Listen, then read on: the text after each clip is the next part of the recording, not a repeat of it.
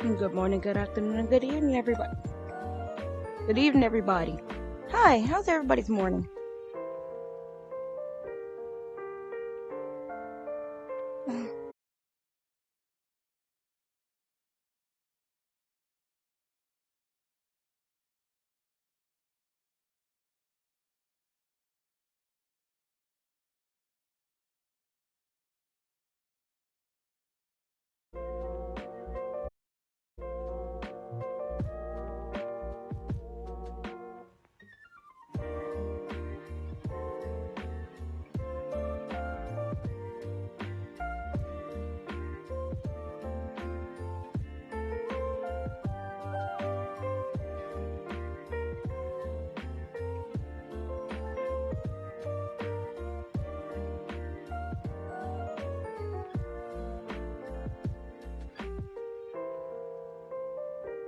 Okay, are we back? Are we back? I hate when my Wi-Fi decides to do crap like this. Anyway, let's get this started so I can finally stop reading all this, to be honest.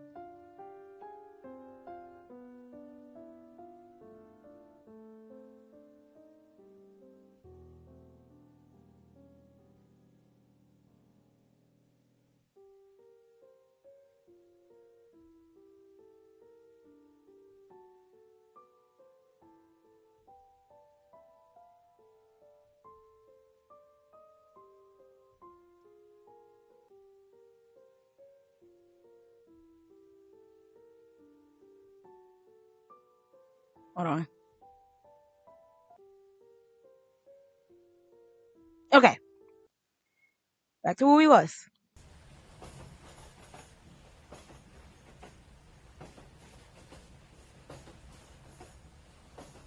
Alright. Hello, Mr. Pearson. I'm sure you heard the news already, Pearson. Ah, Sheriff! Uh, Chief! Oh boy. Wasn't expecting him. Of course.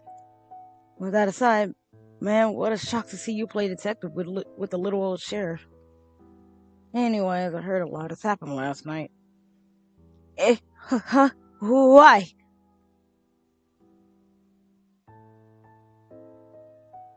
Miss Biffin has told us something very interesting earlier. Something about a signalman availing his post during a stop and committing petty theft. I'm sorry. There he goes. So you admit it? What? What the hell? Why? Started shouting all of a sudden. No matter what I say, cover's gonna be blown, right? I ain't much of a liar, you know? Even more so than you think. Thought he was gonna scream and cry, but he turned fine. Yeah, that's right. I was completely dazzled by all the royal treasures and jewels. I ain't never seen anything like that in my entire life. I figure since there's so much of it, no one's gonna find out if I pocket a few. It was just a passing fancy, that's all. Besides, I work behind the scenes all the time, so compared to other crewmen, I never get tipped, you know? My job is much harder than theirs. Ain't that just unfair? So, you know, sometimes you gotta find other ways to get tips from passengers. Now, that's a pretty problematic statement, isn't it?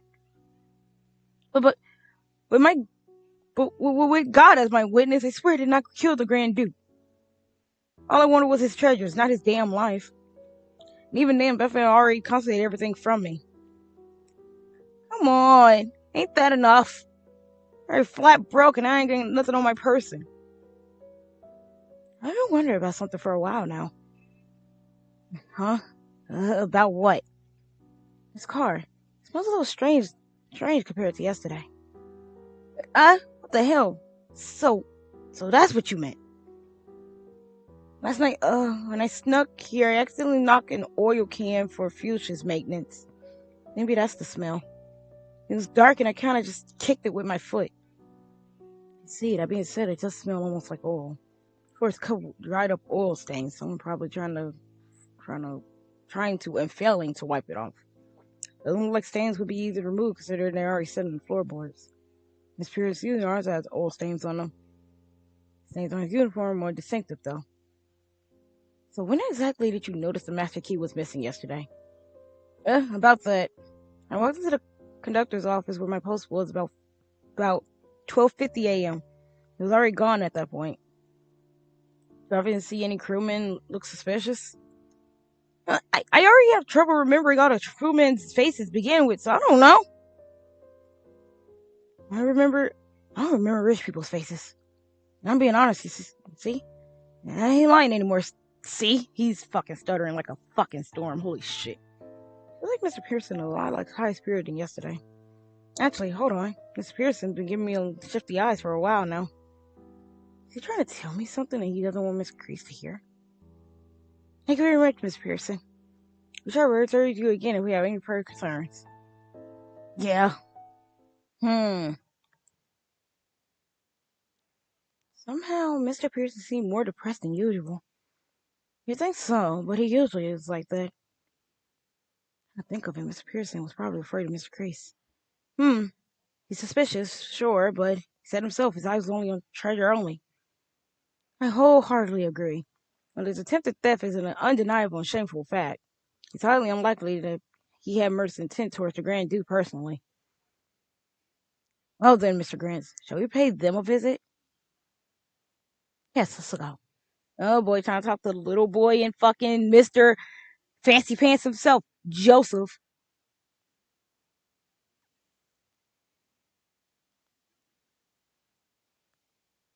And so we headed to the Prince in the envoy's compartment. Pardon our intrusion, Pardon our intrusion, we're here to talk to you two.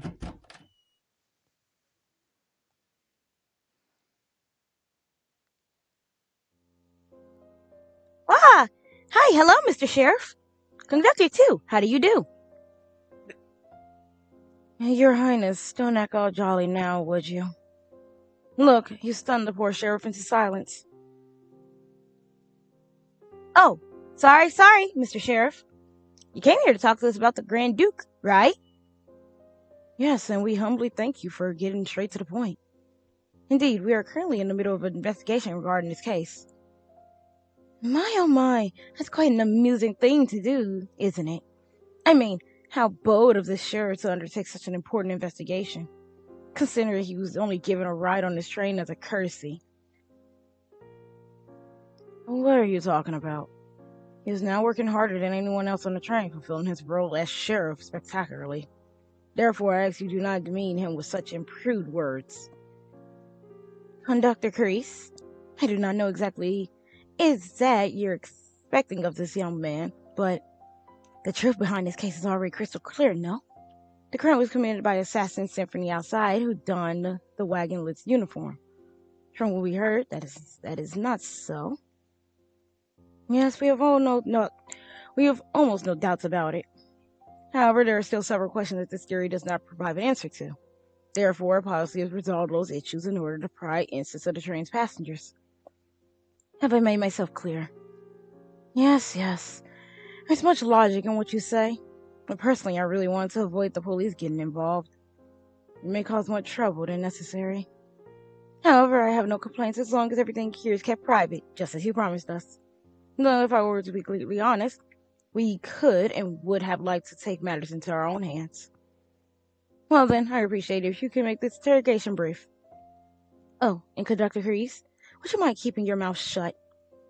I'd like to have a tell-a-tale with this sheriff of yours so I can see what he's all about. What? Mr. Crease? Smiling, but it's obvious his mood has soured. I guess being Conductor-in-Chief is tough after all. That was a little shit. Not surprising. First, please stay who you are. Sure thing, my name is Ivan. And this guy next to me is Joseph. He's my valet. This is exactly right. This young man is Charles Ivan. He's a heir to a parent of the most distinguished aristocrat families in the country. And I, Joseph Desires, am his personal escort. Ow, my head. How come? I thought you were an envoy. Oh, I can answer that. Joseph was one of the envoys sent from France a long time ago, but he's also sent as my tutor. Well, that's true. I was an envoy extraordinary and minister protectionary of France to the Russian Empire. And of course, I lived the life of going back and forth between the two countries. And ever since I was a child, Prince Ivan has no small connection with the Turfest family. The family owned land, mines, factories, and oil fields that generate vast assets. Give me a quick second. Ugh, fuck.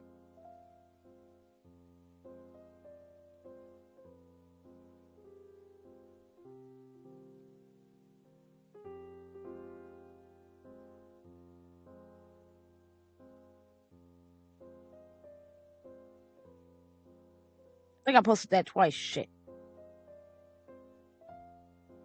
I didn't.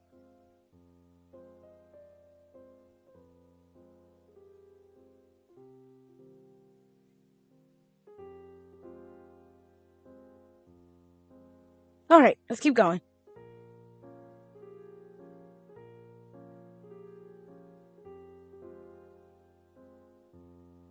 Alright. And many of their business partners reside in France. Therefore, they need someone like me, a diplomat who is well versed in both countries' economic affairs. Moreover, though the family had wealth and power, it had long been a family of infirmaries. His Highness is no exception. Sure that, Joseph even wraps bandages around my head every day to prevent injury. Isn't that an amount of bandages a little too much for a mere precaution? At the time of my visit, Ivan's father had just succumbed to his chronic illness and passed away. Ivan's elder sister became the new heiress and took over the estate. However, even though she already had a fiance, she was only 18 years old at that time. Because of that, I was involved with that. The family has both diplomatic envoy and an attendant. The prince's elder sister. Did you know her? I heard about her from the Grand Duchess. I see. My sister and everyone disappeared, leaving only me behind. It's something that is truly painful and hard to forget. I could not have possibly prevented that tragedy. They had welcomed me with open arms and treated me like a family, and let them ever serve more than I ever could count. By the time we returned to the mansion, it was already too late. So I swore to Torek Ivan, only survivor of that incident for the rest of my life, and to never allow tragedy to befall him. That was a vow I made to God back then. Because of Ivan's older sister, he was her only and beloved little brother. Whoops! Looks like we end up boring Mr. Sheriff with an unrelated story of the past. No, it's okay. I don't mind. Story. Hi, Noel. How have you been? Hopefully your morning or afternoon is going well. Story is an important clue for me. What you mean? Before I proceed, let me apologize. Truth is, I heard a snippet of what you and the Grand Duke was talking about last night. And for that reason, you have my serious apologies, Your Majesty. For this conversation means we're breaking off our negotiations. Ivan, what does that supposed to mean? And Joseph, even you? If you're still undecided, we can wait for today. Let's talk again tomorrow. No, there's no need for that. This is a decision made far in advance between us and His Highness. I fear nothing. After all, we are equal in the eyes of God. And well, this is a wonderful proposition. However, and I wish for you to understand this, we have no intention of changing our minds in the future. I dare say, let's have this journey be the last time we speak of each other. Oh yeah, that is a little suspicious. Because that's literally the last time they spoke to each other. Almost midnight here. I might have killed survivors blindly after losing in rank and then putting more stickers in my scrapbook. Understandable. I see. So be it. So pity, of course, but if you guys are so defiant about it, then oh well. It is what it is. Let's end our conversation here. What does this conversation mean? Goodness, this question is related to the case after all. Is this case related to the case after all? Yes, that's why I'm asking it. Okie dokie, I'll tell you. The Grand Duke make an offer. Why don't you come live with us from now on? After you're alive in Paris, you, Sophia, and I can become a family and live together in peace. In short, His Majesty had tried to adopt Prince Ivan, who just lost his family into his own family. Besides, the royal and Traverse families always had a very intimate relationship. For several years now, the family's noble status has been under threat. Foolish as we were at the time, we assumed the situation would gradually subside. even though we understood that it was unappreciated. Oh, and pretended. But we were wrong. After a rising, the country collapsed and we were in a terrible predicament. And so we decided to see the asylum together. Why did you turn down His Majesty's offer? I suppose that's what the sheriff wants to ask. The reason is simple. No matter how difficult our situation is, no matter how difficult our situation was, I didn't think I'd be able to get along with the Grand Duke. I don't know, I didn't really like his face. I have to agree with him on that one. Even Sophia didn't seem to get along with him. Living with them both would have sucked. Besides, I already have someone who nags me mad me about everything like a worried dad, so that's enough for me. You mean the man sitting next to you with a pleased expression on his face? Referring to my previous statement, Ivan is, after all, a very wise gentleman. Managy, of course, seems to have been reluctant and accepted the decision until the end. Oh, speaking of which, I heard from the crewman. The Grand Duke was decapitated, right? And the window in his room was wide open. Super ominous, don't you think? I remember the events of my first night here. Prince Ivan said the windows are a sign of danger to him. Just what is about him and windows? Look very curious, mister. This is an experience I had when I was little, and one I still believe in today.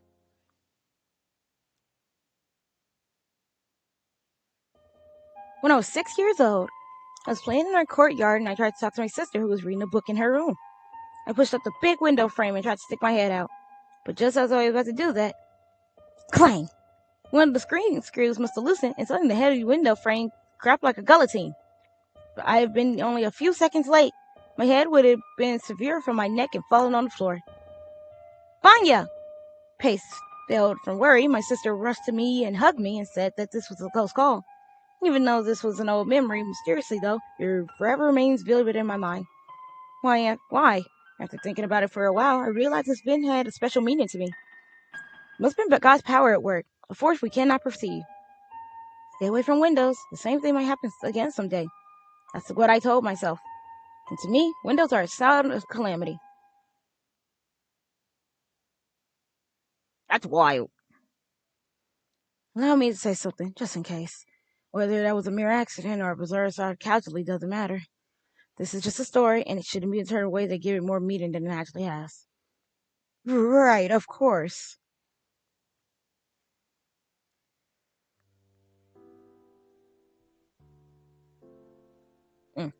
Now then, if you don't mind, I would like to ask you two, what were you doing last night?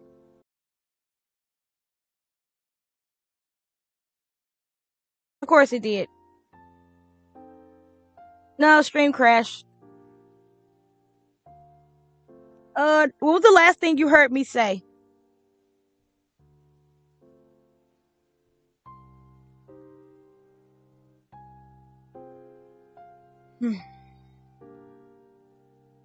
I think this was the last thing I said. The heating of the entire car had swiftly shut off.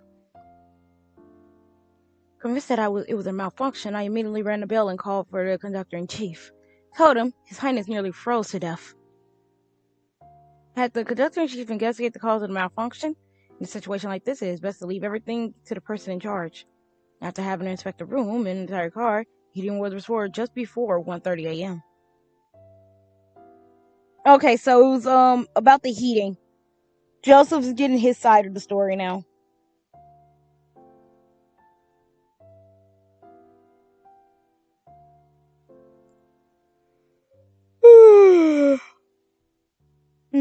Excuse me. Tired. Always tired. And then we finally went to sleep by 2 a.m. That's horrible. For real, I'm glad I noticed something was wrong before I froze to death. During the stop, we were indeed awake. We had no way of knowing a terrible tragedy was taking place in the car next to us. Conductor Kreese came to confirm neither of us had stepped foot outside our compartment. I continued to question them about whether they'd seen anyone suspicious, but I wasn't obtaining any particular valuable information. Well then, thank you for your cooperation. What? We're done already? Hey, Mr. Sheriff, can we talk a bit more? To be completely honest, we have been wondering about something for a while now. Miss Sophia. No, she's Her Majesty Grand Duchess now, isn't she? What did she tell you? There are a bunch of suspicious things about Sophia, you know. So I was wondering the same thing. If you disliked the Grand Duke was the reason all this. After hearing from Her Majesty, I wouldn't be so sure. What does that mean? It appears that the Grand Duke and Duchess have received threatening letters for quite some time. It's highly unlikely that the person who sent those letters and the culprit behind this case are one and the same. And that they were also involved in this and with the prince's sister. So in other words, this was a homicide committed by an assassin. I began saying that from the very beginning. Take a piece of paper out from my bag and show it to them. Oh my, this... Where did you find this? In the Grand Duke's room, on the floor under the desk. Lastly, I will be able to ask you something. The name written down in this letter refers to the Prince Ivor's sister, correct? Yeah, that's right. My sister. The Grand Duke seems to have been trying to send you a letter with his name in it. As you can see, it's been burned. That too was the work of someone from outside. When hearing the last words, the envy's brows furrowed sharply. Did you just say the work of someone from the outside? What makes you so sure? Because the matches provided the train do not match the shape of the matches used to burn the leather. And simply because the reason as why the Grand Duke would burn the letter himself is unclear. I do not know what this letter is about, but I believe it pertains to our refusal to speak at the dinner. His Majesty seemed to be very disappointed after all. Perhaps he was trying to appeal to us once again by citing Lady Doris' tragic end. However, in the middle of writing this, he realized he shouldn't be sending this letter and dispose of it himself. Maybe. Doubt it. He was a firm believer in disposing all his miswritings. If that's the case, then this was a little unexpected at the place it remained. What else did the letter say? Well, only a small cinder with the name of it was left, so... I see, that's a shame. If we could, we would love to read that bequeath message. Anything else you would like to ask? No, for now, that's all we need to know. Let's go, Mr. Grace. Your response to my words, conductor, and she spoke up. Well done, Mr. Grants. Your Highness and Major Denoise, thank you too. Thank you for your cooperation. Now if you excuse us. Well, we talked to everybody except for Smiley. Smiley's driving, so... When we left the prince and envoy's compartment, we saw Crewman waiting for us at the door. Conductor in Chief, Mr. Sheriff. Good job out there. Actually, Mr. Sheriff. A few minutes ago, we found the dog you have with you. He was hiding in the corner of the van sleeping car occupied. Ha! No wonder we couldn't find it. There were no signs of external energy, but he seemed to be feeling unwell, so we took it to the diamond car and gave it some food and water, and... Mr. Sheriff. Uh-oh. I was already sprinting to the dining car before the crewman even finished talking. I opened the door to the dining car and looked around, and there he was, a little puppy with golden fur, my Wick. He'd been getting food and water and was wolfing it all down. I calmed my wrist and heartbeat and slowly approached him. Wick?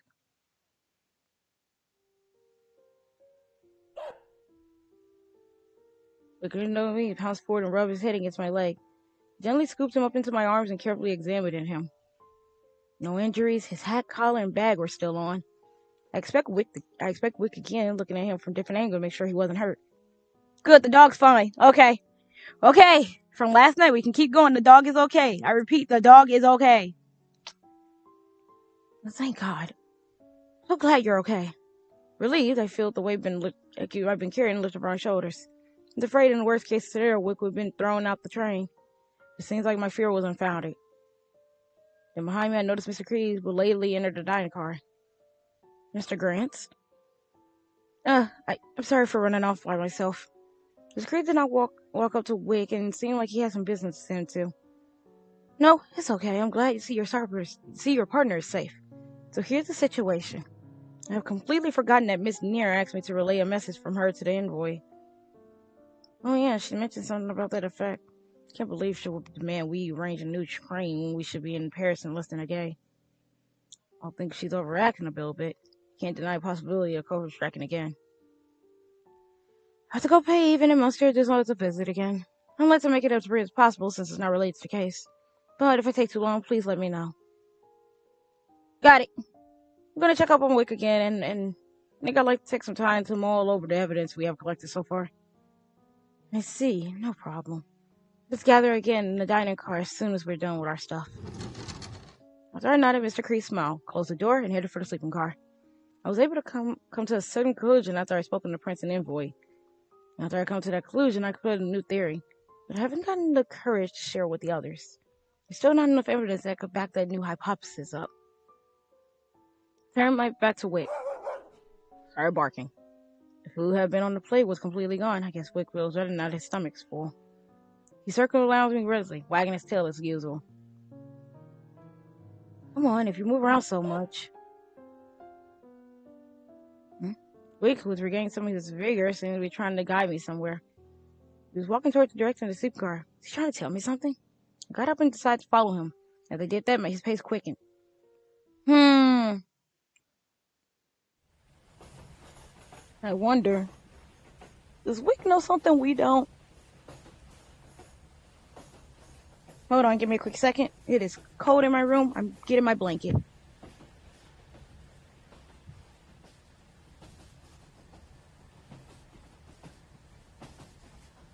Alright, is the vacant around where Wick was found? The door to the room remained slightly ajar. Actually, all the games and rooms are supposed to be locked, so how did he even end up in this one? Turned on the light and Wick slipped into the room through a gap in the door. He spun around and stared intently at something at the floor. It looked like a piece of cloth. That's... I see, so when I was attacked, Wick jumped at the culprit and bit them. I actually left my room unlocked when I was on patrol last night, so if Wick had seen my attacker, it would have been possible for him to track him down. I pet Wick and he wagged his tail happily. Psst. Someone was here. Suddenly I was grabbed by my collar from behind. I was so startled my heart almost jumped out of my throat and I hurriedly turned to see who it was. Oh boy. Hey, it's me, Creature Pearson. Damn sorry if I spooked you. Didn't mean to give you a scare or anything. Anyways, you're alone right now. So long as you speak, I simply nodded silently. Okay, got it. And come with me to the garage car. Now! What is going on, Mr. Pearson? Okay, so, she's not here, right? I think he's talking to an envoy right now. I don't think he has any reason to come here. Are you, 100% sure? He is here, though. When did he get here? He's circling around me. What the? Well, anyway, I got something that I need to tell you. Yeah, I figured. When we talked in the afternoon, you looked like you wanted to share something with me. But it's something you absolutely did not want the conductor-in-chief hearing. Is that right? That's amazing! Wow, I just didn't expect you to catch my drift so easily. Despite your appearance, you're quite a perceptive guy, aren't you, Sheriff? I tried so hard to send you a signal with my eyes, and damn, it was worth it. Your passionate feelings have been clearly conveyed, huh? How should I put this? Yes, I surely see your passionate feelings reflected in your eyes. Also, you look so desperate that I couldn't help to sympathize. Anyways, what is it you want to tell me? I'm gonna be honest, I lied to you a lot. So you may not trust me, but if I tell you, it's true. Because I saw it yesterday with my own 2 eyes, no doubt about it. He's shaking. I can feel it, just how scared he is. Okay, listen up. I know who the real culprit is behind his case is. Oh! I'm sure the one who killed the Grand Duke was the conductor-in-chief. I saw something horrible last night. When I realized I was a witness, he threatened me. Being set up, Sheriff. The conductor-in-chief must be trying to kill you. What do you mean? I don't know. I don't know if we're gonna see the Joker. I don't know if we're gonna see Joker. I don't know. We haven't even fucking seen him once. Sorry about seeing something horrible.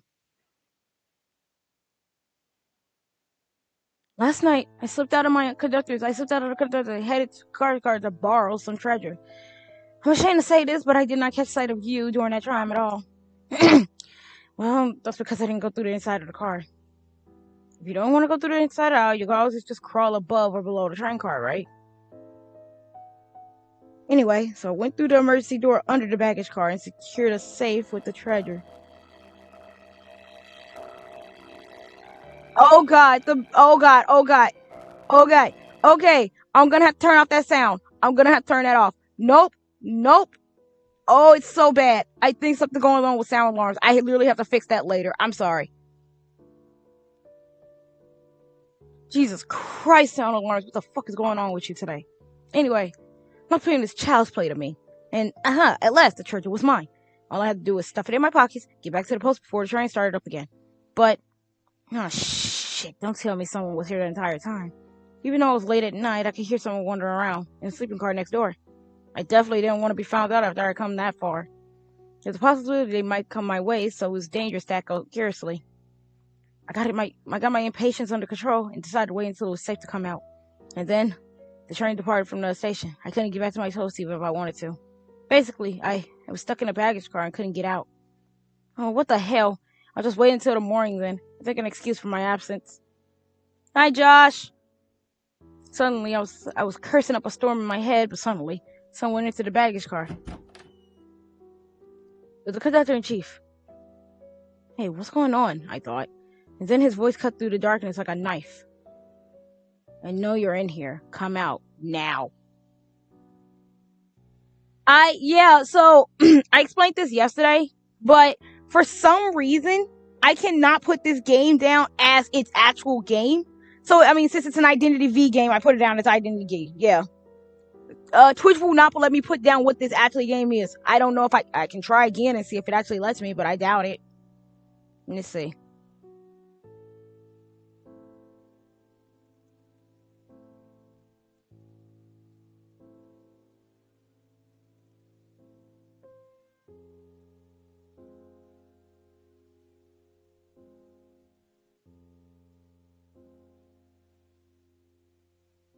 I mean, but it's not retro.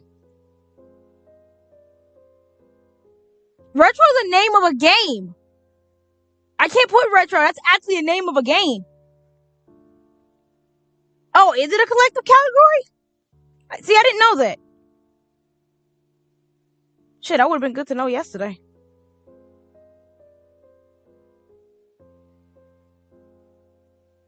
I didn't know retro was a category. Okay, well, I learned something new. So if I'm ever playing a game, one of these kind of games again, and I don't know what to put, I can just put retro. Thank you, Josh. I appreciate it.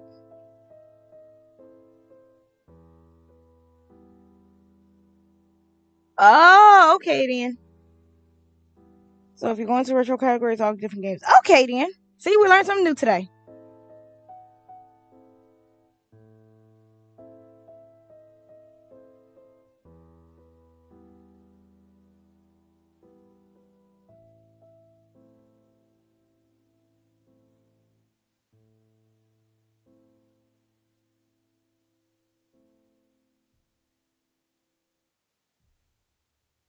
Hold on, give me a quick second.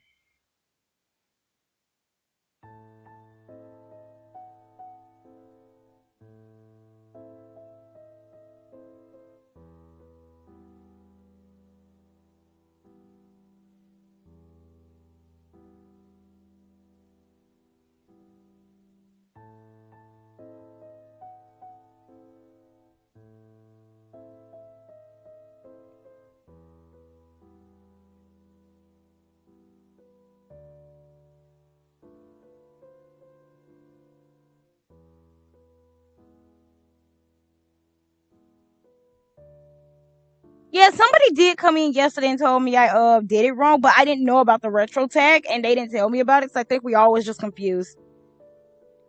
Okay, I'm gonna actually write that down so I don't forget. Thank you, Josh. I'm gonna write that down so I don't forget it. Where's my notebook?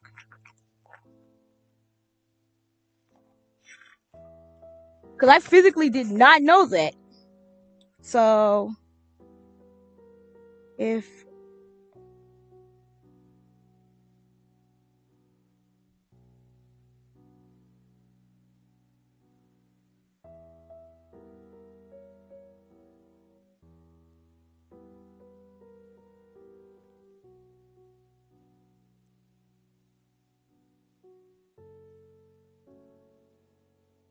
I didn't know you can do that. I'm sorry that I stopped stream for that. Hold up. I'll keep going. I just need to type this down because I didn't know you can do that.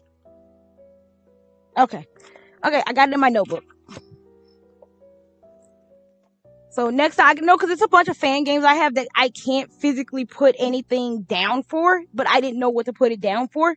At first I was putting just chatting, but I was like, that's also incorrect because I'm not chatting.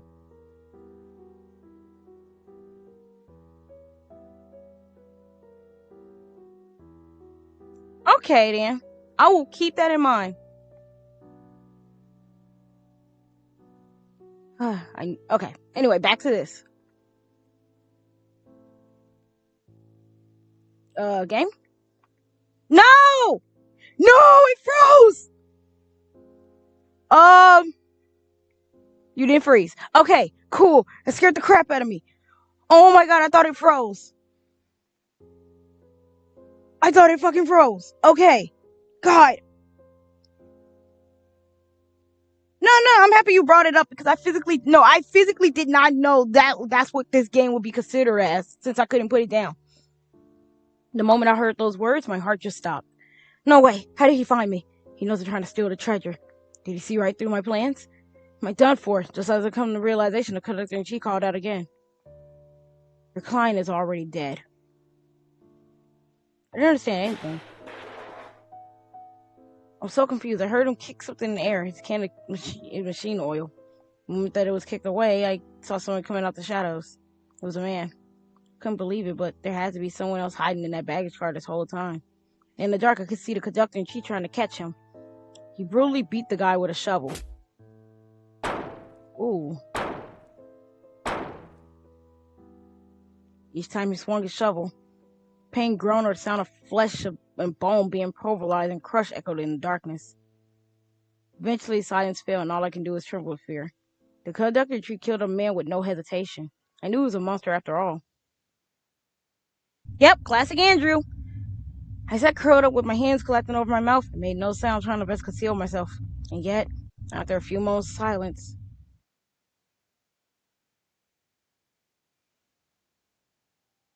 hey, Pearson. Oh boy. That's fucking terrifying. Holy shit. This is terrifying. Imagine like hiding and just seeing that. Hell no. And of course he knew I was there. Come on now, I know you were here since the beginning.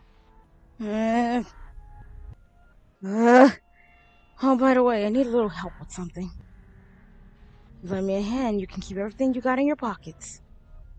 What do you say? Yeah, literally, here's Johnny. This guy, just how much you know.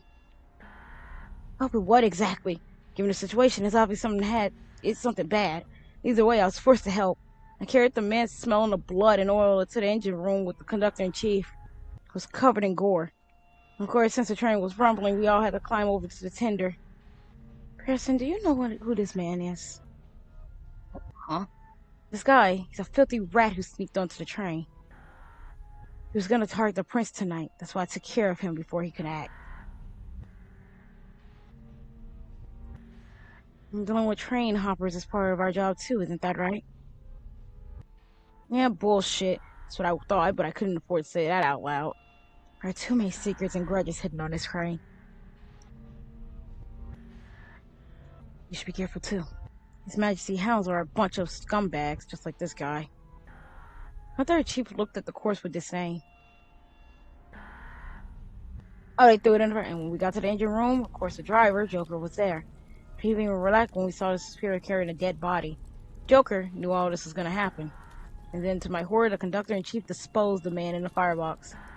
I don't know if it's because the guy was cut in ore, but he burned surprisingly well. The stench was so foul, I felt like I was gonna throw up. I watched the scene in silence, but the only words that came out of my mouth were, Joker, you... I remember Joker replying, oh, there he is! Come on, creature, don't worry about it. What did you say? Let's forget everything that happened here. Hey, what the hell does that mean? Well, tell you what, creature. I got a piece of advice for you. Do not tell anyone else about this. Unless you want to end up like that lord in first class.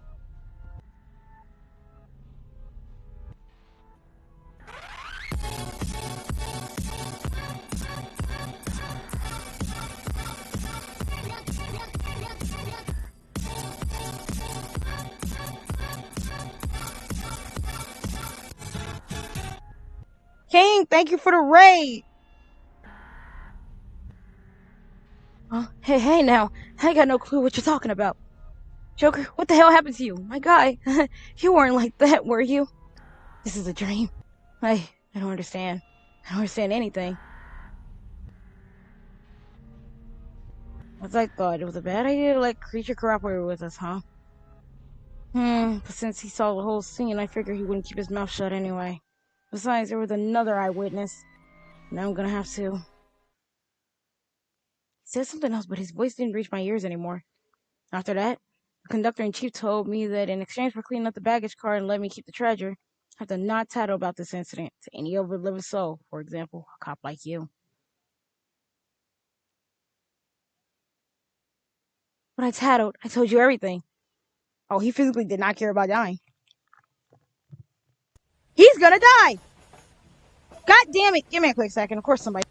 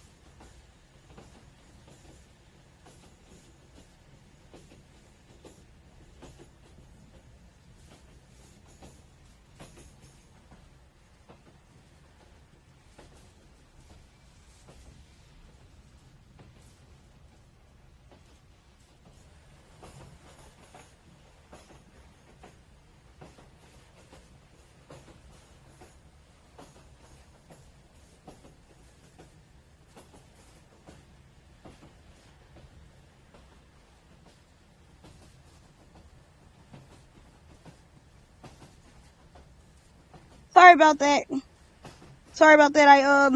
Phone went off, and then I went to go heat me up some food because I didn't eat breakfast this morning. Sorry. It started with the phone, and I was like, well, since I'm already up, let me go get some food. Alright.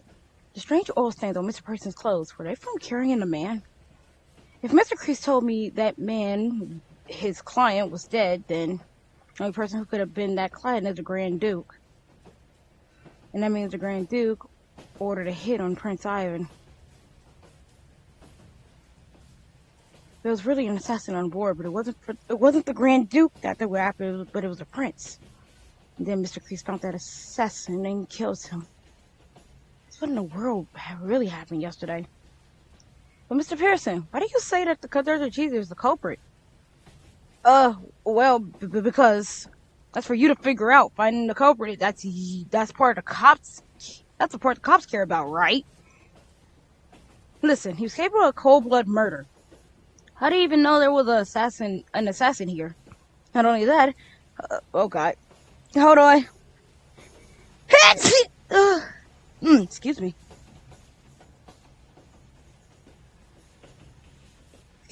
Not only that, but he seemed to know the Grand Duke was dead.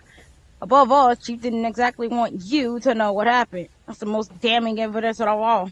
Thank you. If I was right in thinking that was weird. Sheriff, the guy is pretending to be your ally. Watch out, you'll never know what he might do to you. He might be smiling all the time, but as soon as you find out what he really like, he might try to kill you. Even Joker had no choice but to cooperate after the chief threatened him. Ain't the kind of guy who cooperated with murder. Ain't that funny? That's fucking ironic. That's fucking ironic, ain't it? Okay. Where's my socks? It's cold in my room. I want my socks.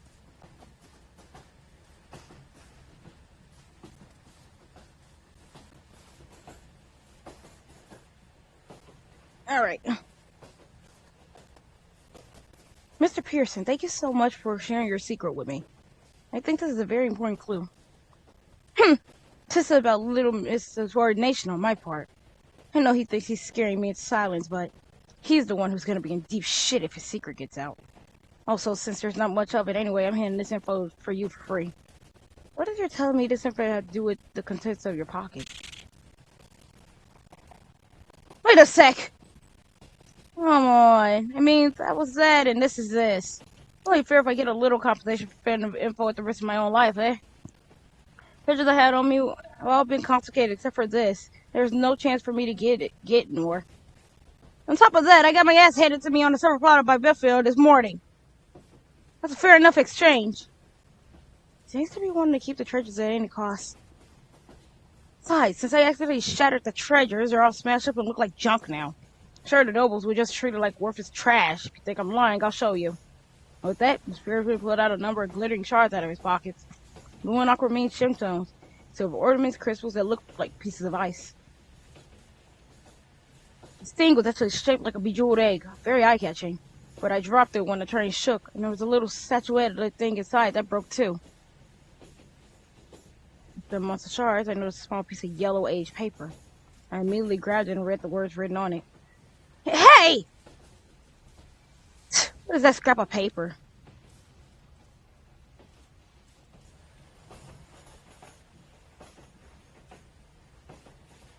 I thought even crystal shards may be valuable, so I'd save them, but I don't know about this paper, so I figured I'd throw them in a firebox. No, I'll be taking this. I got it. I got it already, so don't be such a jerk. Yeah, I'm very sorry for having so brazen. Nah, that's not what I was trying to say. Well, whatever. That's all you want. You want to take, you can have it. In exchange for helping Kyle was in my pocket, of course. We got a deal? Yes, I'm really good at keeping secrets. Transaction completed. Right away. Where did your dog go? Eh? There he is. Wait. Just when I thought I won't have to see you anymore. Don't go there. Hey, I told you no. Hey, Sheriff, do something about that mutt. I don't want it touching it. I mean, because I'm scared. I just don't want to be covered in this drool. Wick? When Mr. Pearson and I were talking, Wick was walking around the baggage car. What on earth was he trying to do? Is he still hungry? I think he found some. I was more concerned with his intentions than stopping him. I followed him and found myself in a small cramped place with many crates on top of stacked on top of each other. There were puddles of water on the floor here and there. Mr. Pearson, was this place cleaned up as well? Nope, I haven't touched that area at all. Never, not even been there. This is melt water. Wish kept cracking at one of the crates with his paw. He was trying to tell me that there was something in there. Hey, Sheriff, I told your dog to stop. But now you're the one doing whatever? Or I even think about it, I ignored the issue and opened the crate to take a peek at its contents. That's... Uh-oh. Uh-oh. Wait, what's melt water? Yeah, it's pointing more to Andrew. No, he did it. No. Andrew did it.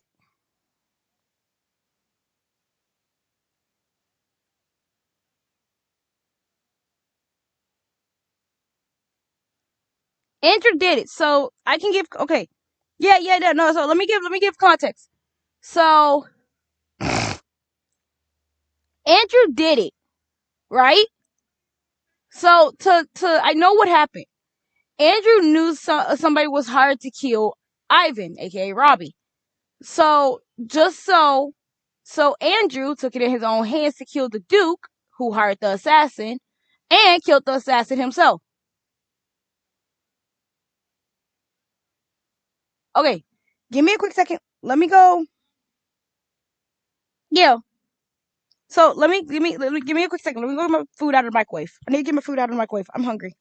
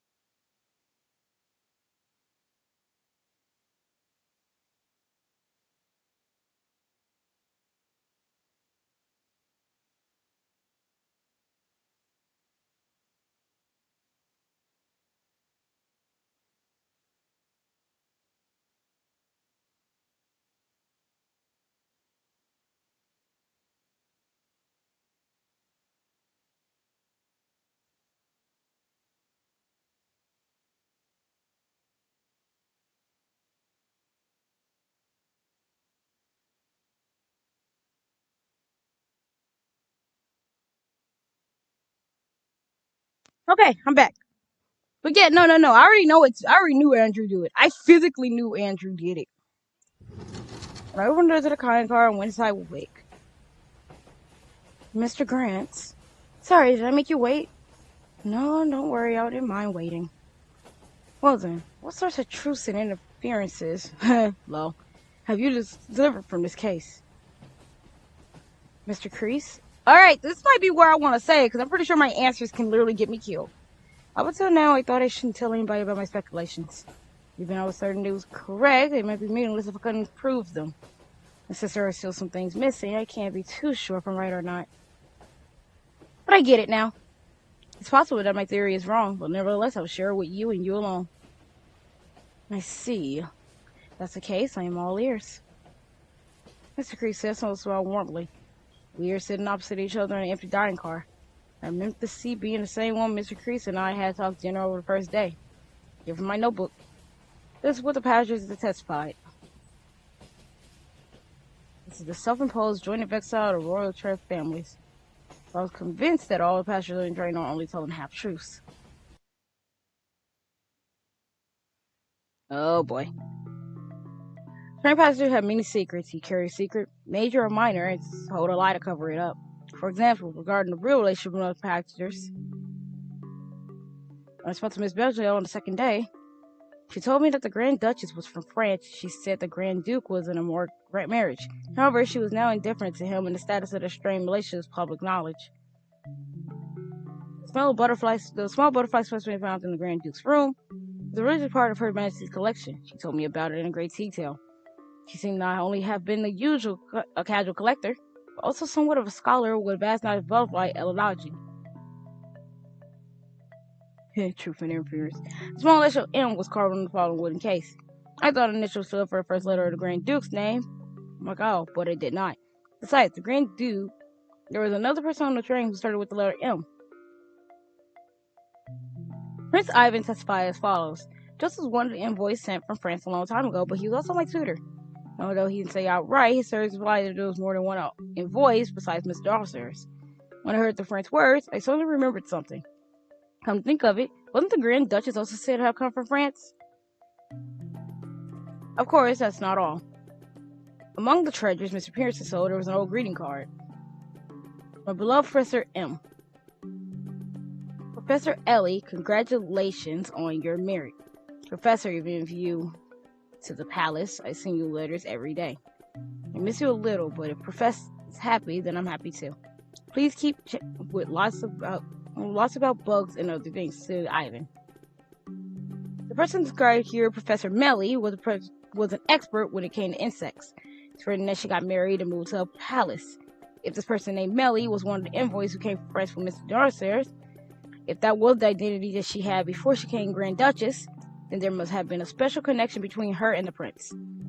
During the questioning, Mr. Darcy referred to the Grand Duchess as Miss Sophia just once, but did so in a friendly manner.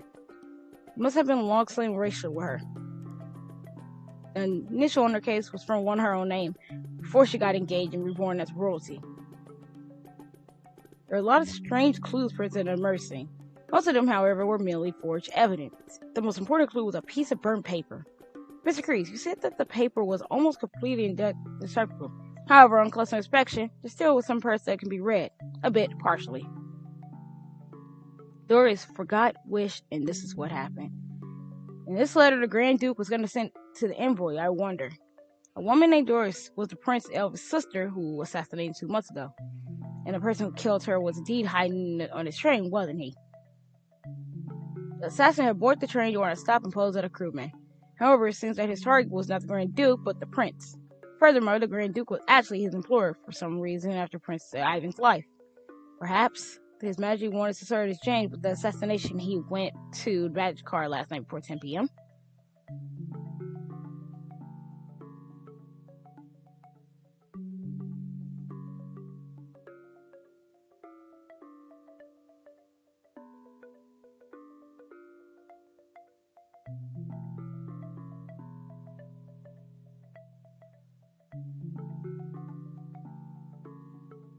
Sorry, I got a text message from my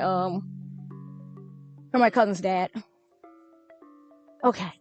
But the one who ended up getting killed was the Grand Duke, because the passengers knew that there was an assassin on his train and that he was talking to the prince.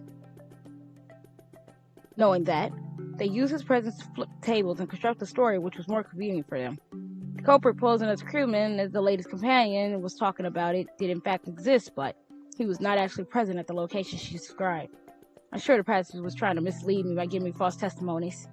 But why would they do such a thing? Obviously, there is only one reason. To make others believe that it was an assassination from outside who killed the Grand Duke. Now, regarding the identity of the person who stabbed the Grand Duke, First of all, this crime could not have been accomplished by one person. Even an assassin would need at least one accomplice. Two political collaborators who immediately come to mind were Prince Ivan and Envoy. When I showed them the burnt piece of paper, the Envoy reached as if he recognized it. Perhaps the reaction was not intentional, but involuntary. He didn't say it out loud, but the change of attitude to the somber adversary spoke louder than words. My, this... You knew what it was. It's like he wanted to say this letter should have been burned to a crisp. But he stopped himself at the last second. They knew the Grand Duke was trying to have the prince killed. So that letter, which could have been thrown in a wrench in their constructive story, had been burned, I'm sorry.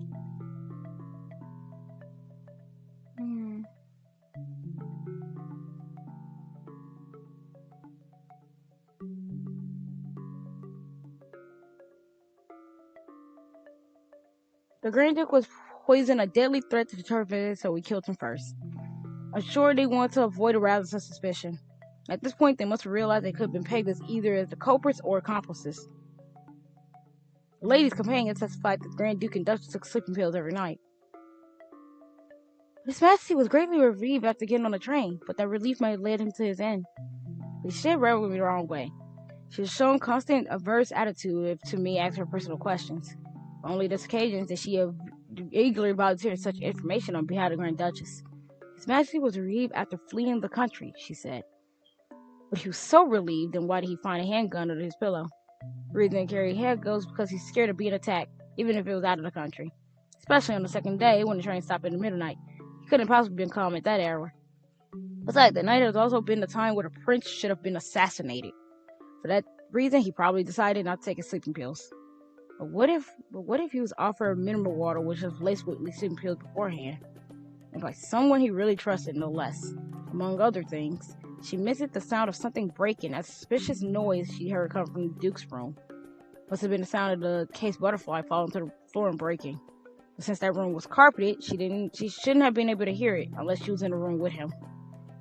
Perhaps the reason Miss Near stiffened at the sight of the butterfly is because she knew she was the one who accidentally knocked it down and broke it. Bro, Victor's putting all this shit together like a goddamn puzzle. Holy fuck. Regarding the mystery of the Grand Duke's locker room, the door was locked with a key and chain. Only exit access was through the window or intermediate door leading to the Grand Duchess' room. As for opening the window and the falling button, since the actual assassin was not present at the time, I should proceed with the assumption that it was all a hoax, which means the Grand Duchess was lying. The Grand Duchess herself had admitted that she was not good terms with her husband. She had a far better motive for murder than that. Her Majesty was once a French envoy and Prince Ivan's assistant, and she had a close relationship with his family. She must have known the Grand Duke was trying to assassinate Ivan and was involved in a conspiracy to stop him. If this line of reasoning is correct, then there's no doubt the members of the train crew are also involved. The Traverse family had connections with the convent in D. Wagenlitz, and they were all to use their power and influence to arrange this exile train. One crew member told me that the few moments ago there was a major turnover of personnel and several new crewmen was employed, including you. The person who knocked me out was of the same or maybe slightly smaller stature than me. And since they managed to hide themselves in a cramped equipment closet in order to always be detected, Prince Ivan is small, but very sickly and weak. The envoy is too tall and easy to spot.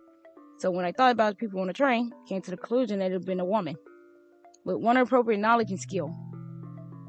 This piece of cloth is a clue that which Wick left me.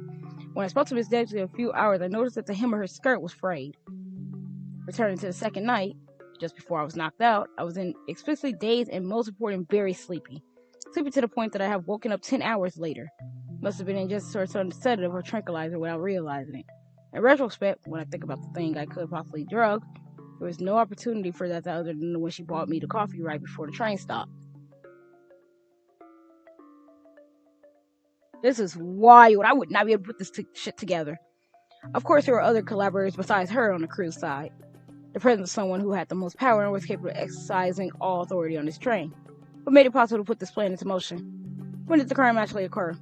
The broken pocket watch, for example, was deliberately destroyed in the time was altered to create false evidence. So it was before or after 1:25 a.m.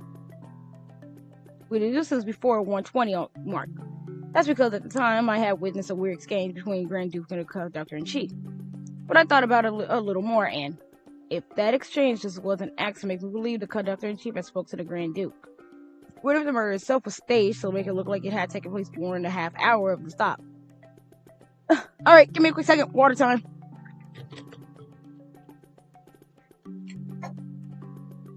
And time to save. The sound isn't on, but I'm looking at chat, so you're good.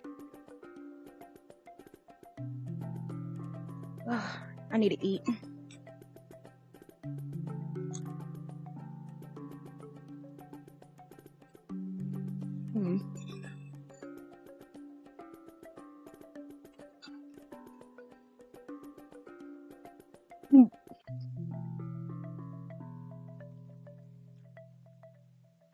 I might throw that away.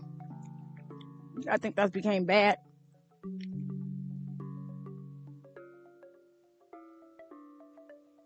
Ugh. I heard someone reply to the conductor chief from inside the room, and that wasn't someone with the Grand Duke. It was almost if, or trying to make it look like whoever replied couldn't have been the one of the passengers. In other words, it was trying to convince me the Grand Duke was already dead at that point.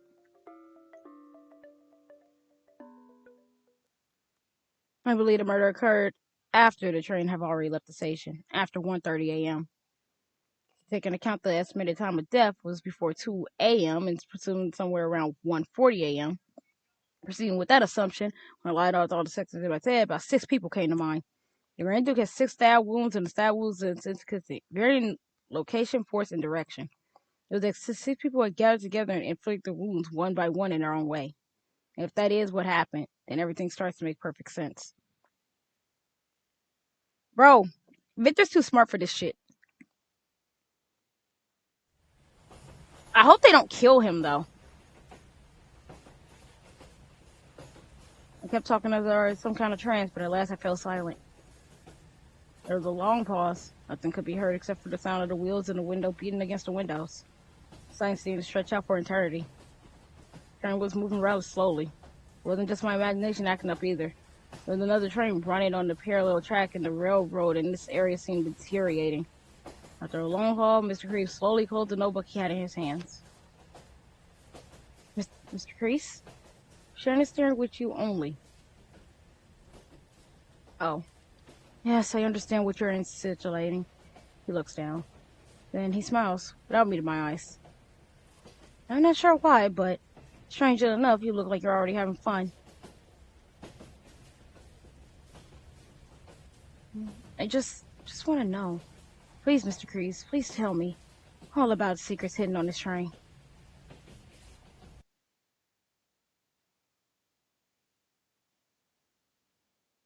Oh boy. As long as Victor doesn't die, I don't care. If Victor dies, I'm gonna actually be mad. It's funny how I used to think these stupid illusions were real, yet everything fell apart along with the world's clamor. Does deepest hatred take roots in our hearts when they're betrayed by someone we once loved? Perhaps rage and hatred can be buried by love as gentle as snow, yet the sun will still shine one day. Oh yeah. Supposed to be uncomfortable. Such belief was a commitment for me. But I love that man. I still do, and I always will. From the moment we first met, our interests have aligned with each other perfectly, you see. The butterfly I gave him, the most beautiful butterfly in the world, is proof of all that. That's what our relationship was for me, a relaxed and romantic destiny. I wanted to talk to him more. I wanted to spend the rest of my life with him.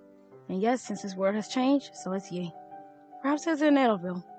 Maybe I was designed to end up like this no matter where I went. The man I met and fell in love with was already long gone. I still love him. I don't care what people around me think. I was the only one who understood him. I suppose it's only natural for humans to cling on to hope forever and unable to abandon it. Let's keep those precious memories we made as we are. They shan't be defiled any more than they already have. I want you, I have in my heart, to remain your most beautiful for eternity. So she stabs him. Oh shit, look, we can see Melly's face.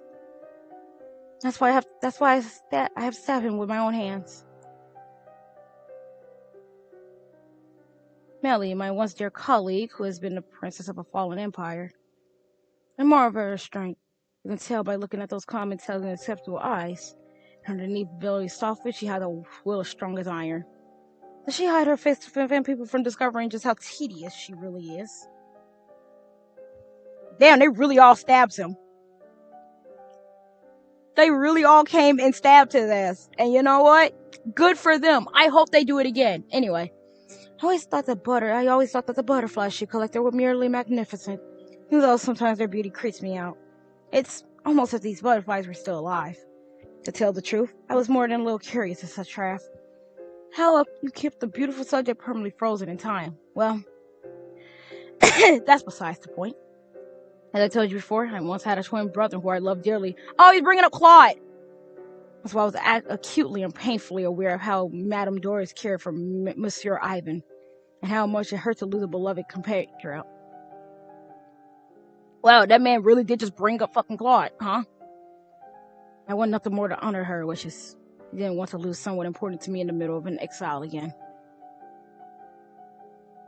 I just couldn't let him get away with this. My men seemed to intend to pin all the blame on me. Hey, you know what I said?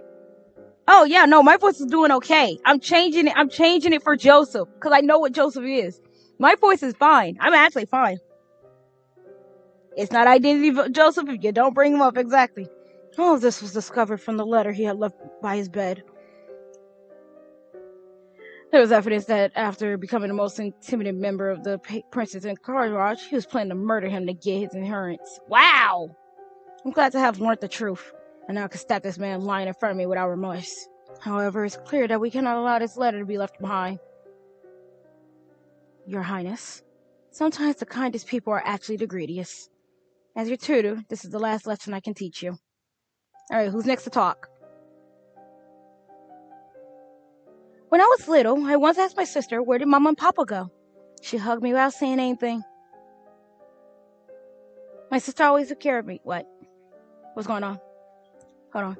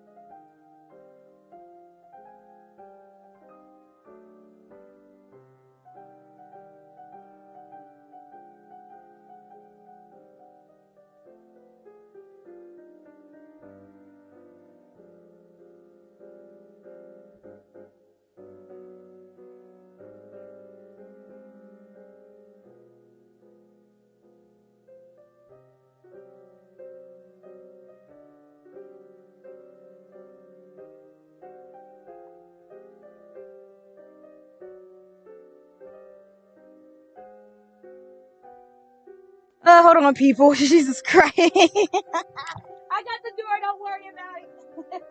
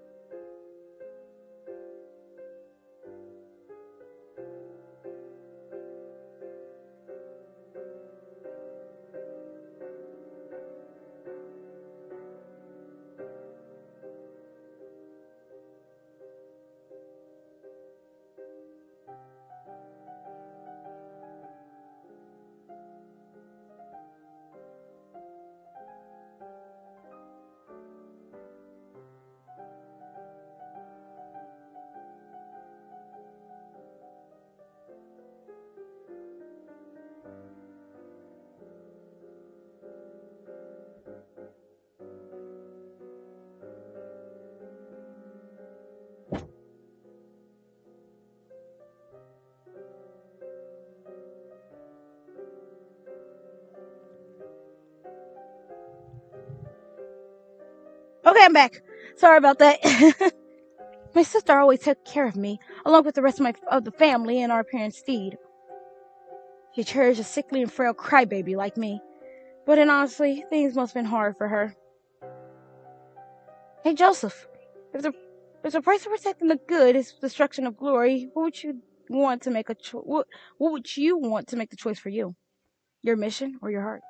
I lost count of how many times I wondered why I was the only one who survived. Joseph, I'm more frustrated than I am sad. I do not need glorious status or anything else. If I could just live happy ever after with everyone, that would be great. Oh yeah, I forgot that was like the story of that essence.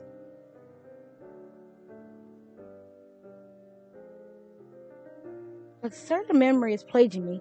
One that I can... Certain play... I think this is... Perfumer. A certain memory is plaguing me. One wish that I can forget but never can.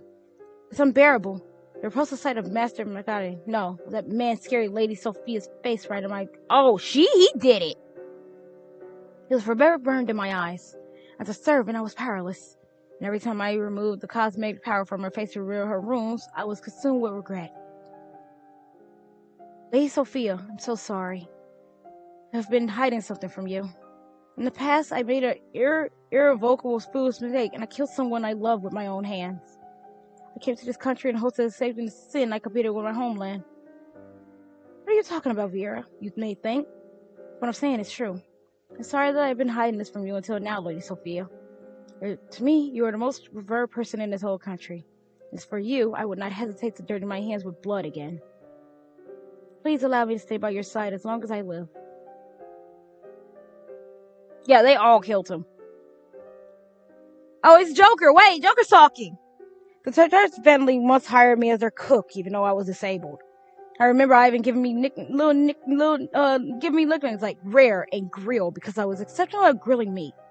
Ivan became very attracted to me. However, when I gave him a piggyback ride, he always looked so happy and full of life. Ivan used to be such a crybaby, looking at him like he wasn't my younger self. He was the center of this united family and the focus of all his hopes and affections, which is why I didn't mind taking part in this cursed conspiracy. Is there anything left that can be done? Professor, can I do anything is there anything still I can do to help? Holy shit, Joker, I've been hiding for this from everyone, but I'm not really a maid or anything of the sort. Everything from my name to my background is given to me by others, even the way I speak. At first, I was sent to Traffic Mansion as an intellect officer for my homeland, in which currently has been a complicated relationship with the Russian Empire. But I seem to completely forgot about that mission while spending time with them. That's why I didn't want this affair to end in tragedy. It's already tragic enough, though.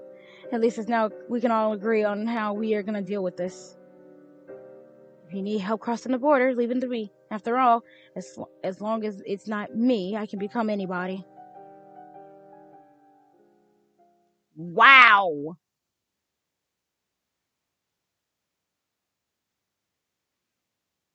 As I thought, the outcome I'd foreseen was right on the money. I hope he doesn't die. Don't kill Victor. Don't do it. Don't do it.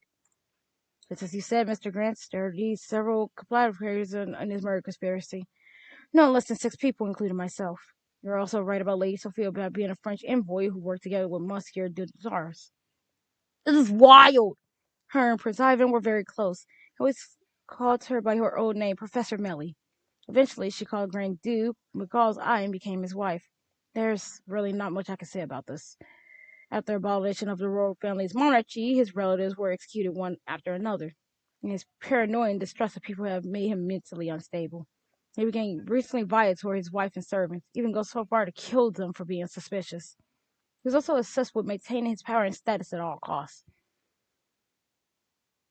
And quite so naturally, he turned his attention to the Traverse family, because compared to the royal family, the Prince family had certainly not lost their fortune.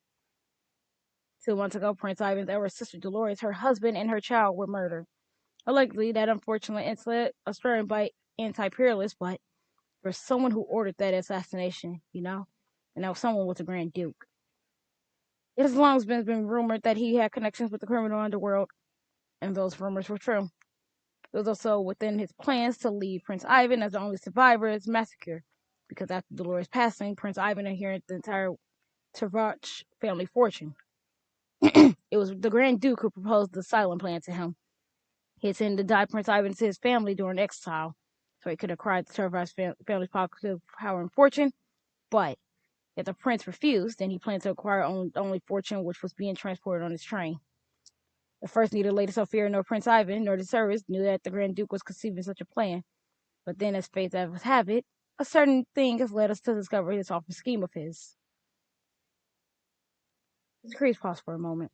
You know, if you ask me what I think, I say the reason we have reached this outcome is because of that letter.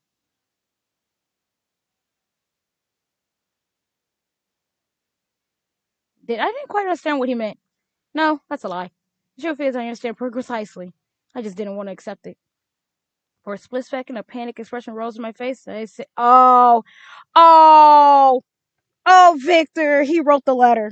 He either wrote the letter or delivered the letter.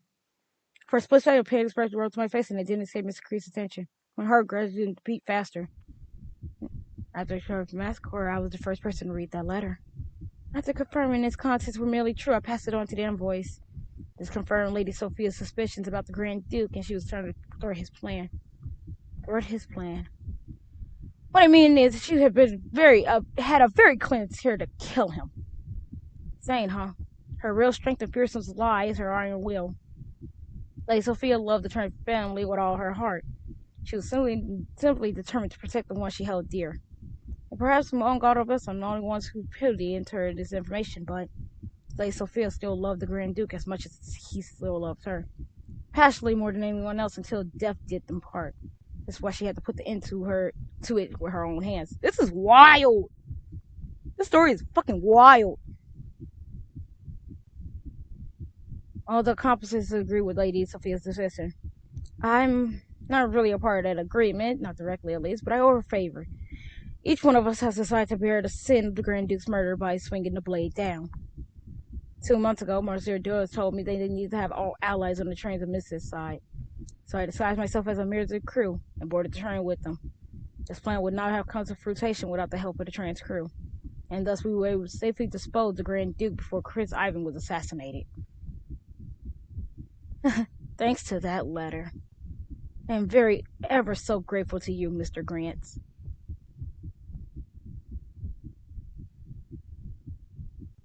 Oh, what's the matter? If you have something you'd like to say, please do take your time, or perhaps you have gone mute again. Just like in the good old days,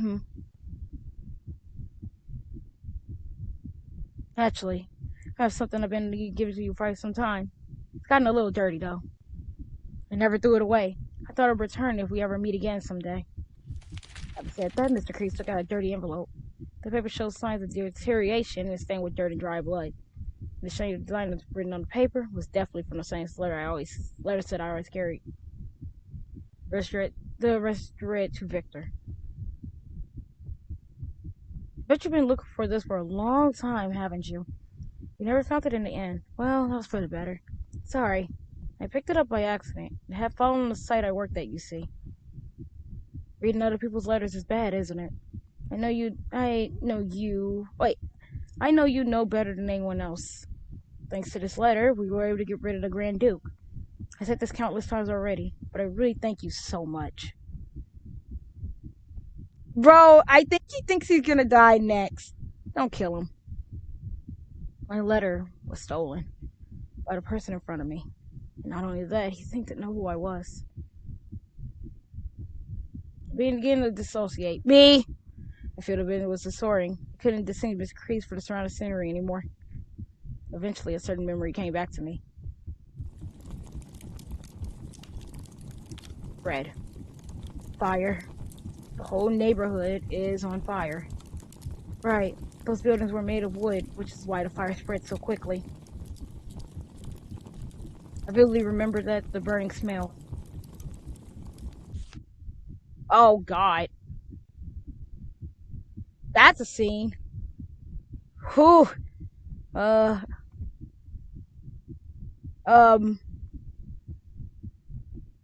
Extra one has been added to recut it. Oh.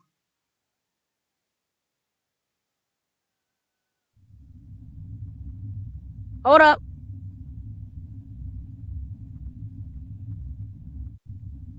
Hold up. We're gonna go see what that is.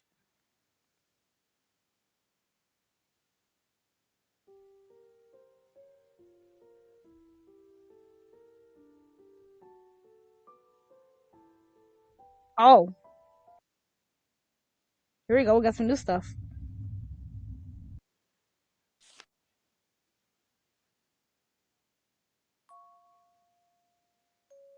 1910. This morning our father passed away, so we finally have to return to our mother's side. As a heritress, I should take care of everything that remains of the house. My younger brother, Ivan, who should be heir, is only 3 years old, and we cannot possibly take care of the entire household by ourselves.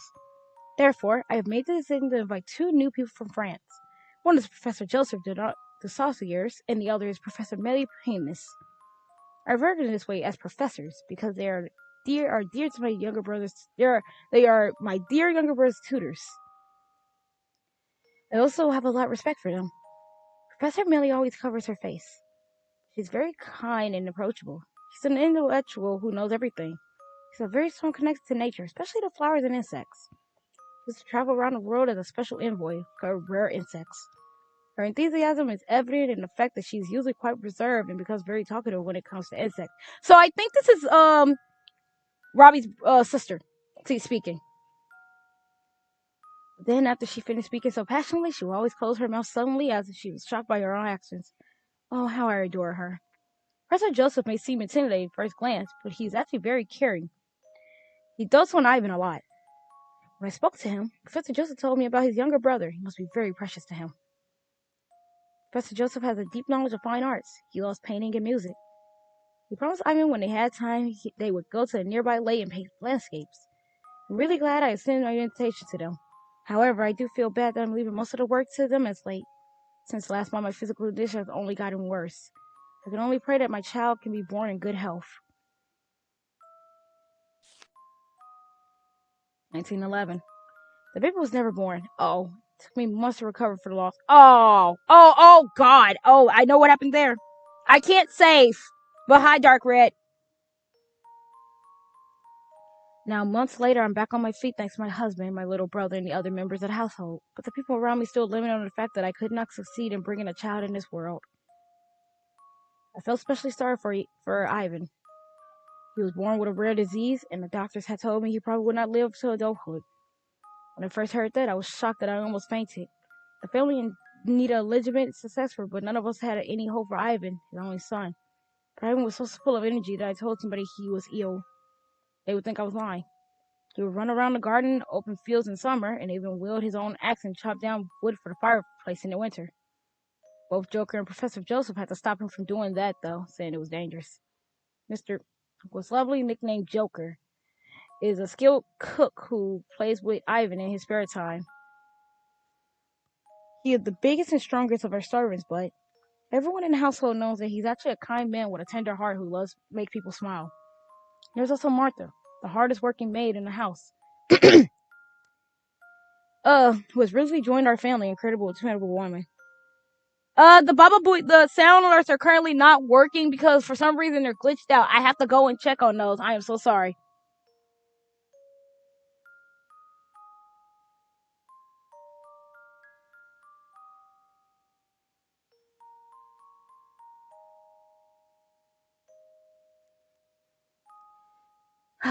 Alright, keep going. 1912. Something particularly happened. At night, Ivan expected to sit out his room and disappeared. Though the summer nights were bright, when it happened, I was so panicked that my jumped to the worst case scenarios. But early morning, Ivan stumbled back home, accompanied by a man dressed in all black. He was the groundskeeper for the cemetery where my family lay to rest. He thought Ivan got lost in the cemetery because he was all alone. He kindly escorted him home. I couldn't scold Ivan for wanting to see his mama and papa, even though I wanted to. The nights are not yet pitch black, but it's still dangerous to wander outside these hours, so I made him promise not to go out alone from now on. Ivan said the gravekeeper was his friend, but the man vehemently denied it. He seemed like quite an awkward, strange person. He left soon after. But I know he's not a bad person. Next time, I thought, I should take Ivan to see that man to thank him. This is going through everybody. 1913. I got him wonderful news. Professor Melly is engaged to be wed. And who do you think her fiance is? Why, it's none other than the Grand Duke Monarchy, a member of the royal family, which my family has always had a long-standing bond. I just know it has to be starting with that party in Paris a year ago. Party of Professor Millie gracefully attended, which has been a miracle itself. Everyone was marveling at how beautiful she was. I had to ask her how it all started, but she was too shy to tell me. Of course, everyone around me is surprised. Some people object to their relationship, saying their difference in status is too great. But such things should not separate them. They must have been bound together by fate so fiery that it could easily melt the snow that falls in his country. Nevertheless, Ivan was still sad to see Professor Millie prepare to move out the house.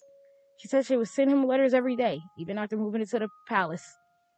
My husband and I are trying to think what gift we should give her. But that's right. Since the professor is going to be a new member of our family, she'll be given a new name. A lovely name, Sophia. 1914. The gift we settled on giving Sophia was an Easter egg ornament. I had it made by the best jeweler in the country. Inside the egg is a beautifully crafted silhouette of Lady Sophia. You have to open the egg to see the statuette inside. I think someone as shy as Sophia would love that. Ivan and Sophia's correspondence continues. I feel like Ivan has more older friends than friends his own age. Maybe that's why he's so wise beyond his years and so very mature. Professor Joseph complained about Ivan playing with that gravekeeper from the cemetery, but I think he's just being overprotective. What is a little worrying, though, is the war has started again. Hopefully it will slow down soon. But if it's going to be like it was 10 years ago. 1915 and 1916. Things are not going well. Lady Sophia's new life seems to be quite miserable. Who could have been foreseen misfortune that she and her husband start fighting soon after marriage? Yep, and it's stolen by Creature now. Yep, thanks, Creature. You always gotta break something, huh? Sophia said the only person who understood her in that palace was a maid born in the same province as her. She sent me a heartbreaking letter. As long as I am in this palace, I will never be free. Valky is like a completely different person. His egotism is worse than from foreign, sometimes bordering on hysteria. The only things that bring me peace of mind are my attending maid, Ivan's letters, and the babies I keep display on the wooden case. Everything is just unbearable. Everyone is anxious and exhausted. But despite all this, there was at least one joyful event for me. My baby was born safely at last. It was a healthy boy. Ivan is already treating the newborn as he's his little brother. My husband and I could not be happier. Please, God, I pray that Ivan and will grow up healthy together. And that didn't happen. 1917. We've fallen on hard times. Things just seem to have gotten worse somehow. I also learned that there's a big uprising currently happening in the country and the palace is under attack. I never imagined it would come to this. We decided to take whatever we could carry and take a temporary route to our summer house. Summer house is far from the city, deep in the forest, so it would be hard for anyone to find it. Now, with all this violence and chaos, there was a legitimate reason for us to live in fear. Professor and I've always been taking care of Ivan, and Martha has always been taking great care of me. Why did we have to go through all this? Will there ever be days we can feel safe in this country? My husband says we should leave the country and seek asylum immediately. But it's too dangerous. I can't just abandon the country where I was born and raised, my motherland. I mean, who knows? Maybe there's still hope that all of this chaos will settle down sooner than or later, and we'll be able to go back to our life. I decided to devote myself to praying. I pray more than frequently ever than before. Nowadays, I spend most of the time in my tiny room praying. Everything will be all right. The future will treat us with kindness. The Grand Duke and the others are safe, and someday they will come rescue us. He promised to do so in his last letter, when this mess is finally over.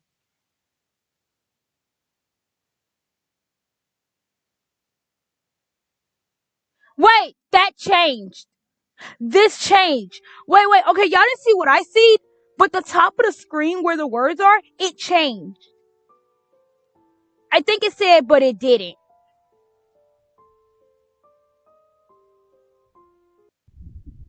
Okay.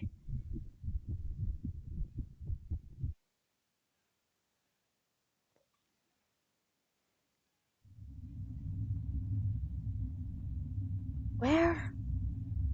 Where do you think you're going, postman? Oh.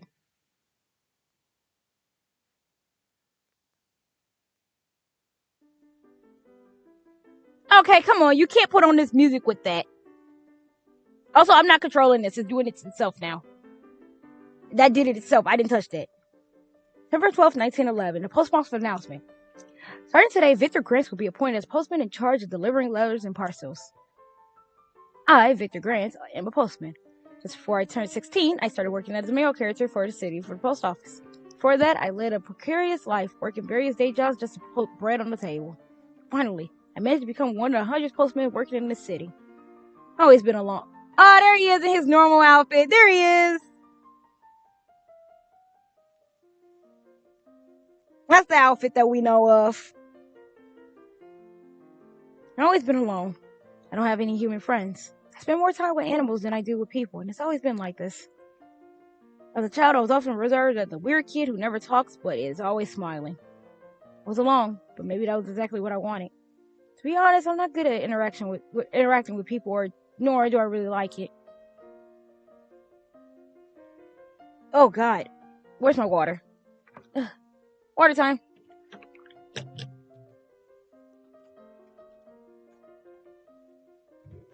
Okay. Ugh, to think I was born that way, and I can remember this as long as I can remember.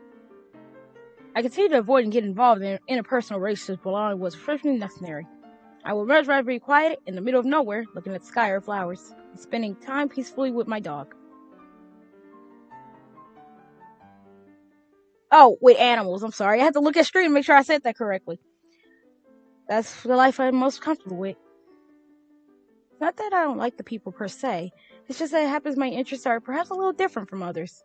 To be more specific, I'm more interested in various secrets people have than the individual themselves. Everyone has secrets.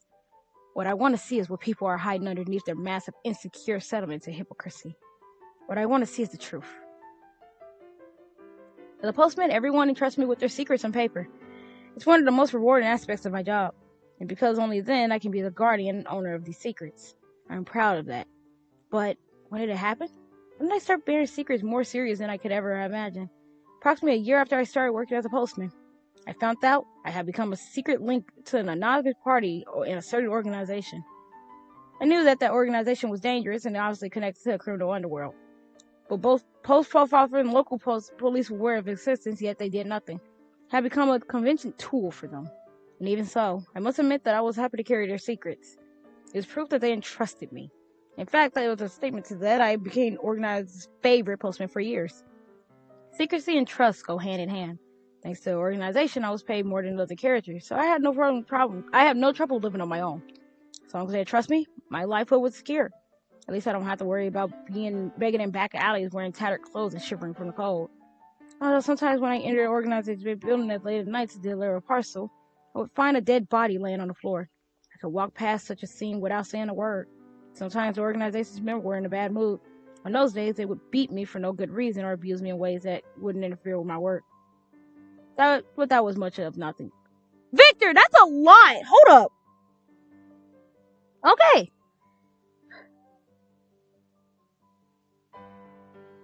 Listen, Victor. If it makes them feel better, if it makes everything better, then you should just shut up and suck it up.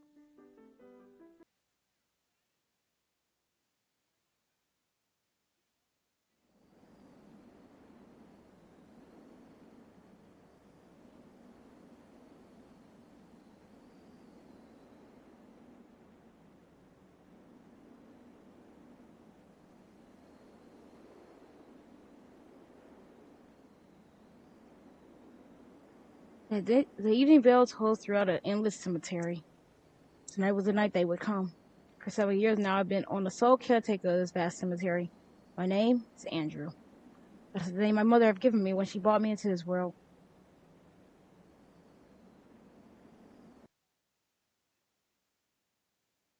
Jesus Christ.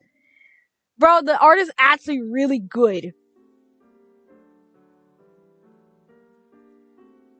Originally, I came to this place seeking salvation. There's a church by the cemetery and roughly come as the Holy Temple. The preserved souls allowed me to lay rest here peacefully led to heaven after death. But now I understand that salvation comes at a huge price. I know it sounds ridiculous, but I was prepared to do anything in order to achieve it. For me, taking care of this vast cemetery as a gravekeeper and conducting business with them, well, it's just about as good as a job as I can get. As a gravekeeper, here's your promised share. Sure, got it. Handle this as usual. What, you look unhappy? Why is the damage so severe? He's a traitor. That's just his just asserts. The other side, they said they needed a fresh subject. Okay, listen, we can sell them directly to the other side without bothering to use you as a middleman. If you need it so bad, go make a fresh subject so you can sell off yourself. That's all there is to it. You don't have the guts to kill somebody, do you? Coward. A bad contract with the organization. A few months ago, its men caught me in a ex-human site. They did not accuse me of anything, nor did they condemn me. In fact, they even pretended to approve my actions, saying it was inevitable. Their words lied to my guilt and helped me justify my actions to myself. For a single moment, I felt like I had found someone I could trust. And then they offered me a deal. The deal was very simple. They needed some place to dispose of corpses. 2 times a month, the organization member would disguise themselves as night watchmen and bring in the body. It was eventually a shootout, maybe lynching. Wow, I had to swallow on that one. I physically still cannot read that word without feeling disrespected. I mean, I get it. It's old times. It happens. But jeez. Fuck, man. Or was it something completely unrelated and uninvolved? That's none of my business. I just get rid of them by burying the body in a vacant lot in the cemetery. Depending on the situation, I may even have to go and retrieve the body myself. By making that contract, I was allowed to continue the trading business and was originally involved in. Apparently, this organization is said to be so powerful that it's rumored to include researchers from leading laboratories and even government officials. But I do not really give a shit about that. What matters is I'm getting paid more than ever for being a part of it. I wonder if Victor and Andrew were a part of the same organization. Because remember, Victor walked in on a dead body. I really wonder, was they a part of the same organization? You get me? Ugh. And before I knew it, I started feeling guilty about my actions. Whatever, it's just a military transaction. What difference does it make? Hell. After we were done with our affairs, I saw a shadowy figure in the cemetery. The men sent by the organization should have already left. Only people who visit the cemetery did that are various junkies or trading competitors who want to put me out of business. Ooh, I heard my throat start fucking stiffing from that one. Trying to do this voice for Andrews fucking killing me a little bit. I brandished my shovel and approached the person, intending to chase them away. Who's there? Ah, you scared me! You scared me. Fuck. Hey, you. What are you doing here? Wait, that's... I thought that was fucking... Look at you! But he can't... Yeah, Andrew provides, Christopher Percy. That's true. Yeah, because he was a grave digger.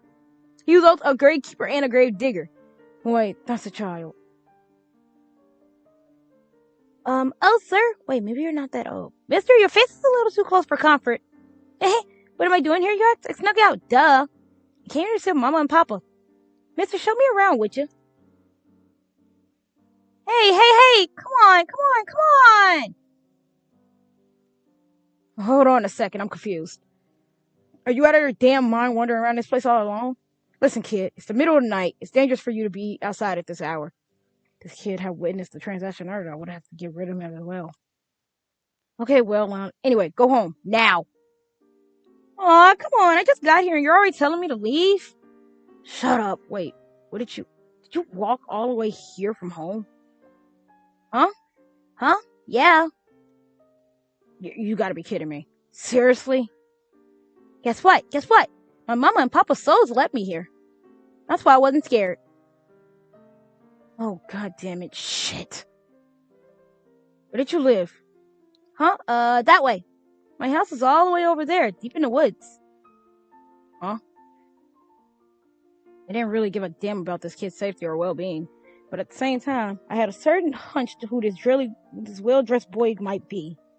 Then I had to waste several hours of my life escorting the kid back home.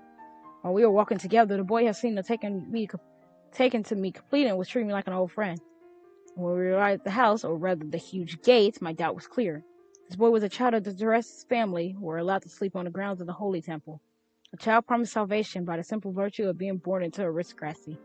My hunch wasn't far off, but honestly, I had bad mixed feelings about this whole thing. As soon as I realized this, I wanted to run away and go home. There were already several people waiting at the entrance of the mansion. They were looking for this kid or waiting for his return. When they saw me with him, they didn't get scared. They didn't yell at me. It was very odd to me. I thought they would all look at me with a brief potion disdain. I thought everyone was like that. Can't remember the specifics of what happened after that. But I wasn't used to being treated with such kindness. It was unbearable. I had to leave right away.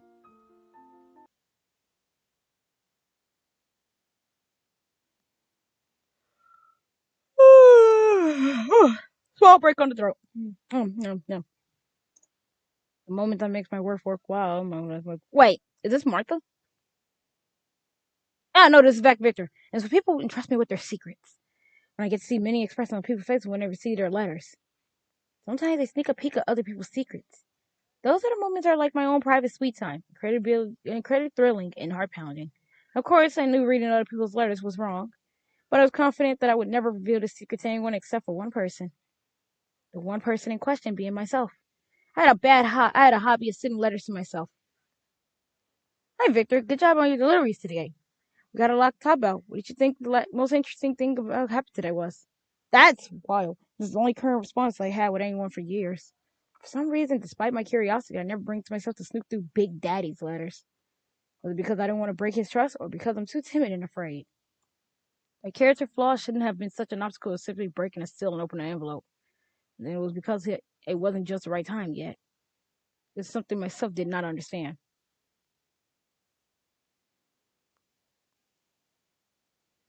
How many people experience feelings of joy, anger, sadness, and excitement because of the letters I bought to them?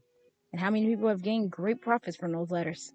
Or had the misfortune to become victims and be embroiled in serious conflicts? A mere postman has no way of knowing. And one day, I was approached by a stranger. Hey, can I talk to you for a second? As usual, I quickly hung my head and stared at the ground. The man said he was a sheriff, but the uniform he wore was a different kind of local police. Who was he? He told me I had come from England on an investigation. There's a possibility that you were involved in a particular organization. British sheriff told me that. You've been sent to identify and investigate the organization conduct illegal trade across large swaths of Europe. I felt myself break out in cold sweat. Victor, who is this guy? What is he going to ask me? Why did he decide to talk to me? Can I trust him? What should I do? What if they saw me talking to him? My anxiety started jumping through my jaws more and more with each passing moment. However, this did not question me on the spot. I heard that you're the most understanding, tight-lipped, and clever postman in the city. I have a favor that I can ask of no one but you. Then he said this. If anything were to happen to me, I'll ask Wick to deliver this letter to you. Sheriff had a small yellow furred puppy with a little bag on his back with him. I looked down at the puppy. The puppy, Wicks, started wagging his tail happily from side to side. Wick's back! Looks like you're taking a like to you already, that's good. From now on, I will occasionally ask you to make some deliveries for me. I'll be very careful with my investigation, but it may take years to complete. So, Postman, no, Victor Grants. I'm counting on you. Before you left, he called me by my full name, not simply Postman. I looked up at his face for a moment. He had a rosy complexion and blonde hair running as sunflowers. He was wearing a gentle smile, but his face was somewhat vacant. His face kind of resembled mine. Hmm.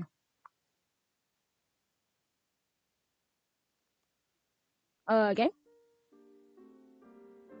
Fade up past sunrise more than often nowadays. The reason for that is, God, going between these two voices is killing me!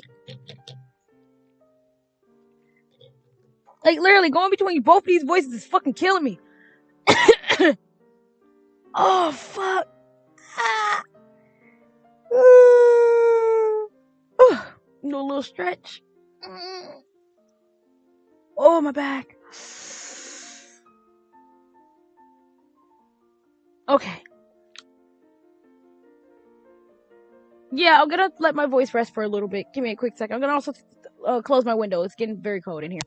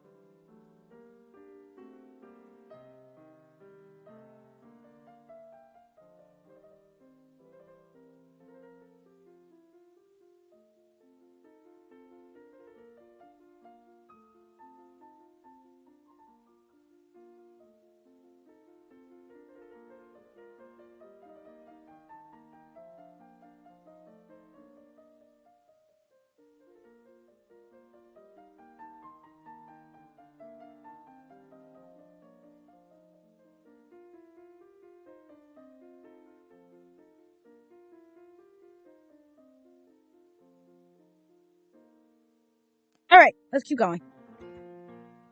The reason for that is because Terrace Fox Kids comes here with his servants and family to play. Hey, Andrew. I did drink water. I've already drunk water, Quack. Sorry, I kind of can't drink too much water. Please remember that. I did drink water though. Why are you pretending to be asleep? I know you're awake. God, I'm usually already asleep by this time. I can't be bothered with every little thing. Oh, is that so? You go to bed at noon? Do you go to bed at noon, Andrew? I wake up in the evening and go to sleep in the morning. That's normal for me. I'm not like you guys. Huh? I see. By the way, why are you covering your eyes all the time? That's because the damn sunlight is too dazzling. The sun shines so blindingly bright at noon, especially at this time of year. I can't help it. Got it! Okay, next time I'll bring you a parasol. Will you play with me then? I already told you I can't. No. If I say let's play, then we play. Or I could even start feeling annoyed with the kid. A certain question arose in my mind. Hey, aren't you, scared of me? I'm a monster, you know. Huh? A monster? That's right. People always called me a white-haired, red-eyed monster. The moment I casually uttered those words, Mary came flooding back. So like those nasty stuff that had been still away in the depths of my conscience overflowed at once. Or explosive, nauseating memories of the past that I can never forget.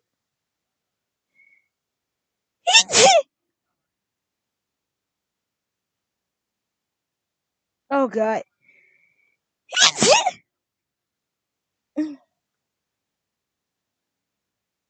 Ugh, excuse me.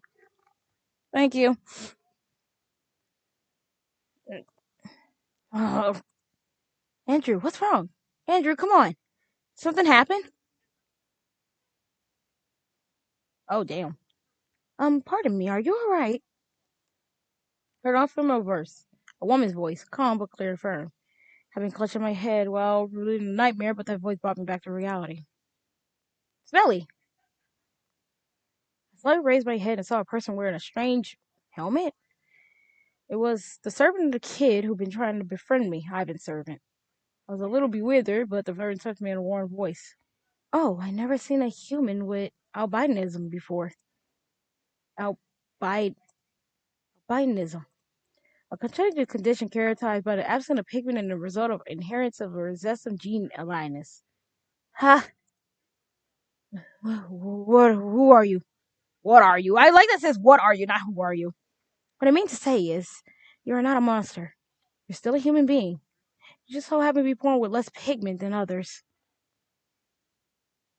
The oddly dressed servant told me more about my illness. Until now, I never doubted that I was not a human being, but a cursed monster. But it turns out I'm almost the same as any other person. I just look different. After I learned this, maybe just by a little, my life became definitely easier. My mother, who was the only person who stood up for me when I was a child, was right all along. I'm a human being. I can finally believe that. On the day after they left, I was alone. I went to bed and slept until the sun set as I usually do. Since it's summertime, a full night never arrives. Dimness, exclusive from the morning or evening glow, rules the world in its stead. Every day I look up at the sky with silent dead resting below the ground. And as recalled events of the morning, for some reason I found myself crying. I may have finally found someone who understands me.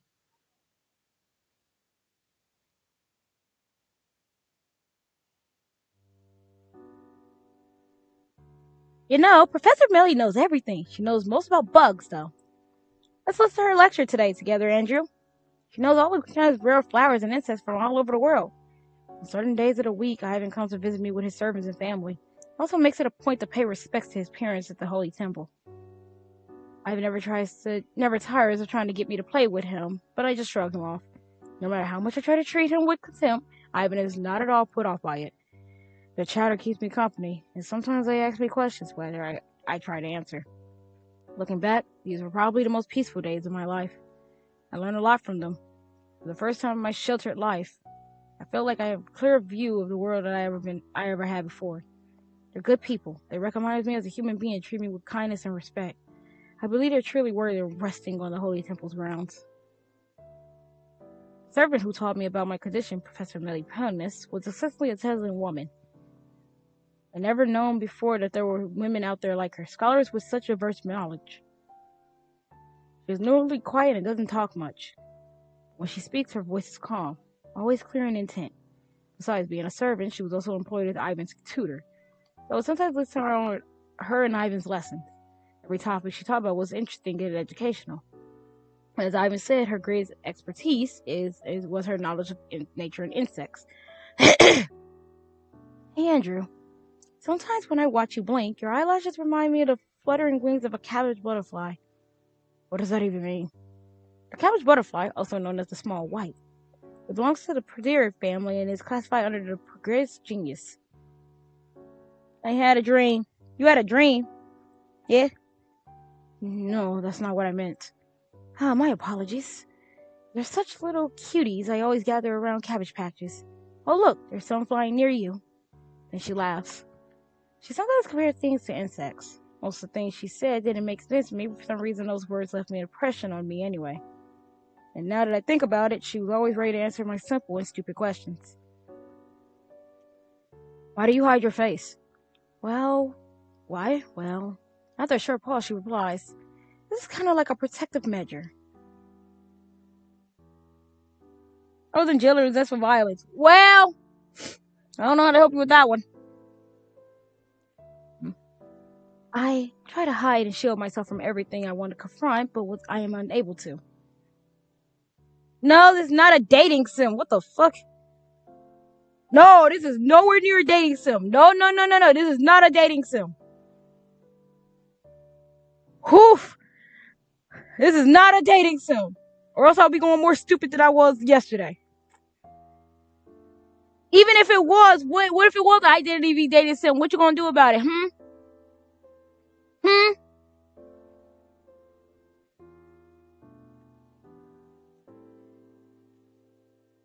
Now I'm gonna look up identity. Now I'm gonna. Why Melly? Yeah, you know what? You got a good point. I am gay. Why would I go for Melly? You're right. You're right. Joseph is right there. Andrew is right there. Anyway. Everyone has their weaknesses, though my way of dealing with mine may be too avoidant compared to others. I suppose I just hate the gossip and bias that people will generate, even if they hold not malicious intent. I want people to see and appreciate me for who I really am, not what I look like under my veil. That's all.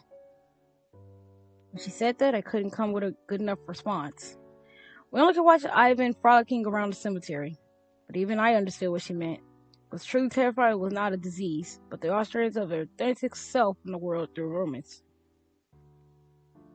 It's almost 2 a.m. I'm sorry. You need to go to bed. Go to bed. Hey.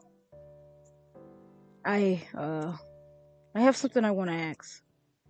Oh my, what is it, Andrew? It's unusual for you to be one asking me things. It doesn't matter, okay? What, is it bad I'm asking questions? Come on now, don't get so pouty. What is it that you want to ask? Well... What does Grants mean?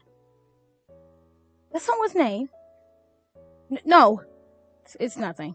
Like that, I've just been trying to read lately and it happened to appear in the newspaper. Yes, it was the name of a store. I see. What can I think of it is?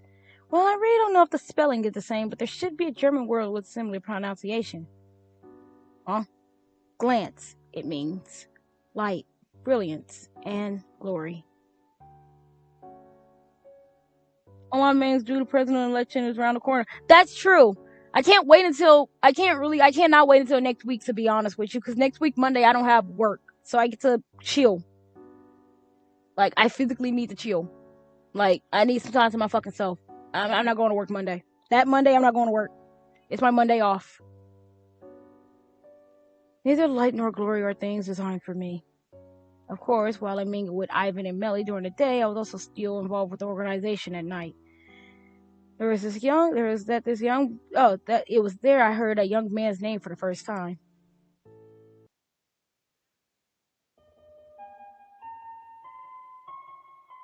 Sometimes when I stay up late morning, I can see people passing by the cemetery.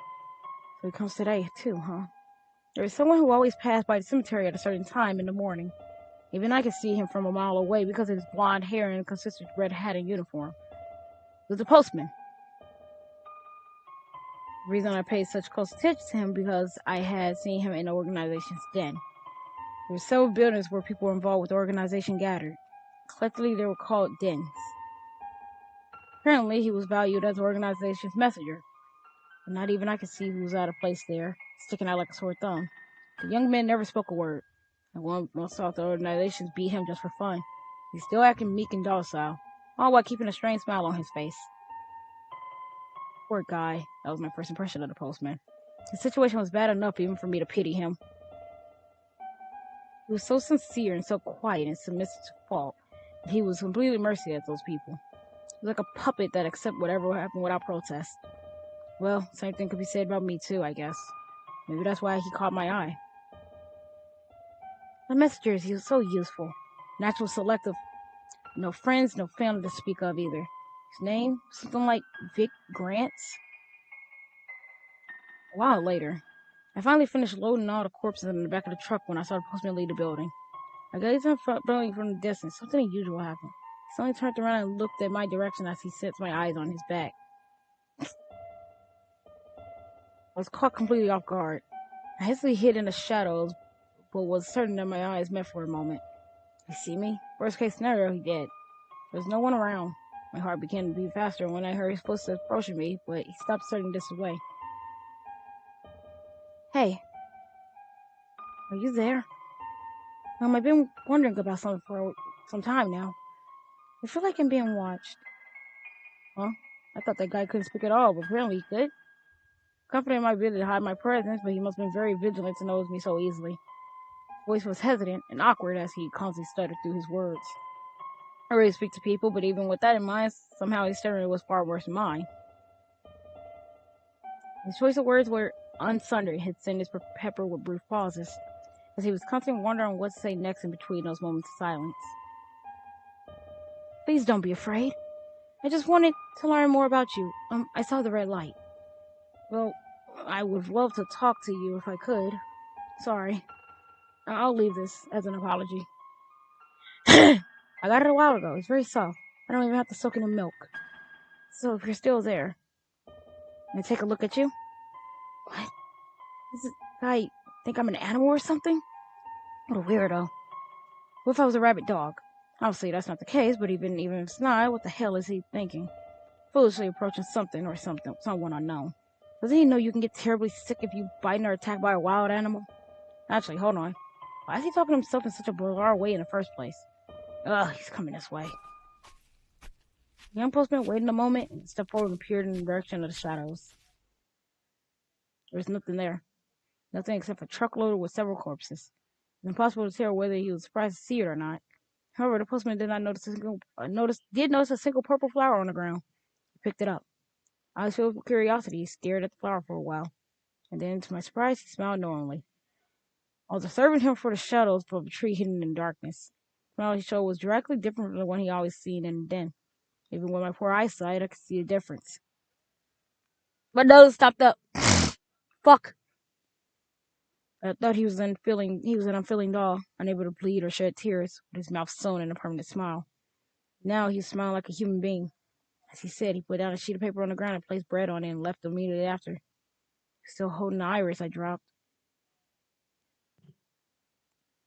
I just want to learn more about you. If I could, I would love to talk to you.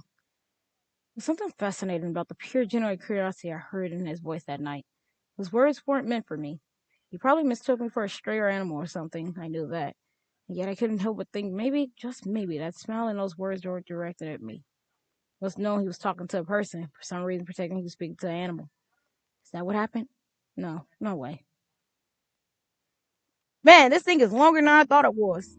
From then on, whenever I saw him, I felt an entire feeling of content and strange yearning. Both he and I were people who were sucked by using by others. That was the only thing we had in common. Beyond that, he and I were nothing alike. I couldn't imagine myself talking to him. And of course, I couldn't imagine him being the one to strike up a conversation with me either. It was just unrealistic. Except for one thing in common, I felt like he and I are polar opposites. If our circumstances had been different, I would never even have entertained such a possibility. But the fact remained because of that one single trait we shared in common, and to my dismay. The postman would become a constant presence in the back of my mind. If I am the shadow, then he is probably the opposite. Even his name meaning points to that. I don't know if I hate the sun or not. The sun's rays are so bright that I can't even open my eyes and they burn my skin painfully. I have to live in the shadows and hide because the sun exists. Damn it. But even though I say this, I am always relieved when I see the sun rise over the horizon at dawn. I thought about it every night. What if time stopped? The world turned into a cold, dark, classified nightmare. What if the sky never lit up again and remained pitch black forever until the day I die? I would probably feel suffocated, anxious, scared. I thought we were buried alive. Perhaps because of this imaginary is what I had conjured up in my head whenever I see sunrise. I feel at ease, like I just had crawled out of the earth. So I don't really know if I hate the sun or not. I know a lot of my feelings are irrational and contradictory, but I don't know what to do about it. I can't find a way to come to terms with them. I just keep letting them smother inside me. I do nothing but watch the postman and the sun from the shadows in the cemetery. But the postman wasn't the only thing I had mixed feelings about. Well, actually, Andrew, I have something maybe to tell you. News came to Sutton one day. Apparently, a person man was engaged to be wed. Of course, the name of her partner belongs to someone I never heard of. So this might be the last time I come here. No idea to respond. After remaining silent for a while, I only replied with the flat okay. I wonder if a normal person would have said something considerate in that situation.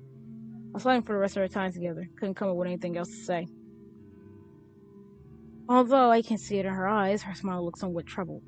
The whole thing was so sudden, it left me feel both perplexed and peeved. You know what, Andrew? This is not a goodbye. Getting married does not mean we'll never see each other again. Time will surely come for our paths to cross once more. That's how fate works. Faith? Yes, although one might call it coincidence. Some things are always inevitable. That's what I could call fate. I don't really get this whole fate talk. Does it mean that everything in this world is predetermined? All natural phenomena, which appears chaotic and unpredictable to us, have a certain underlying gravity. Paraphrase it in a way that may make it easier to understand. Imagine we're all on a train. And each train is running along a fixed set of rails. All we can do is reroute the train to on an adjacent track along the way. But the last stop is the same for everybody. Once had an acquaintance call me a pessimistic. I think he was right about that. But as harsh as it sounds, there are always new things to be gained from thinking that way. And there are times where it brings about odor, security, and salvation. I'm glad I can be able to help you in some small way, even if it's only for a short time. Thank you for always listening to me, Andrew. About a month later, she moved into a place and no longer visited the cemetery. Evan was really lonely for a while, and even I was plagued with regret. Professor Millie was a strange woman. I'd never seen her face, but she's always least pretty hidden in public. Oh, fuck! Man, the way I'm sitting. Ooh. But still, I can tell she's a beautiful person. Not only on the outside necessary, but on the inside too. She didn't know everything I was thinking and understood my motives for most of my actions. No matter how much I tried to hide it, she could always see right through me. She never made fun of me or teased me. She always was honest with me. Professor Melly saw the real me, and eventually I came to wish to do the same for her. The compassion you offer to others serves a building block for the foundation of love and understanding between people.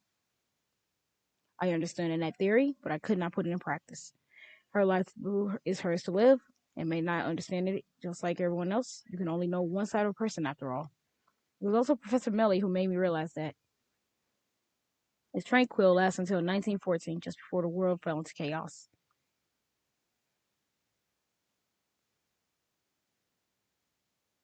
After the revolution, the crime rate in the city of Puerto increased significantly. Theft, arson, murder rampant. As the sight of citizens lynching thieves on the streets had become commonplace. The situation continues to be out of control, applying too much for the hand of the local police. The chaos will be subside for another couple of years. No matter the state our country was in, we still had our goods to do our job. That's what being a postman is all about. This last year, the city experienced a catastrophic collapse, so now everyone had to resort to using protective measures. Postmen were instructed to carry handguns supplied by the post office in their bag at all times. Needless to say, organizations are becoming more and more powerful in persisting and growing public unrest. Oh God, let me breathe a bit. Jesus, game. Ugh.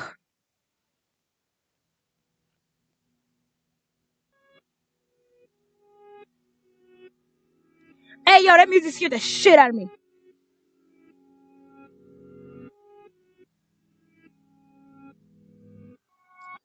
I came to work as a postman.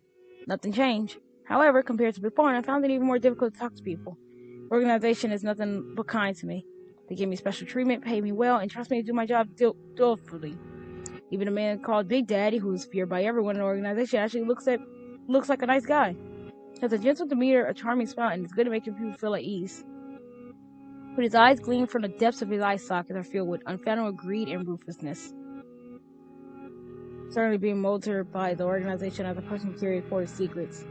Someone always watching me at all hours of the day. Creepy stares follow me around everywhere. Eventually, the mental stress for me turned to a genuine phobia. As soon as I noticed someone staring at me, I started trembling in fear. I'm scared of people looking at or talking about me.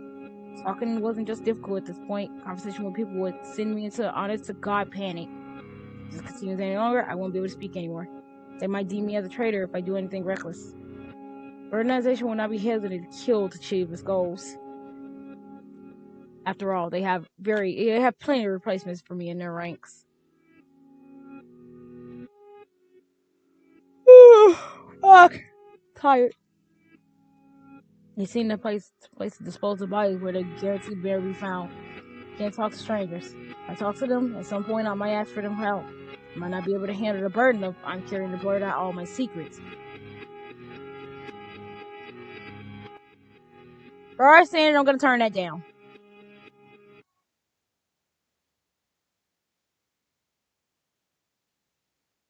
Jesus love Christ. I might put my trust in them and cling for them for safety. Such anxieties haunted me and I couldn't get rid of them. I couldn't have known that the feeling of omnipotence to experience when the only one who knew a big secret. Soon would turn to loneliness and alienation because I was the only one who knew this big secret. Though I've been fine with this life, I may be already at my limit. What happened to that British sheriff? Was he with his little dog in tow someone I ever trust? I thought about reaching out for him for help once, but stopped myself immediately and decided never to entertain such thoughts again. I always doubt people. Because of that, I can't rely on anyone.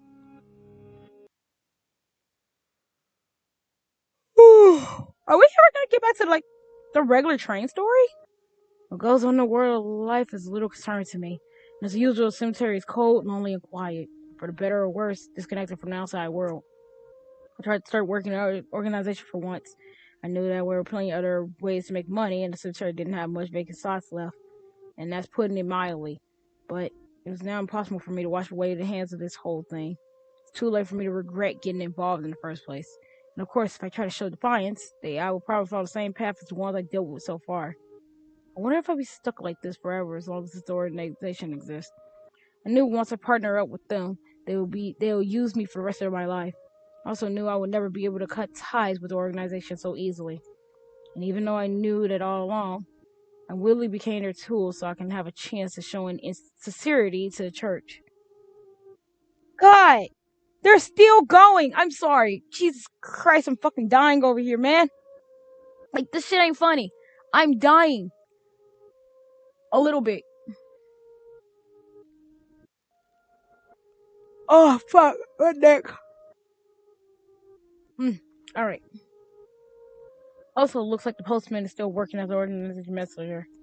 I'm sure he won't be able to get out of their clutches by himself. That young man knows the importance of words, which is why he doesn't dare to say things that shouldn't be said, nor he does not necessarily indulge in pertinent information. He must have been in too deep. I wonder how he feels about it. Does he not want to escape? I haven't spoken to him once at all in these years, but I watch him quietly from the shadows almost every day. I still vividly remember that incident outside the gym 5 years ago. He's probably long forgotten about it. I know it's weird and creepy. Sometimes I was even tempted to come up and talk to him. What's so fun is smiling when you don't mean it. You really want to do. It was so stupid. I had no right to ask him such things. Besides, he doesn't even know me. But every time I see him, I was relieved to see that he looked the same as he did any other day. I'm adding words. I can tell. My brain is like starting to add words to this shit while I'm reading.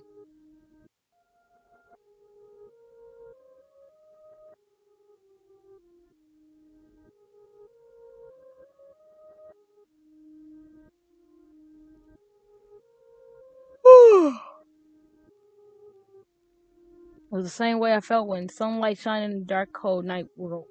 The only thing that changed was that even his family no longer visited the cemetery because of the growing unrest in the country. I went back to the good old life of solitude. That's it.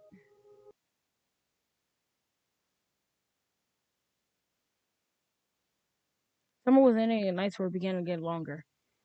In early autumn evening, I was surprised to see the postman visiting the holy temple. Quite an unusual occurrence since he didn't strike me as a religious type. However, he walked with me with his back hunched, and I noticed that for some reason he looked frightened. That was a quick change from his usual easygoing appearance. Weird. The postman was under the impression that the holy temple was empty. He wandered over and sat down in a random empty pew and then hung his head and stiffened up like a corpse. It looked like he was trying to hide from someone. I kept my eyes locked on him. The place was dead quiet except for a single sound. A monotonous sound which had been echoing through the empty church since a few minutes ago. The postman seemed to be the one making it.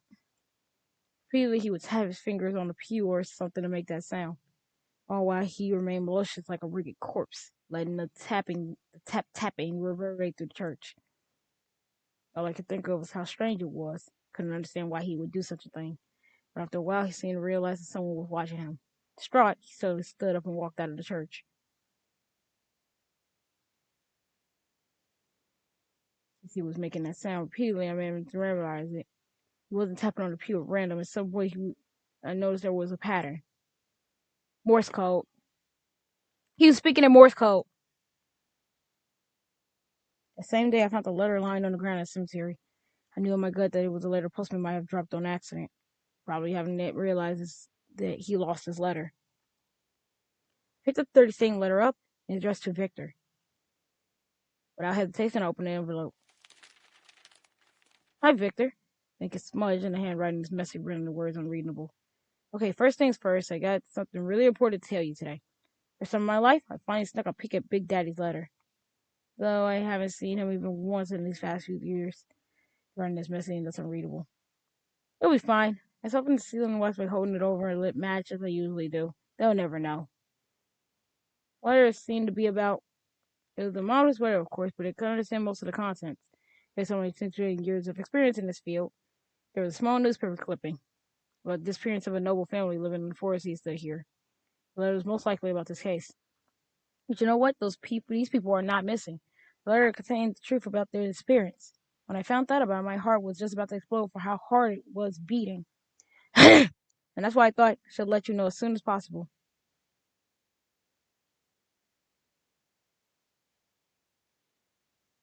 Are we back? Nope. Never in my life I've ever messed up that badly. When I think about the greatest mistake I ever made, this incident definitely befits the bill. Yesterday I lost a letter I wrote to myself. I searched for that letter everywhere. It was my mental torment that brought out this situation. How I think I lost that letter in particular. How the was written in the letter was absolute secret that nobody else was supposed to know about. Oh boy. What did I do? What do I do? What do I do? What do I do? What do I do? Yeah, I felt this on a personal level. The letter is gone. What if someone had already read it? Just thinking about that possibility is terrifying. The organization is not going to let this slide. The trust I gained from them over the years would disappear without a trace with a single letter. I was in huge trouble.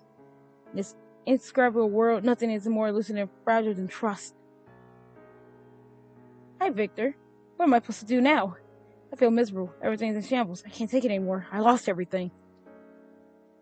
It'll be good. It's so scary. It makes me feel sick soon. I'm going to lose my job and then they'll get rid of me entirely. That's fine because exactly what I deserve. I committed a terrible crime and I deserve to pay for it, but Where did I go wrong? Oh, no, I was not pressing, enter while I was going. That was literally so much I had to read fast. Bitten off more than you could chew, Victor. You wanted someone to come to your rescue? Or because of your own insecurities, you couldn't even reach out to anyone for help? But you really want someone but you really wanted someone to save you. You pray someone would save you. And that's what you've been hoping for, haven't you? Don't you be such an idiot. Spent the next several days looking for that letter in dead place, and last, I never found it. But Andrew did. A few days later, news came. Several members of the organization were found dead. Apparently, 4 men associated with the organization were killed in one of the dens overnight. Big Daddy was amongst them. Couldn't believe it. At the same time, I knew. It was because of my letter. Because that letter, the information got out. It was the only cause I could think of. Did the police do it? So, if the letter is in the hands of the British sheriff, then why would the police beat them to death until their hands was caved and their faces was disfigured? The cause of death was apparently severe blunt force trauma, not gunshot. Perhaps some group attacked them. Oh, how much better that would have been. Will I finally be free from the organization? No, there's no way. My daddy is dead, but there's plenty of people who can take over in his place. People who killed him probably didn't even know that. That's what this organization is. Everyone can be replaced, so it doesn't matter how many people die. I'm sure they will come back to retaliate against me for betraying them. And that's why he was trying to escape. Ah, fuck! When I read that letter, I learned something horrible happened to Ivan and his family. I found myself heading to the organization's den. Oh, he did it! I did not miss a single word the organization muttered just before he stopped breathing. Who knew he had been ordering that assassination? A man who was involved with the civilization for many years, one of his Finker's clients, planned on targeting Ivan in the near future as well. I warned them before it's too late. The client had to be the same name as Professor Millie Hubman. Couldn't have been a coincidence. After all, she herself has said that intuition, for the better or worse, is never entirely wrong. Alright, I'm done with voices. I can't do it anymore. Throat's hurting too much. I was standing in the middle of a room trying to calm my heavy breathing. And then I slowly sank to my knees. I'm not a coward. I'm gonna put an end to this. No one will make fun of me anymore. Professor Millie taught me the meaning of my name my mother has given me. Do I live up to my name now? Am I finally brave? The smell of blood is making me nauseous. It sticks to my hair and my clothes, possibly forever wash out. Postman's letter is stained with blood, too. I feel bad for him, but I'll hold on to this letter just for a little bit longer. I knew that people who were in the den at the time were necessarily the ones responsible for the massacre. But still, I said I had to kill them. I couldn't forgive them for making a fool out of me. And not only that, but they insulted my friends, too. This is just revolution. They deserve to die. Plus, I thought if I killed Big Daddy, the young postman would finally have a chance of escaping from the organization's clutches. Such a naive idea. I mean, he kinda did. Those bastards. So full of shit. No. No, I couldn't have done that. I couldn't have done anything to betray my friends. I just did what I was told. A few days ago, I was told to deal with the several corpses. Right from head and toe, blood-stained cloth, and now buried 6 feet under. There's no fucking way those were corpses of Ivan's family. I groveled on the ground. I didn't hold back the urge to vomit. I was already a sinner forever barred from salvation. If life is this cruel, then I will use whatever means necessary to make the most of it.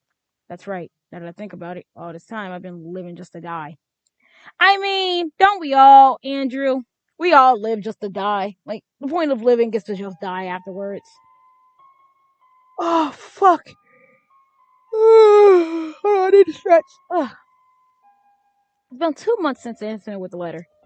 Haven't been involved with the organization since Big Daddy's death. At one point, the sheriff came to see me. When I asked him about what happened, he told me that the situation has completely stumped even the police. He also said that he was currently in the process of tracking down potential survivors, and that would round them for questioning. So the organization doesn't suspect me? It was my fault that the guy was killed? Does that mean they pardoned my failure? I wonder if I can go back to being a regular postman. I wish that was possible. I don't feel comfortable living here anymore. Every day, air feels suffocating, oppressive. Where there's smoke, there's bound to be fire. The organization itself was never destroyed after all. Newspaper clipping. November 12, 1918, approximately 5 p.m.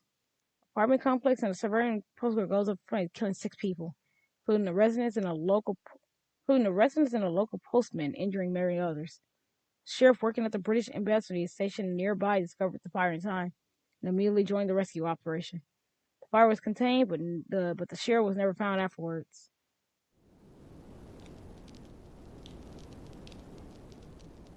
I was in the burning building at the time of the fire. In front of me was the British sheriff who conducted the rescue operation. That finally expired and collapsed. He worked hard until the very end to save others.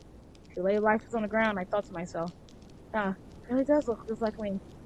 And then, I remember I exchanged clothes with the dead sheriff, retrieved his belongings, got out of there along with the puppy he had brought with him. Passed through the streets filled with smoke of burning wood, I fell to my seat and slumped to the ground. Where do you think you're going, postman?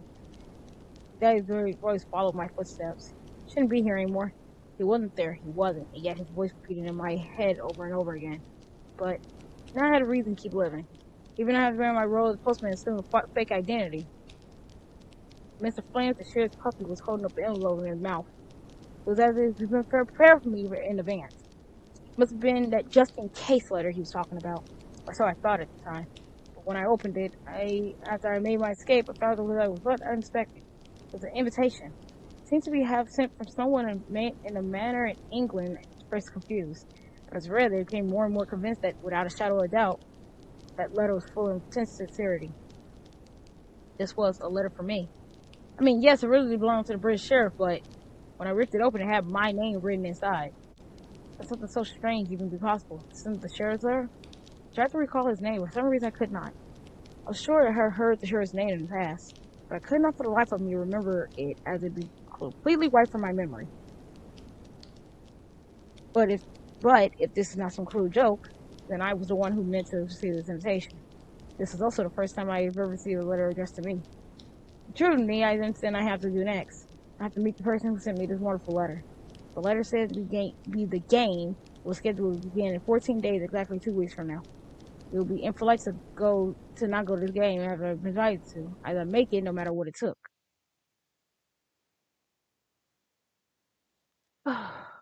Thank you for the letter.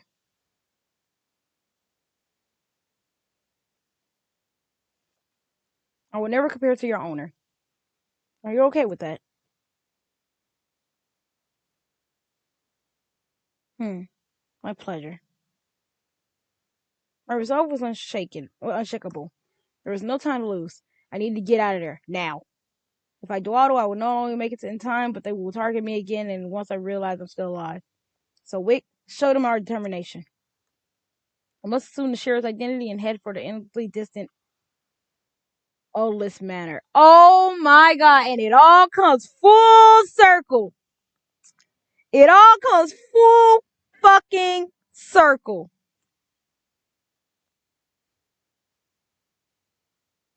Full fucking circle. Of course it fucking does.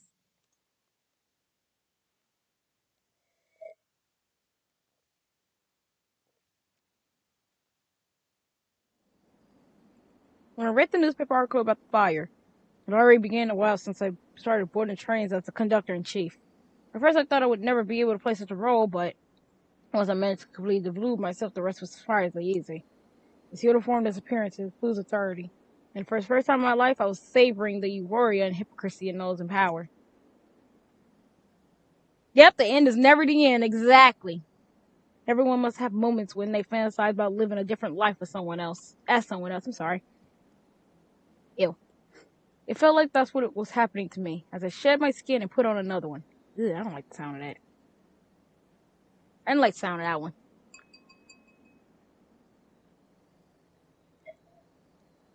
The train was on its way to Pirograd, and a few days earlier in November I left the moment I've been waiting for finally arrived. Then when Sophia, I, and the others were going to board the North Express, and we were 2 days away. That postman died in a fire. Make no mistake, the fire was no accident. They caused it without any hesitation, even if it's only to take revenge on a single person. Still had his letter, which I hope returned one day. Even though I knew he was dead, I couldn't bring myself to throw it away. Thanks to this letter, we learned about the Grand Duke's plan. We were trying to best prevent the terrible tragedy from happening. Was it my fault he died? I wanted to apologize for stealing the letter and reading it out without permission. It wasn't supposed to be like this. I had learned a lot after becoming the conductor-in-chief. So now I know. Now I know the meaning of the sound to the young man making back in the church back then. It was not just a sound, but a code that had meaning. SOS. Perhaps I wanted to become friends with him. A young man who shared the same pain as me. I told you it was Morse code. I knew what it was. I just couldn't figure out what he was tapping because they didn't play it. But I know what the SOS signal is. Because let me give y'all a little information. In Breath of the Wild, Rivali's Rivali's ship where he was flying at was sending out an SOS signal. You can hear it in between the song.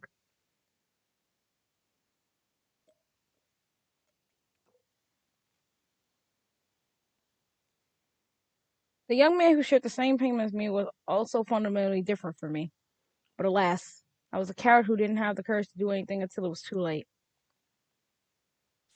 Or so he thought.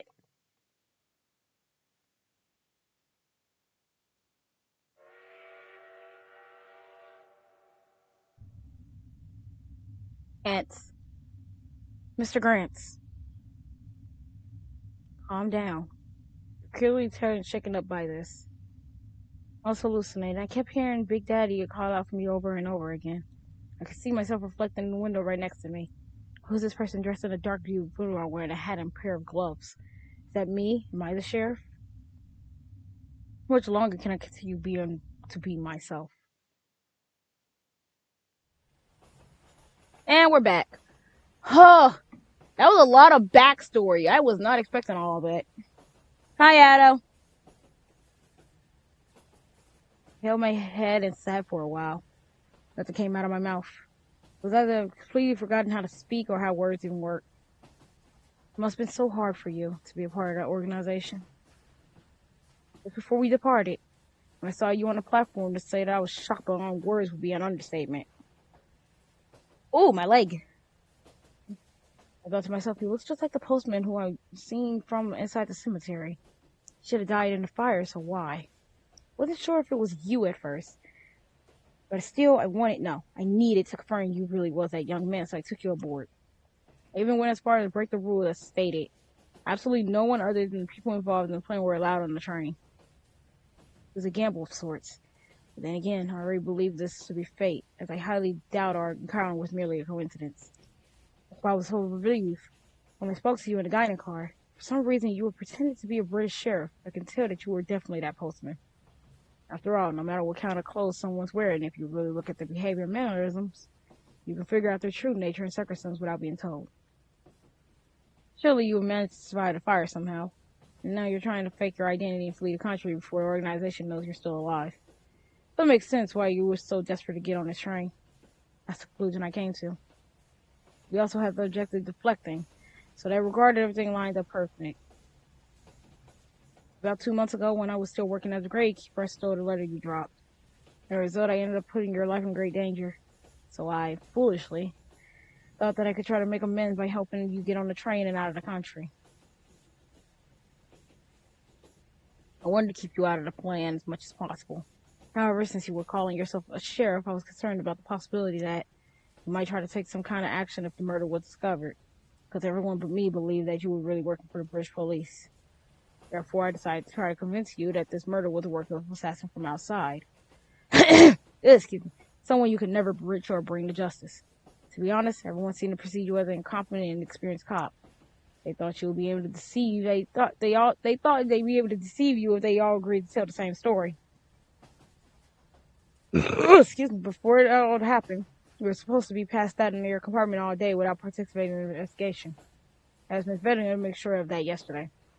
Strong enough to render a dope man unconscious for a long time, but not strong enough to kill him. By the time you woke up, it would have been late in the evening.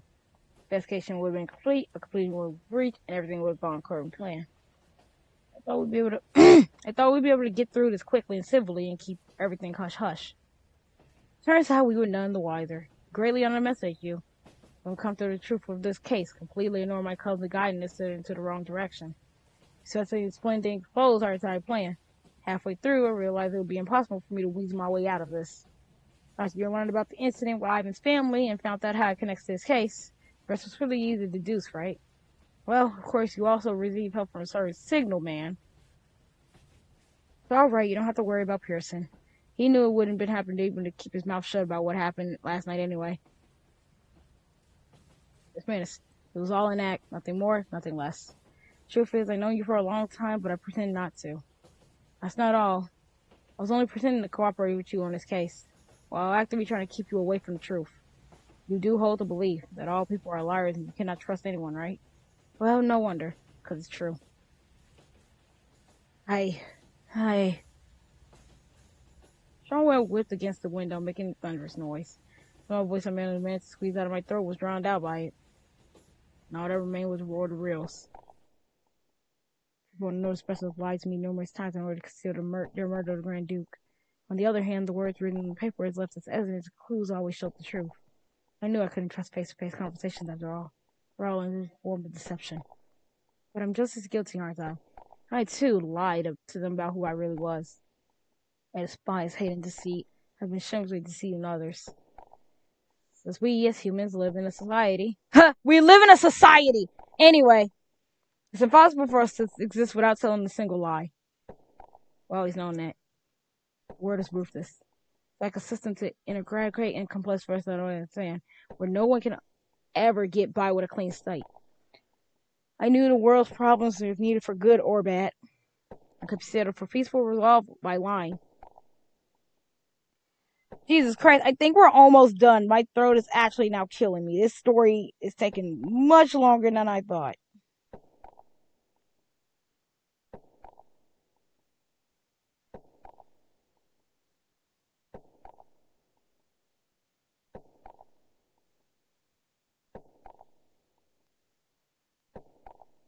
Hold on.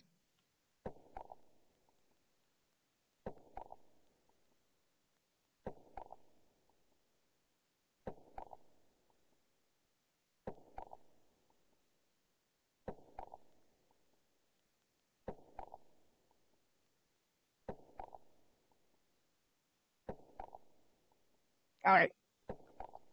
And therefore, in order to escape the deception and suffering that justifies lies, I, as a postman, have chosen not to speak from the get-go.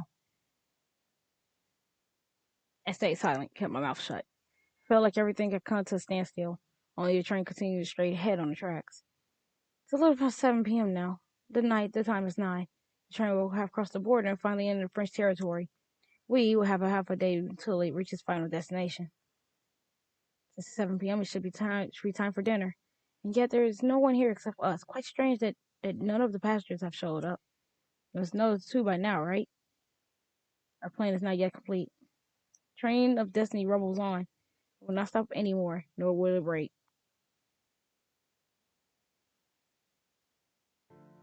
Suddenly said something extremely bizarre. His demeanor was equally calm, as if he had been prepared for this moment from the beginning. Mr. Grant said, "Oh, you're a great favor. But more than that, I would also like to apologize. I want to get you to the UK safe and sound, but unfortunately, I am very sorry to say this, Mr. Grant. There's something very discerning I must inform you of.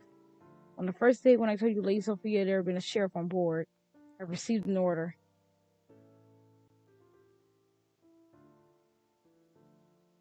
Oh. Wow! If the sheriff finds out the truth, bury him together with the train. At around 7:15, as the train passed over the cliffs between the mountains, a large quantity of explosives in the Fort Badger's car will be detonated. And with a major destruction in the center of gravity, the train will go off the tracks and fall off the cliff. Lady Sophia, Prince Ivan, and all their accomplices are no longer here. They must have left a few minutes ago, when the train was slowing down for a little while.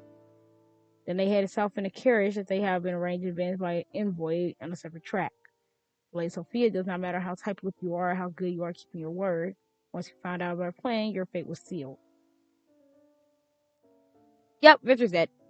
Mr. Grant, I didn't want you to learn the truth. As long as you remain clueless and ignorant, I wanted to help you in any way I could. And in the end, there was nothing I could do. In a few minutes, when the train's movement comes to a halt again, the whole truth will be buried in darkness, including you and I, of course. Wait, why is Andrew dying? You think it's unfair? Of course I wouldn't deny that. No one but those involved in the plan know about this after all. Several crewmen lives will also be lost. But the storm would completely silence a large number of people at once. As I said on the first day, the company contract was nothing more than a formality. I told Lady Sophie and the others that I would hop off the train and rejoin them a little later, but that was also a lie. I've been looking for a place to die for a long time now. I knew I couldn't deserve to sleep on the grounds of the Holy Temple anymore. I know I'm a sinner who those hands have been soiled with blood, and no matter how hard I try, it would all be impossible for me to atone for my crimes even if I dedicate my whole life to it. Besides, even if I manage to get out of here alive, I'll never be able to forgive myself for killing you. So, this is my last stop. I don't have anywhere else I can be put to rest. Put it into this farce already, okay? After he said that, the commander smiled and looked at me and he's been silent all this time. Mr. Grants, do you want to die with me? Wait, do I have don't make me pick. I stayed silent for a very long time. Then I couldn't help but smile. Also, my change of expression, Mr. Kreese, since I realized something was wrong, eyed me cautiously. Mr. Kreese, the baggage car definitely isn't going to explode. Oh, what makes you say that? Well, you see, I found something actually. It was Mr. Kreese's turn to fall silent. When we parted ways, I didn't see Peter Miss Pearson in the baggage car, and while I was there, despite being hungry, this clever cookie showed me something interesting. Kreese stared at me, this police rifle I shipping nearly side to side. What in the? If you think I'm lying, you can go to the baggage car and check for yourself. Mr. Kreese, you're a good person, and I know that because Wick was wanted to witness the truth for the last night's incident, but you didn't kill him. You just put him to sleep and took him away from me. Even that dose wasn't enough to make him discard his role as police dog. It's true that the organization sought revenge for me to leak on confidential information. Couldn't even stay in the city anymore and had to leave as soon as possible. But besides running away from the organization, I have an object for the sake of which I need to go to the UK. Huh. I see. That's a shame. You sounded so sure of yourself. I don't think there's even any regard to telling the truth. But, looks like you have more reason to be so mad about traveling to the UK than I imagined. However, this is quite annoying. Now that my plans have been foiled, I have to resort to other means. Oh. Uh-oh! Mr. Kreese stood from his seat. Really didn't want to have to do this. Oh! Mr. Grants, if you want to live, I recommend you start running now. Well, it's really so far you can run on this train, though. Then he drew a gun from his coat pocket. Oh. Stood up from his seat as well. So he started backing away. Tried to form a distance between us. Before I could move away, Mr. Kreese quickly reached out and grabbed me by the arm. And I... Oh. Luckily I just saved! He grabbed me, but I didn't even try to shake his hand off. I didn't resist him. Mr. Grants? Mr. Kreese barked at me as I stood frozen in place. Although he grabbed me by the arm, he wasn't pointing his gun at me. He was at a loss. Now I don't whistle a signal. When a bird, Mr. Wick, who was standing in the shadows, jumped out. Without a moment hesitation, he jumped at Mr. Kreese and bit his ankle as hard as he could. Started praying. Mr. Kreese reluctantly let go of my arm. Turned slightly, but made no attempt to kick Wick off. Wick! Took a few steps and called Wick's name and immediately rushed back to me. Good, I was able to keep my distance, but now what? I don't do. Oh no! No! No! I gotta make choices now? Then, suddenly the car started to shake violently. The biggest quake I ever felt and ended up falling forward. Silverware on top of dining tables fell down in disarray. Has been an explosion? No way, I'm sure the mechanism has been deactivated. And what in the world was this terrible shaking? Kreese also dug down to protect himself. He's been worried about the surroundings. Looks like whatever happened wasn't part of his plan. It wasn't an explosion, no. Something else was definitely going on. All the lights in the dining car flickered on and off and before going out. The world instantly delved into complete and total darkness. I was struggling to endure the shaking in the dark. The car, which had been rattling and shaking non-stop, what happened if I resisted? Hold up.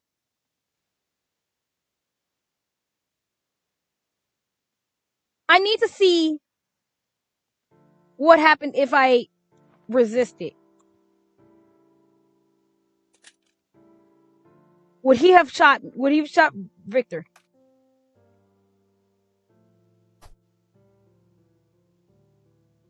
He was much bigger and stronger than me. Couldn't even pry him off if I harder tried. Right, you were. Let's supposed to see how we prevent it. We passed over the cliff earlier, but nothing happened. What a shame. Except that actually, you only dismantled the flow triggering the device, haven't you, Mr. Grant? Bullseye, huh? In that case, if I head to the baggage car and set fire directly, then there's still hope. That's... Couldn't deny what he said. I didn't touch the gunpowder itself, just the activated mechanism that set it aflame. Like Mr. Creed still has to get up on his plan. We have an objective to fill too. Now or never. Okay, same thing happens. Okay, same thing happens. Cool. So he just doesn't die. That's good. Bro, I would have been so mad.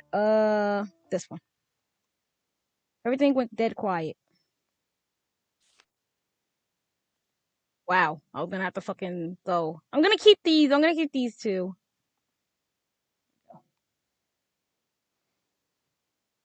This is why we save often. Train came to a rough halt.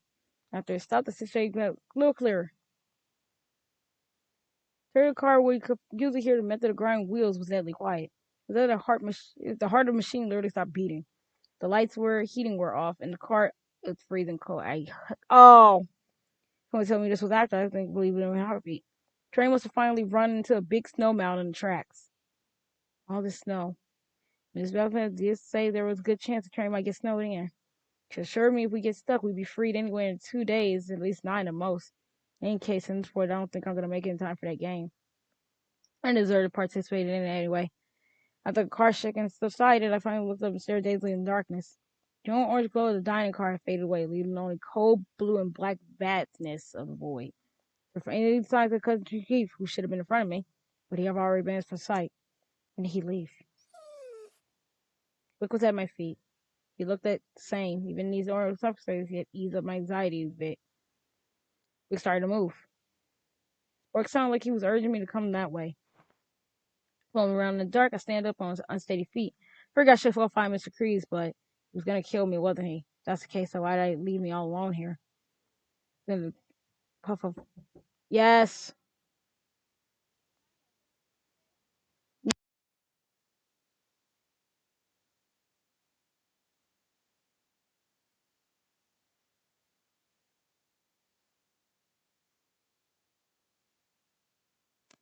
Sorry, cousin. Fairly hope I followed Wick through the darkness. Not until I noticed the car to the dining room was open. Took a glimpse of the outside world through the open door. Wick, wait here. Although he looked a little sad, he sat down obediently near the doorway. He's not going to go anywhere. He's going to be waiting for me here. I hopped off the train. Eh? Wait. I can't save it. Wait. Oh, no. Oh, I can't save anymore. Uh-oh. When I stepped out in the snow, I saw the world of white and silver endlessly stretching out before me. There is fresh and clean smells of cold water. It's night. Darkness peeked through the thick clouds. The wind had died down compared to before and the train stopped, but the snow was still falling and it was terribly cold. Oh, I can't save. It's a weird way, but I can't save. Every breath I took, I could see my body temperature dropping rapidly. The situation felt like died to me, and yet I couldn't care less. I wondered if my senses have already gone numb. I can't even tell my body is shivering in the spring cold. Oh no. There's a conductor in chief staring right at me, staying completely still in the endless world of pure white. Couldn't get a good read on his expression, but I could see he was holding a gun. He saw me pointing his gun at me. Right, it's about time we end this. Oh! There we go. I took the gun out of my bag. Oh, shit! This isn't my gun. It used to belong to that sheriff. Chris is gonna shoot me. Carry out the Grand Duchess order to eliminate the pests who found out the truth behind this case. Suddenly, I pointed my gun at him. Tried to call the way police officer had the gun to a thief's head. A scene I once witnessed back in the city. Just an imitation, of course, a pretense with no substance. Is he gonna shoot? When I thought that, he read my mind. Mr. Grease promptly pulled the trigger. Oh! It was an instant. I didn't even understand what happened at first. Chris sounded the gun splitting fire through the night sky. Then I felt a sudden burning sensation at my side. I looked down. On my right flank, the clothes were scorched off and somebody sliced it with a knife. Skin peeking through the tear was red. Had I been shot? No, I hadn't. The barely merely grazed me. Still, it scraped off on my skin, making a searing pain spread through the rest of my body slowly. Pain became sharp, and the wound seemed to be sensitive. I was because cold. Felt my life being threatened. Now I felt like everything was in vain. I can't participate in the game that starts in a matter of 4 days, and I have nowhere to go. So either way, I'm already been punished for snooping through secrets that don't belong to me a few months ago. Determined not to make that a mistake again. Yes, I just kept shooting myself in the foot. I want to know things shouldn't know. And as a result, the train stops and Mr. Kreese points his gun at me. With this punishment I deserve. Once early, the shot was meant as a warning. Next time, he will shoot me in the heart. Or so I thought. Instead of firing the second shot, the conductor-in-chief running through the gun that he was holding away into the snow. The pistol was easily buried in the snowdrift. Could do nothing but watch. The conductor-in-chief, whose hands were now free, raised them up as surrendering. Then he said, Mr. Grants, the train got snowed in, but there's no need for you to worry. Fortunately, the station is not very far from here. Weather like this, I will arrive within a few hours, and when they realize the train is not coming on time. So I have a suggestion. Shoot me. When the police arrive, with the snowfall, tell them I was a culprit. That's all you have to do. That way this hassle will be over in no time. Don't give me the choice to fucking shoot him! In return, you have to swear to God that you will keep the whereabouts of Lady Sophia and others a secret. The man I knew as a conductor-in-chief stated clearly.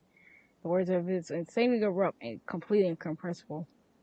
But I know I didn't have time to agonize over this. I had to make a choice. What? What should I do? I didn't shoot! We ain't gonna shoot! I found myself closing my eyes and making my head low. Normally, I would have made the most reasonable, vengeful choice for myself. And yet, my feelings are a mess. My finger on the trigger refused to cooperate. Mr. Kreese was always nice to me. I knew he wasn't just pretending to treat me with kindness. I also knew the reason he was trying to use the truth was all for my sake. I guess that's why I didn't feel all that betrayed or lie when I found out the truth. However, that in mind, their safety is still most important to him. Mr. Kreese is willing to kill me in order to bring his family to protection. I feel somewhat helpless and resigned to that. I still have a limitation in that letter. How to meet the master of the manor. And that's what all my effort and hard work is for. Everything in it is vain here. I honestly do not want that. No way. And yet, even though I know this is the best thing I could possibly do, my hands just wouldn't move. Maybe it'd be possible if I could just push my feelings and emotions aside like I did in the past, but and the fact that I was hesitating is proof itself. I cannot shoot him. Even though I had turned out like this, even though my luck has deserted me, I still believe the promise he made. I discarded the gun. When I relaxed my hand, the cold chomp of steel relaxed my palm and it sank into snow without sound. Mr. Grants, what, pray tell, are you doing? Please, pick it up. No, I don't want to be killed, but I don't want to kill you even more. My hands free, I started walking towards Mr. Kreese. My steps unsteady, my feet sinking into the snow, my toes were frozen to the point of numbness. I slowly but surely walked straight up to him. Understandably, Mr. Kreese flinched at my apprehensive action. The hell are you doing? Kreese looked like he had been doused in cold water. And he looked around frankly and picked up the gun he so pointed at me again. Stop. Don't come any closer. Was he warning me? Despite his words, his hands were shaking. Kreese had the gun at the ready, but I knew he wouldn't be able to shoot me as I was unarmed. In a way, this was a cowardly move. Please. Kreese? I was thinking, maybe you and I could be... I tried to speak the rest of the words out loud, but nothing came out of my mouth. I feel like the same. When I really want to say something, I'm too scared to speak up.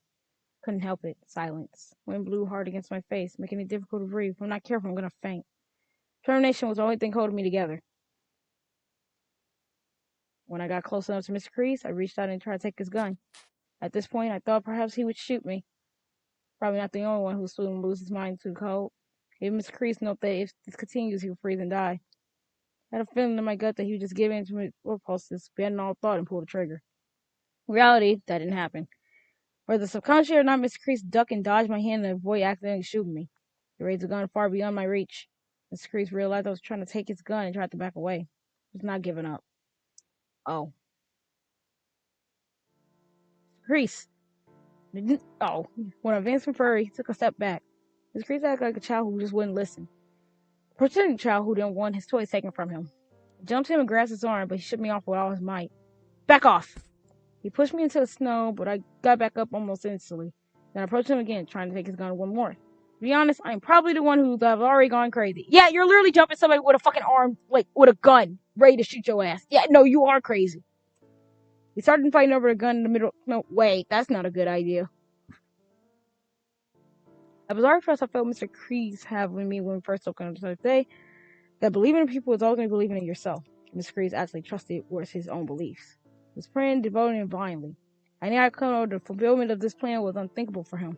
We had no choice to continue to believe unflinchingly that the decision was the right one. He desperate because everything has gone wrong? I think I am too. Neither of us could reach our goals after all.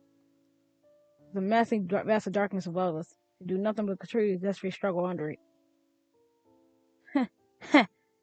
Stop! I told you to back off. Snow on the ground is soft. Looks fresh. We clearly stepped out into the fluffy snowfield. And now we're just pushing each other down and getting back up again and traveling the surface. Right now, I was sweaty and gasping for air. Mr. Kreese didn't look too great either. He was gradually running out of energy. We were both scrambling to attack each other, constantly switching offense and defense. Mr. Kreese's hat and coat had long since scattered around us. His white hair is disheveled, and I could see the eye was hidden behind his peak out. What a rare sight. I wonder why he looked like he was crying. Could have just been sweat, or the snowflakes which fallen on his face and melted. But his area was also tinted red. A single tear that fell from the corner of his eye seemed to glisten before disappearing in his darkness. For me, blood is actually dripping from the gash on my side due to this physical distraction. The wound seems to open even more. Oh, dots of blood-red ink let fade worse than the ice substance in the snow. A throbbing pain sends from my side and over the body. Cold air multiplies it. Every time I exhale a puff of white breath, I can see that there's barely heat inside of me. I don't know what's going on anymore.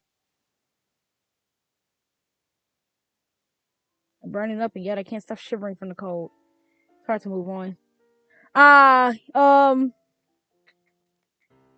Shit, what is it called?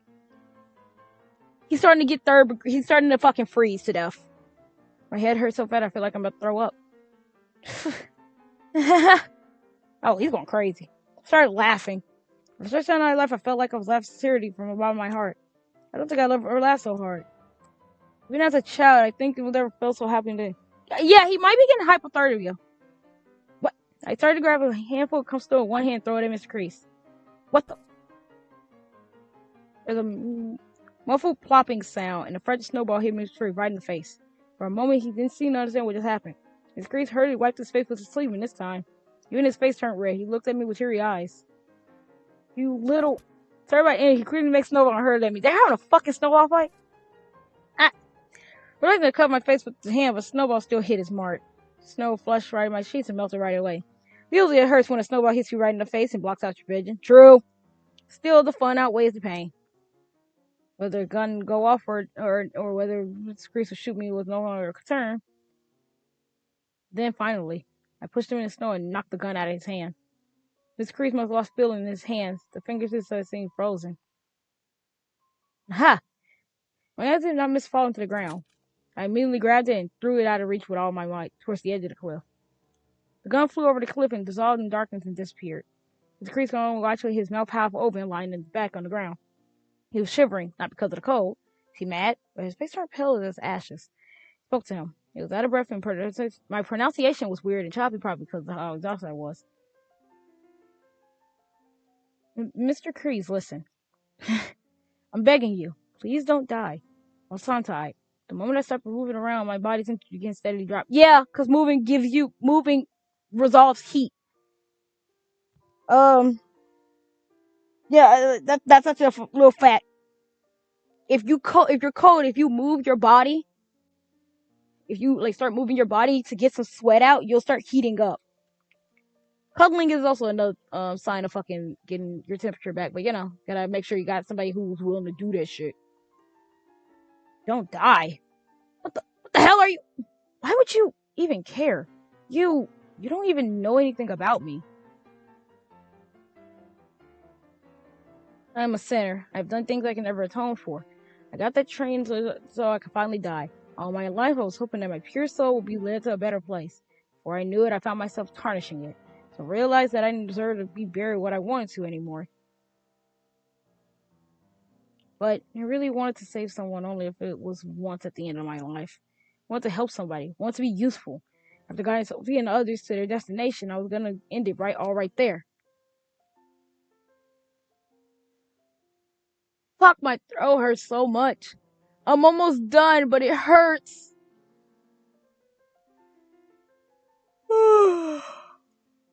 Oh, let me take another break. Okay. And yet I failed and survived. This is the other failure. I completely fucked up. All me it was about me and my stupid self-importance. I couldn't become anyone's guide. I was food or inspired to be anyone. What's the point of someone like me being alive? Hey, tell me, why don't you? If I keep living, what am I supposed to do now? If that's the case then, Mr. Kreese, please be my friend.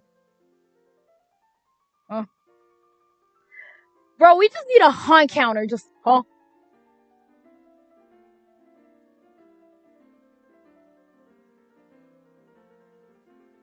Because how many times these motherfuckers have said, huh? Oh, let me do some stretches. Anyway.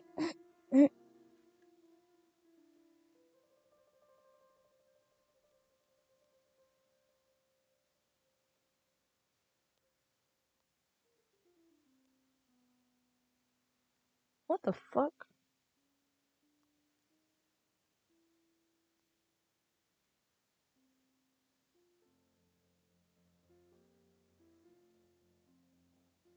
What is going on? Hold on.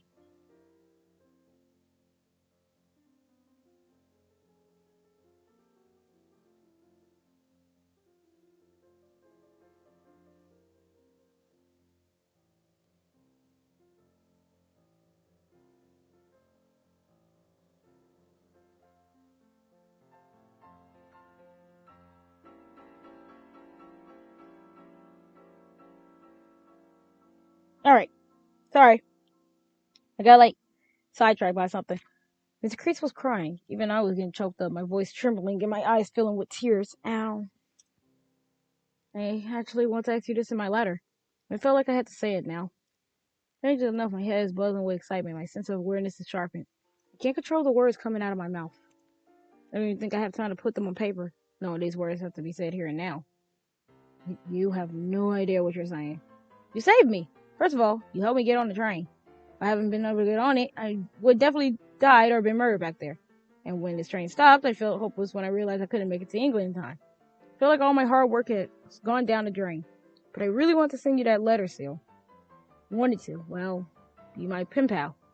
I mean, it would be nice if you became my first friend. You promised on the first date that if I give you a letter, you will write me back. You did say that. Remember and still believe your words, even after all of this. That earlier you want to save someone just once on your last days. And you did. You saved me, that's for sure. This man is they fucking crazy. I don't want to find out what happened if I shot him, so we're gonna go back to that, we're gonna go back to that after this is done. A letter. A letter? Kreese has fallen off during our interaction, looked dumbfounded and dismayed. Yes. The thank you letter, to be more precise. All this just for some letter. Hold up, give me a quick second.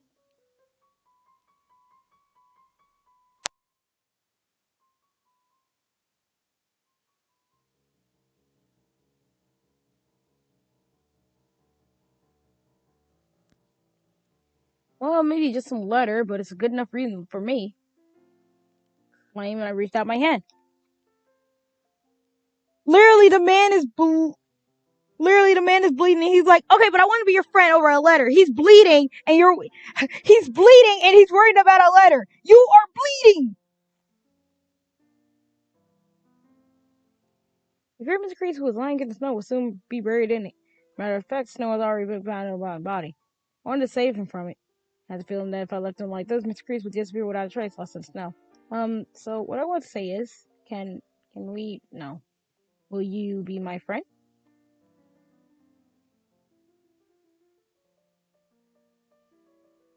Mr. Crease stared at the hand I was offering vacantly. Then he closed his eyes after thinking about what to do next and grabbed it. Pressed his hand wrapped tightly around mine. It's warm. He's alive. Then I pulled and lifted the man. How are you not hurt? You are bleeding! Oh my fucking god. Someone tells me this is a good ending for not shooting him.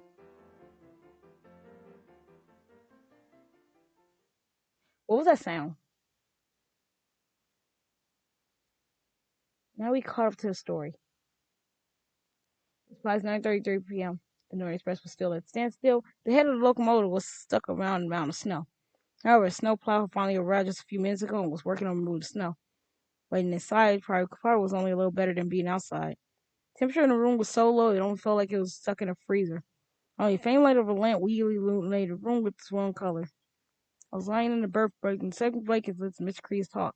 When he finished, silence followed over the room. Here we are in the real baggage car in the conductor chief's private room. There to be the end of my world.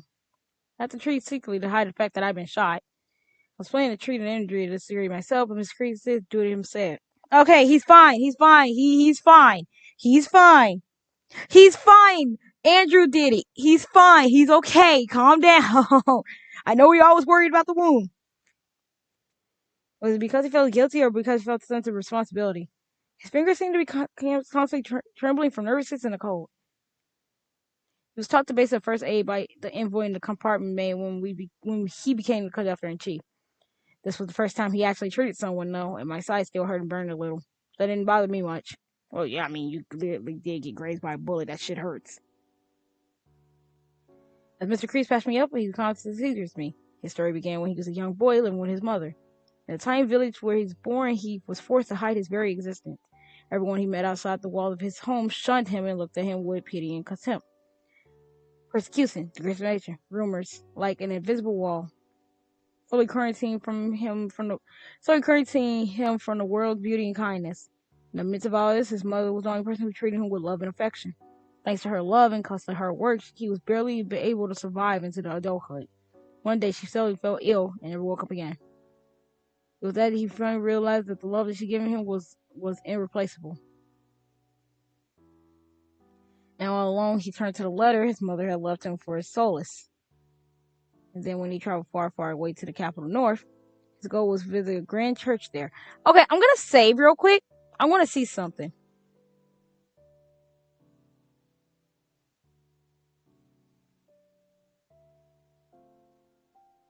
Oh, button. Hold on. I want to see something.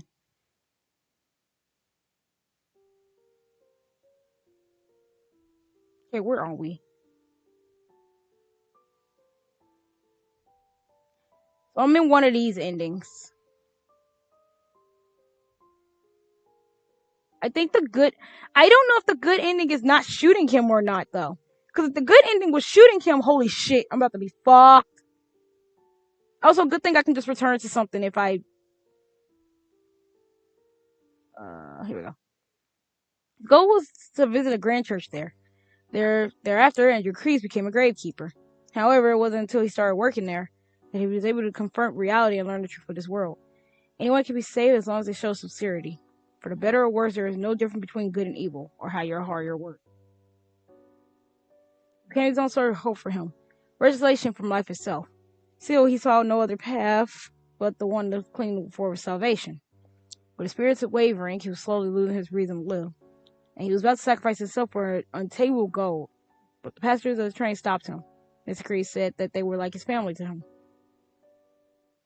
I want to repay Sophie and Ivan. Didn't care if the underlying affection they had for me stemmed from pity. Because back then, I definitely felt like they saved my life. Even now, I have no regrets. I knew Mr. Kreese wanted to be saved, which is why he probably tried to find salvation. His relationship with the Grand Duchess and her family in the first place. His goal as the train conductor-in-chief was to help them kill the Grand Duke and get off the train safely.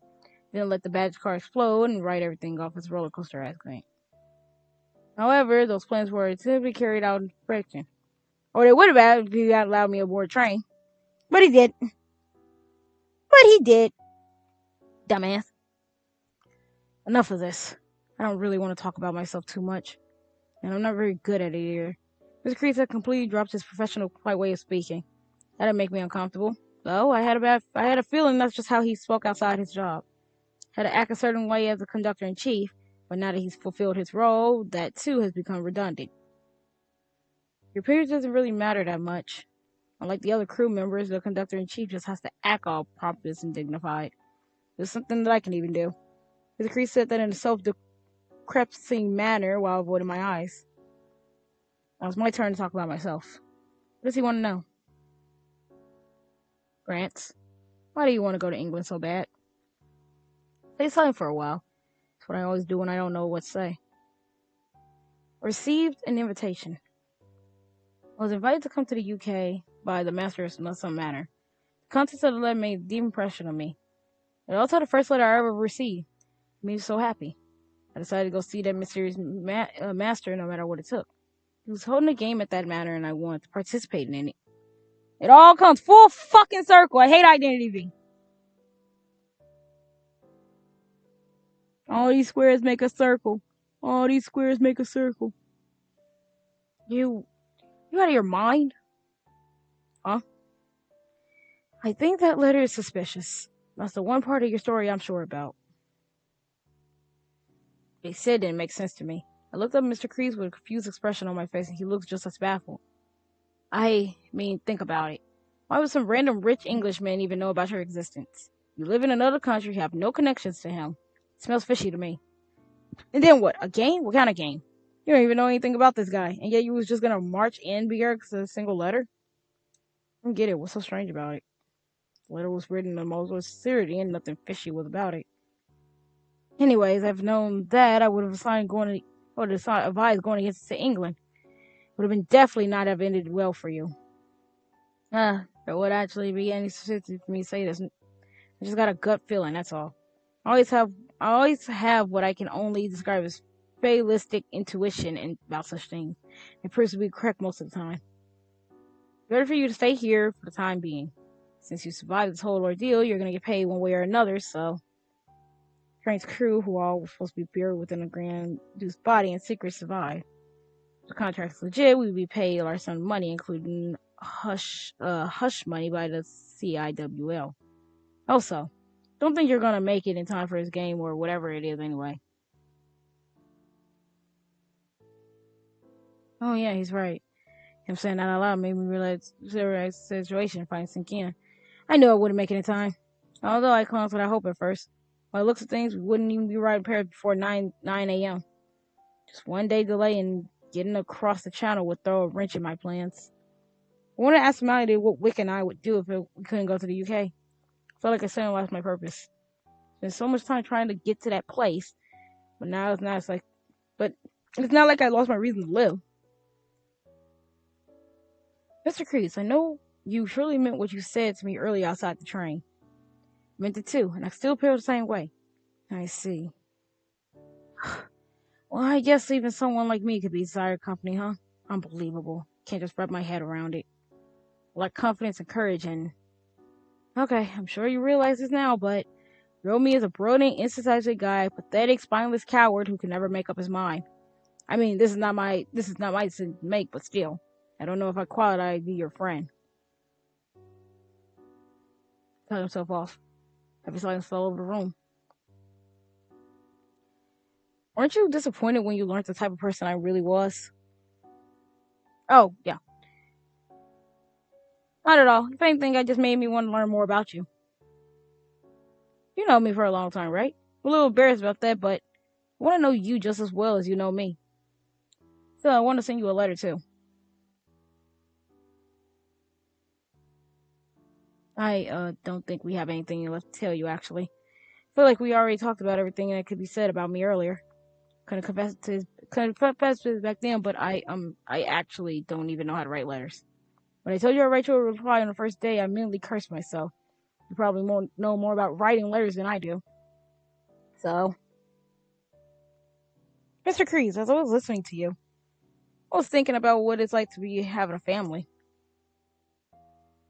Eh? You not have one, Grants? I think I realized I don't. I don't just now. I have almost no recollection of my childhood, but I remember that once an adult man I didn't know told me this.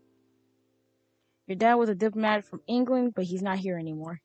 And the woman who gave birth to you was found rotting in the back alley a few years ago. That's why you don't have a daddy or a mommy. I thought that was a bunch of nonsense, a lie, but if he really was telling the truth, I would have hated it. So I remember those words very well. But honestly, I thought it was normal because all kids around me were in the same situation. I was convinced of this and never succumbed to loneliness. God damn it, Noel! Mr. Kreese, there are a lot of things you don't know either. But I do know how to write letters, so don't worry about that part. I want to help you in a way I can from now on. In return, I want you to teach me about things that I'm unfamiliar with. I think if we do that, everything will work out. Rants. I was born with a natural aversion to speaking, but maybe halfway the time was just too timid to talk. I was afraid of getting hurt. I was terrified of talking to others and making a fool out of myself. I think I can grow just a bit more confident by talking to you like this. Alright, if you say so. And he smiled. Drastically different from how he smiled when he was acting as conductor-in-chief. Although he showed it for a few moments, that expression suited him a lot more. I've done a lot of terrible things to you during this journey. I tricked you. I even tried to kill you. If you kind in your heart to forgive me, you really want to be my friend, then I return the settlement. When we finished, Miss Creed held out his hands to me. Couldn't tell what expression I had on my face. It was neither smiling nor frowning, neither anger or crying. It was this feeling. I tried to say something, but nothing came out of my mouth. More important something is, the harder it is to articulate to others. I felt like if I put this feeling into words, I would instantly fade away. I looked at Mr. Kreese's hand and shook it without hesitation.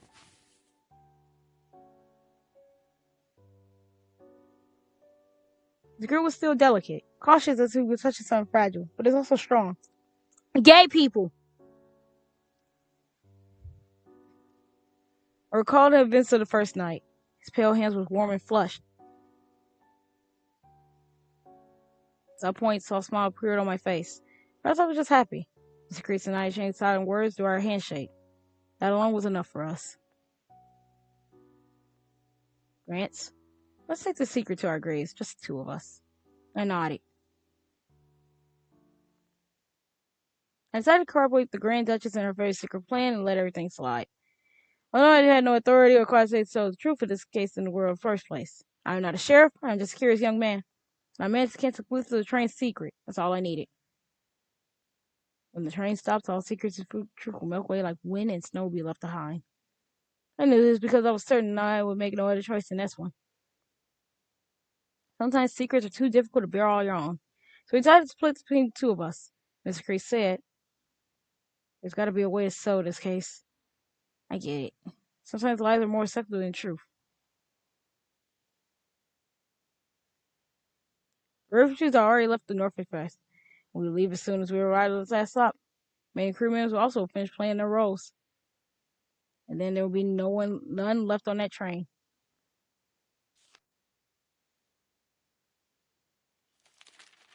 A report dated November 18, 1918. Regarding the incident in which the Grand Duke McCown was found dead in the sleeping car compartment of the Nord Express number 1119 train Port-Gard, Russia, heading to Paris, France. We, the executive commander and the British police officer who was on board, have made the following report as a result of our investigation. The victim was murdered by an unidentified assassin who already feared would attack him. One of the perpetrators infiltrated the train while it was stopped at the rest station. The accomplice believed it had been lying in wait in Brasov station. The assassin, disguised as a crewmate, later used a duplicate key to enter the victim's apartment and inflict several suicide wounds. With the help of his accomplice, the murderer also tried to kill off the victim's wife, but was dissuaded from going through it due to some external factor. He escaped through the window of the victim's compartment before the train left the station. Therefore, it is safe to conclude that the culprit behind this case is still at large or in hiding. Considering the location of further incidents, we believe this case should be continued to investigate under the jurisdiction of the region where it occurred. We sincerely hope that perpetrators will be apprehended as soon as possible. That ain't happening. That shit ain't happening. Oh, a year later. A year later? I think this might be the good ending. December 25th, 1919. Hey, it's Victor's birthday. Girl, dude, now 8:32 p.m. Winter has been upon us for some time now. Snowflakes danced through the night, sky flooding down, quickly melted away. It's snowing, but thankfully not too badly. Looking back at last November, we had an unusually heavy snowfall. This was nothing compared to that. So much so that even at the end of December, the weather still felt very uncomfortable.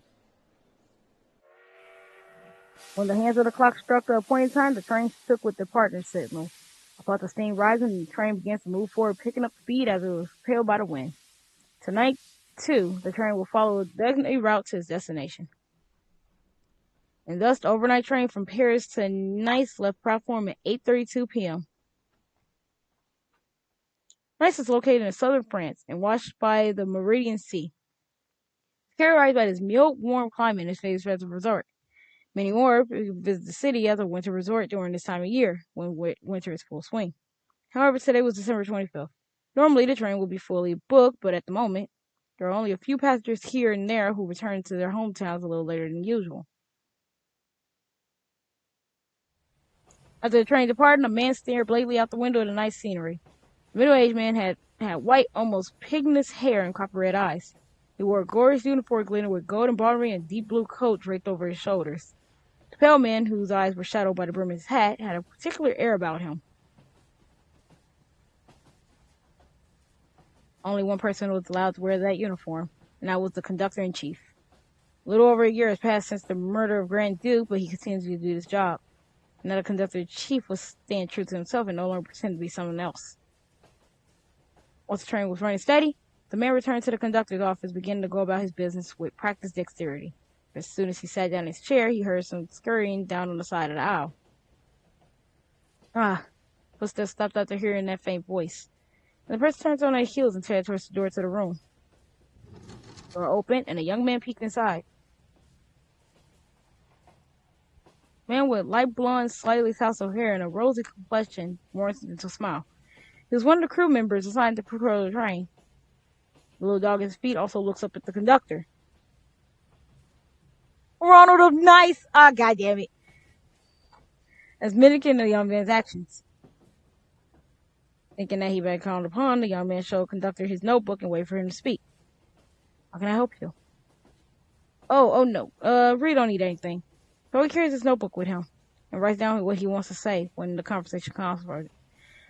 He too had gone from pretending to be a sheriff to being an officially employed as a criminal CIWL. Now, as a patrol officer, his main job is to maintain security on the train and quickly solve problems that arise. At first, most people are skeptical of this smiling, quirky young man. However, his conduct and honest work make people on the train trust him unconditionally. He's not good at interacting with people, but good at helping them.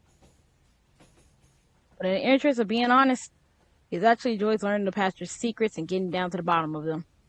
Though various problems and incidents that occurred on the train, the conductor-in-chief was the only one who knew about the eccentric side of his. There was a reason why they continued to work here. The CIWL owns and runs trains all over the world, mainly in Europe. So if they want to go somewhere far away, this profession was just for them. Mr. Grant, will you really continue to come with me? No man without a moment's hesitation. I am still scared. Will I be treated like the same way I was always treated? Lord, I'm already racked with anxiety and discomfort. I'll be coming. Your being around has helped me maintain some composure, though. Young man smiles reassuringly. Does Victor not talk that much anymore? Alright, by the way. Because his throat, his attitude changing. There's sort of subconscious switching lever when he needs to go from conductor-in-chief to just Andrew.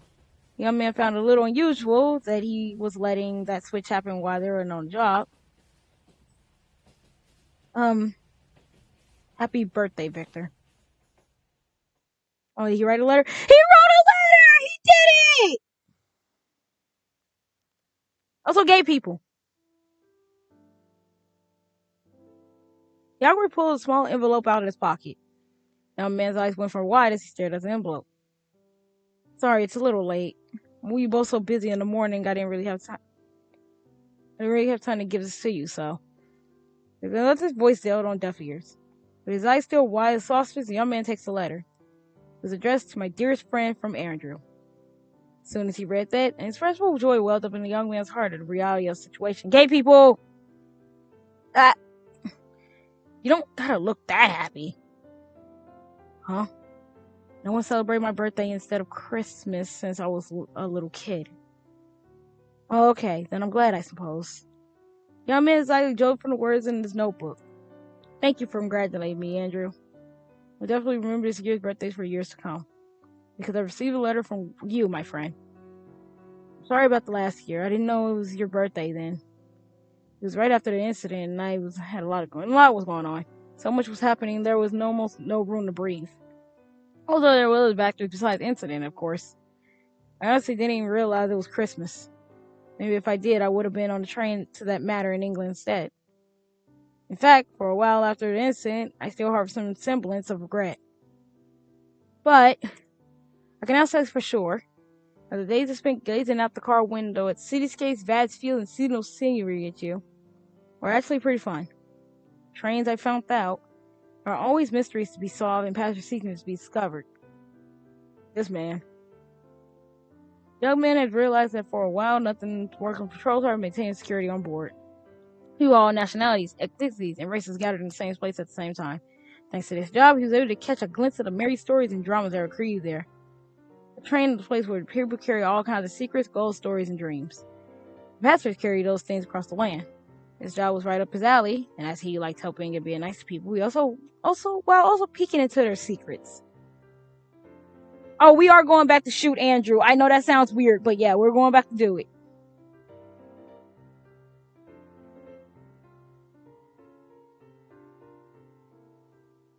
Anyway. If you like mystery secrets so much, why not becoming an independent detective? Actually, no, I'm just kidding. If you did that, I wouldn't be able to help to you. I don't have the kind of skill needed for that job, so I wouldn't be able to cut out for it anyway. I have to see that ending, because this is the ending. Huh? Historically, the role of detective assistant in mystery always suits people like you the best. So don't think about there will be any problems.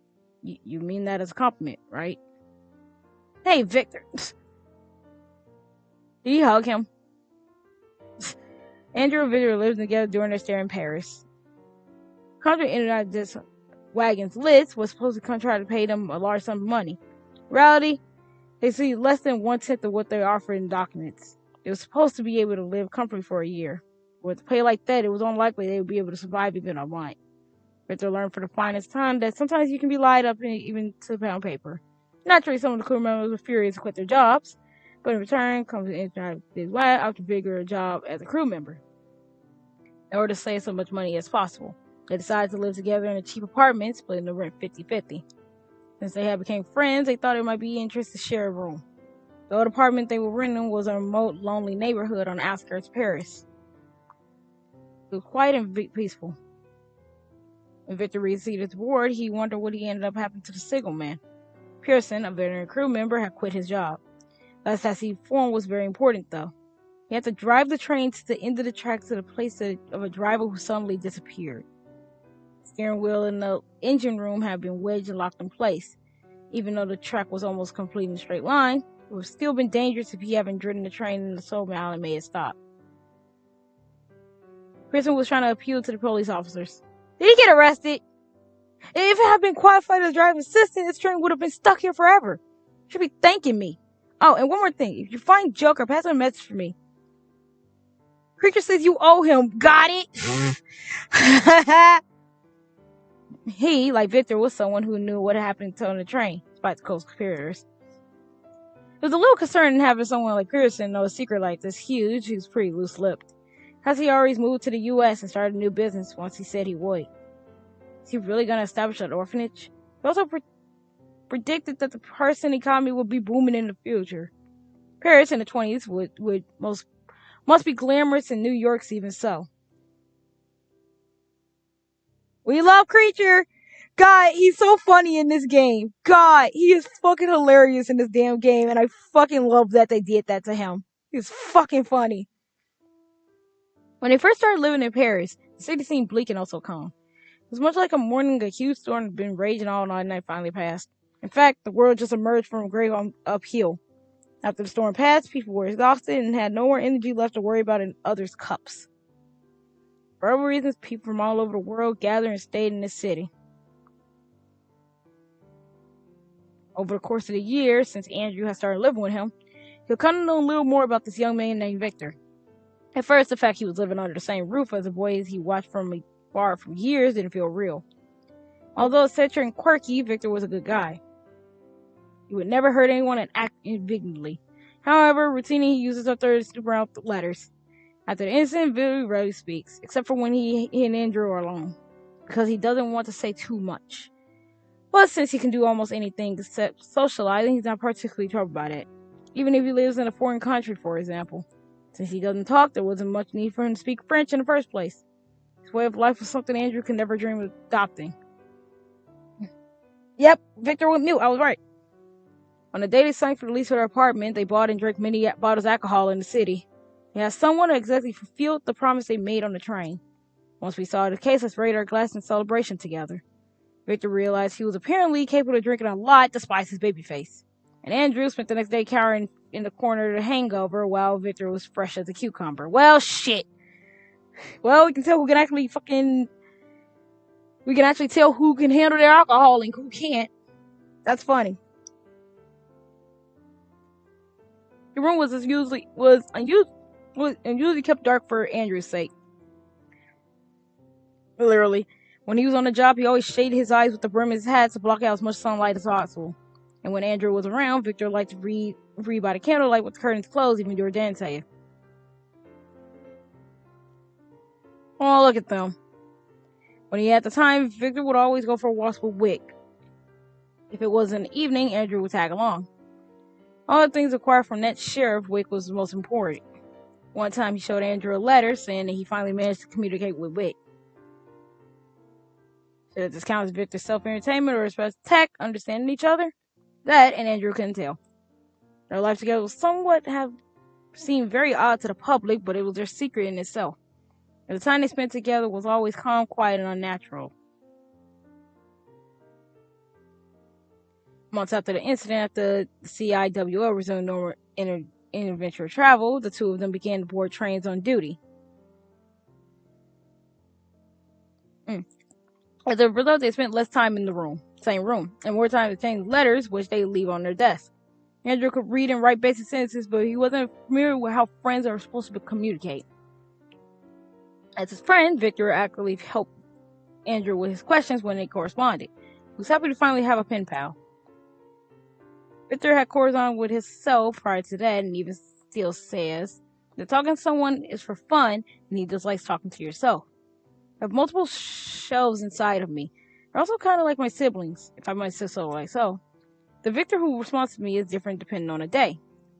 Andrew thought it was weird, but Victor knew that there was another self inside Andrew too. Needless to say that the persona of the conductor-in-chief, as he plays his role, he's separating and creating a new persona as an entirely distinct being. Andrew looks and acts differently when he's working. The way he stops hunching, his personality, his facial expression, and his behavior. Even the way he speaks are all different. This is probably a testament to the effort he put to become a conductor-in-chief, having been through training by the Grand Duchess, companion, and envoy. Victor learned something interesting. The reason the conductor-in-chief only smoked cigarettes on the first night was because Andrew was absolutely not a smoker at all. The perfume that he wore was said one had been products of the Grand Duchess companion made in the past. He also always wore an old wooden cross under his uniform, revert prayers in secret. Somehow Andrew didn't seem to realize at first he was talking to the persona of the conductor-in-chief. Once he switched one persona, it was quite difficult to make him switch back to the other. He was never the conductor-in-chief outside his job, and he rarely reverted back to Andrew on the train. This was undoubtedly an advantage, if someone assumed he was just capable of drawing a clear distinction between public and private lives. However, his sense of identity was severely unstable, and he constantly wondered whether he was Andrew or the conductor-in-chief. Plus, he didn't know what to do. The formula first manifested itself on the evening of the second day, and before and after the sheriff grabbed his hand, a series of strange changes in the mind was solved, and Victor smiled with satisfaction as he wrote the letter. For Victor, it looked like he made two friends, the conductor-in-chief and Andrew. Victor Grants was an understanding, kind, and meek person. He always been considerate of others. On the other hand, he was a young man with a rather difficult personality. He was afraid of interacting with others, yet he yearned for a friend who could truly understand him. Which is why Andrew considered himself the lucky to have Victor as his friend. They usually got along rather well, but there are, of course, areas in which they were unable to compromise with each other, which lead to infighting. Andrew's emotional nature becomes even more pronounced when he's angry. Victor doesn't like expressing any negative feelings, but if he loses patience with someone, he will tell him frankly. However, when they do get into fights, Victor views it something as all friends do, so he never gets serious angry. Only exception is when Andrew neglects to feed wit. By becoming friends, both of them learned that it's important to accept and tolerate each other.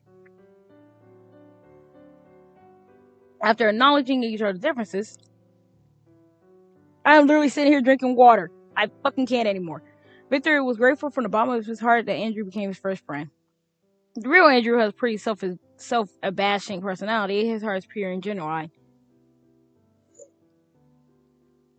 Because of all that, he was awkward and bad at lying. Given. And that's why Victor was able to trust Andrew with all his heart.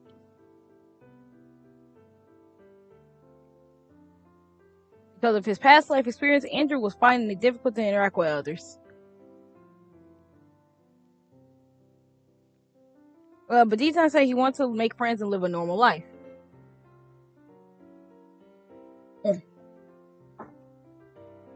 Sorry, I was finishing up my wine.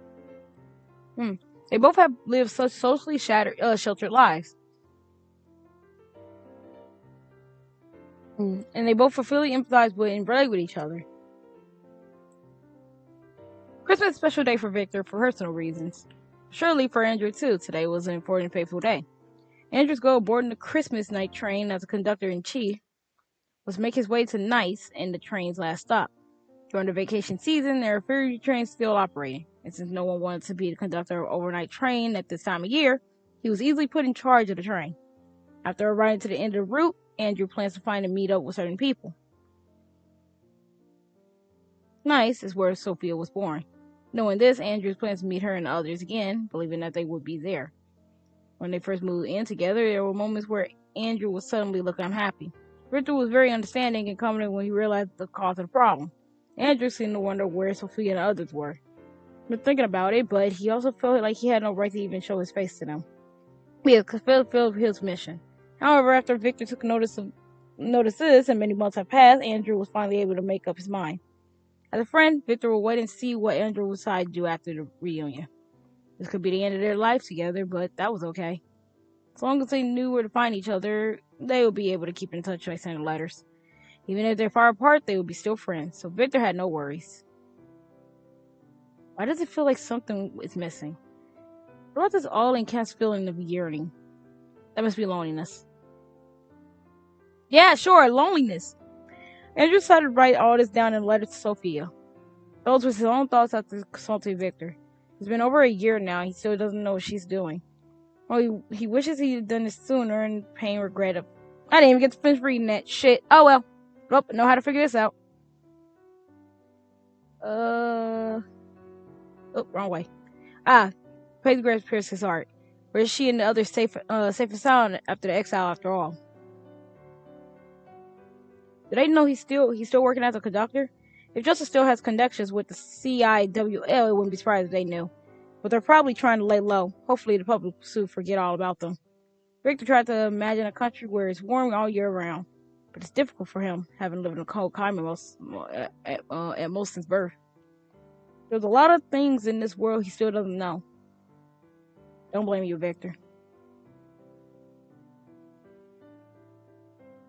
I wonder if they'll forgive me. Andrew, I learned something from spending time with you. People live by forgiving each other. Forgiveness is not based on general judgments of right or wrong. For example, someone may or may not forgive others according to their own wishes and personal feelings. That's not a sin. Whether it's right or wrong, nobody can falsely know. Some people might say that this is the folly of all human beings, but I couldn't accept it. It's just human nature after all. I stopped writing in my notebook. Then I looked right to the man in front of me. So I think I learned to like people a lot more than I used to. These things are things that I could have never understood if I had remained alone. I can tell you this much, Andrew. No matter how challenging it is, it's worth a try. Whatever the outcome, I'll be right there with you. If something's too difficult for one of us to do alone, we can try to do it together, hand in hand. Can we do that? Oh, good Lord, how can you even say something so embarrassing with a straight face? But, thank you. The young man then began to prepare to go to the sleeping car with his partner for patrol. The smile on his face was friendlier and more relaxed than usual. This must have been something to do with the gift from Andrew that he has in his bag. When Andrew listened to Victor's words and saw his smile, he too smiled with relief, feeling like a weight has been lifted from his shoulders. Certain trust was built between them through that incident. They were content with this. Even from their perspective, it seemed like complicity rather than trust. Andrew figured it was about time he goes back to being conductor-in-chief.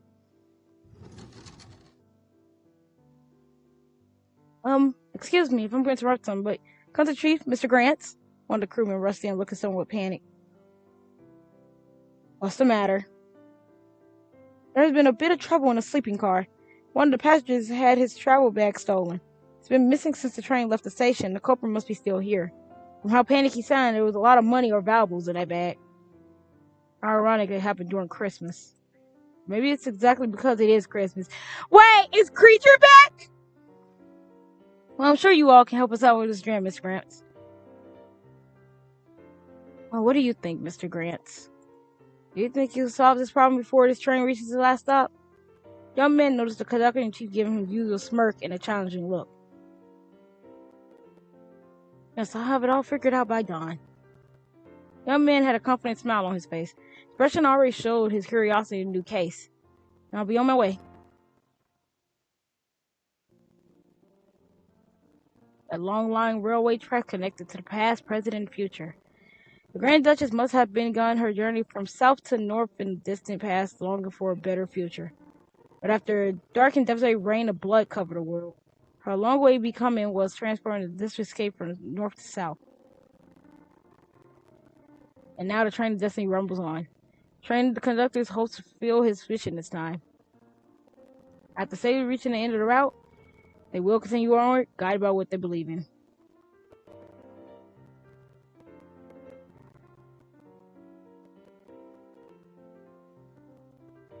And then there will be none left on the train. So what ending is that? Oh, we got another one. Oh. Oh, I see the background change now. We got the good. That had to be the good ending, right? That had to be like the best ending. Yeah, this had to be like the best ending.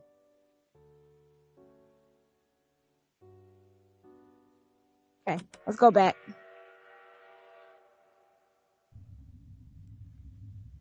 So if that's the best ending, actually I know how to do this. Recollect. This one. All right, we're shooting him.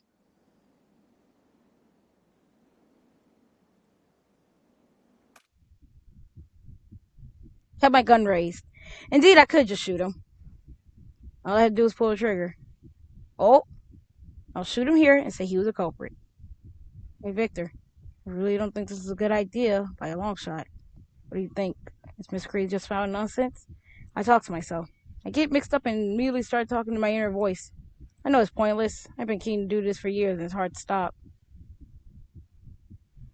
Mr. Kreese would never suggest something like this for no reason. Maybe he had other ideas in mind in case his initial plan failed. That way he shot me. So if I do Miss Kreese said, it might make time for a manner game. But there's no way I could do that. I never shot anybody in my life.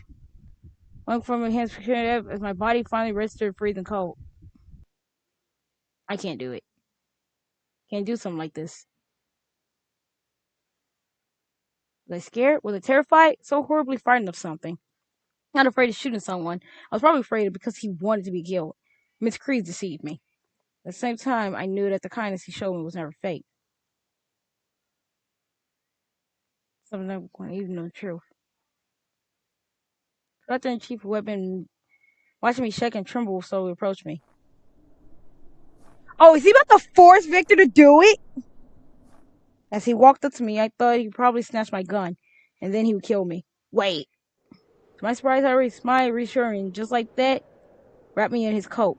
The weight of the coat gently rests on my shoulders. Pleasant feel of fur, warm from his body, and the smell of his perfume, which hides the scent of blood. Then Mr. Greaves placed his hand and pried away from my fingers. Can't even take it back. I thought so. He didn't even remove the safety. He pointed my bruised snake right away. Should be okay now. Kreese gripped the gun firmly, put the muzzle against his chest where his heart was.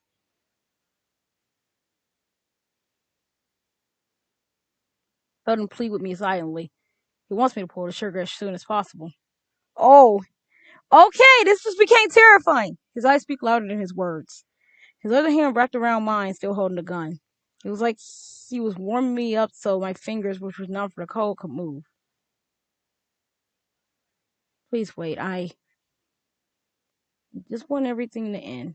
I want it to be over. I'm begging you, please, don't do this. My finger presses down and there it is. Hi, Phoenix. A deafening pop sound echoes close by. The impact caused the conductor in chief to fall backwards with a thud as he'd been pushed. I recoiled too, fell backwards. For a few seconds I heard nothing. It was silent. In front of me, Mr. Kreese was buried in the snow, motionless, like a puppet with strings cut.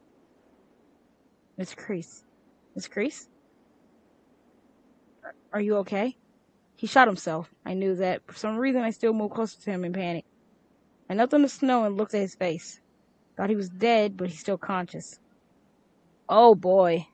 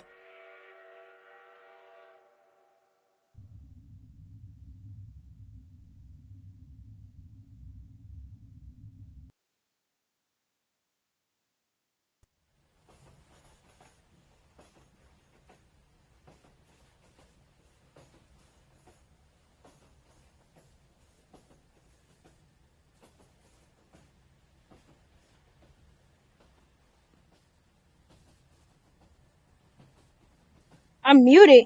What? I'm muted. Well, people was in an ad break. My headphones must unplug in. I'm not muted. You might want to check something.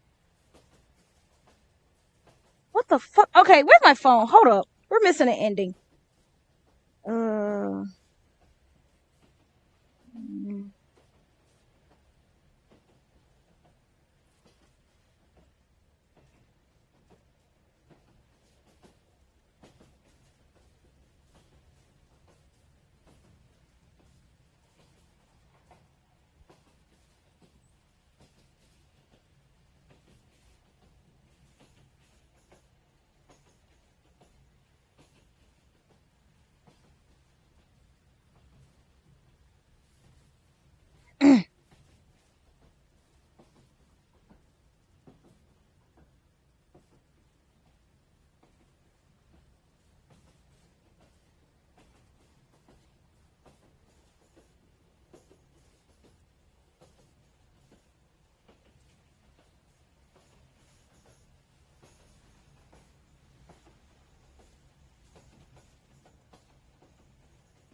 I have to literally find what the fuck this last ending is because we're missing one.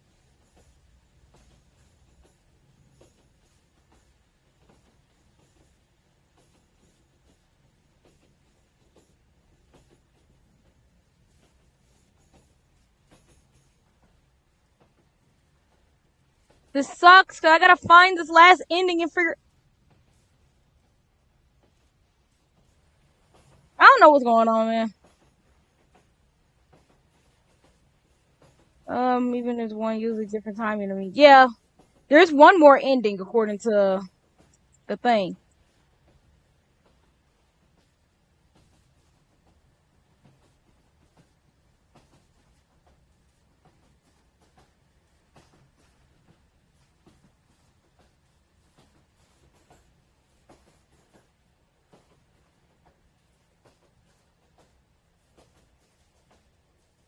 Actually, where's the? I just saw a video on it. Actually, it should actually help me.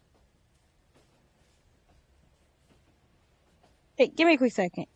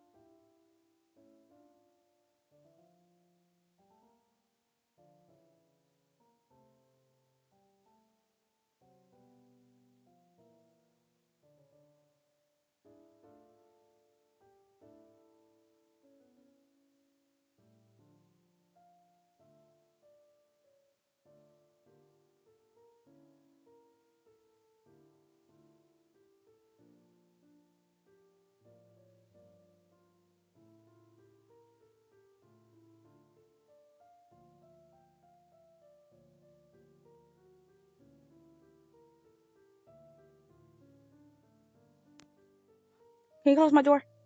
Close my door. Thank you. I'm back. I have to go to the bathroom really badly. Ah, Jesus Christ. Okay, I know what I must do. If I can get to that part.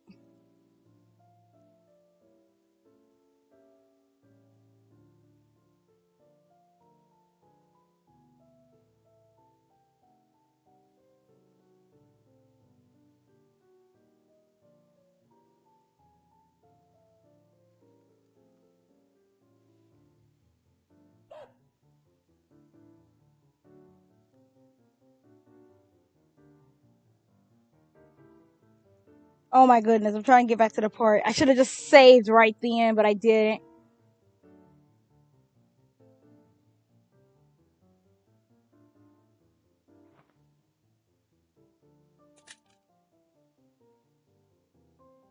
Okay. Have to resist.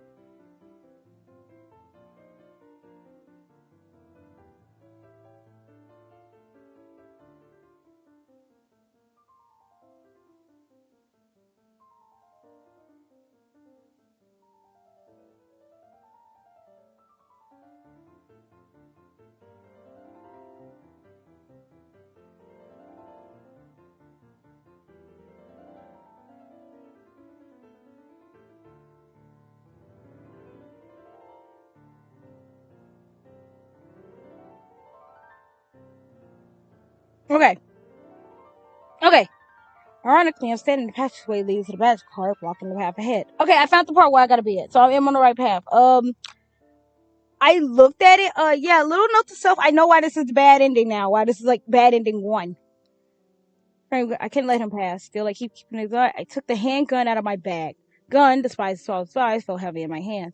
Once in the gun, Kreese peered at me with great caution. Good thinking, Mr. Grant. You made the right choice. There's still some missing. Why are you hesitating? You trying to stall for time? You stand around doing that, I'd just kill you for a second. You lose focus, you know. Mr. Kreese was still holding the gun in his hand. His gaze haunted and somber, and he's certainly seemed to mean every single word he said. There's no time to lose. There's 2 choices for me. You live or die.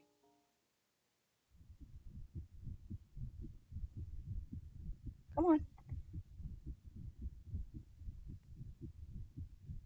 If I do that, stop overthinking. Oh, he said, "Oh, nah, this is the worst. This is the worst time to talk to yourself." Listen to me. First, you should calm down. Or you fingers of safety. No, just pull the trigger. Do it. Pull the trigger. It should be very easy. Come on, hurry up, or else you're gonna be killed. That's right. I had to make it to the UK. Once I had made up my mind, I was tired on the table again. Didn't want to. What happened? Let's put him in danger. Trembled fingers to my raised safety. When I straight at Mr. Kreese's chest, for some reason he had to move an inch. I think I'm too much of a coward to shoot. I'm that kind of person. If I set my mind to do something, I would do anything to achieve my goal. I'm gonna prove that. Tried to rid my mind of any thought. In the sensation of pulling my finger down with all my mouth felt foreign to me. Gun had successfully shot a shot. Did he miss? When I opened it again, I saw the bullet had lodged itself in Mr. Kreese's shoulder. He missed. Damn, he missed! Same thing, but even at the glance, clear he was badly hurt. Mr. Kreese staggered but remained on his feet. He was hidden by bangs, and it seemed impossible for me to tell what kind of expression he was wearing. Uh-oh. Ah, shit. Kreese looked at me. For some reason, he was grinning. He looked deadly pale, and yet he was smiling like he'd been shot. Seemed like this. I could feel the color draining from my face as well. I shot somebody. Shot a person standing right in front of me. I felt some disgusting brewing in the pit of my stomach over this realization. A nausea like maladies mixed with guilt. Worst of all, Miss Kreese wasn't condemning me. He just kept on grinning and staring at me. It was beyond my comprehension. Thank goodness. Why? Never been so terrified to know someone's going to be inside his head. You want to be shot? You planning for this to happen from the start? That why he was threatening to kill me? No, it couldn't be. He would never do something like this. I want to believe him just like he believed me. I already majority screwed up, haven't I? Shot another human being with a gun I owned.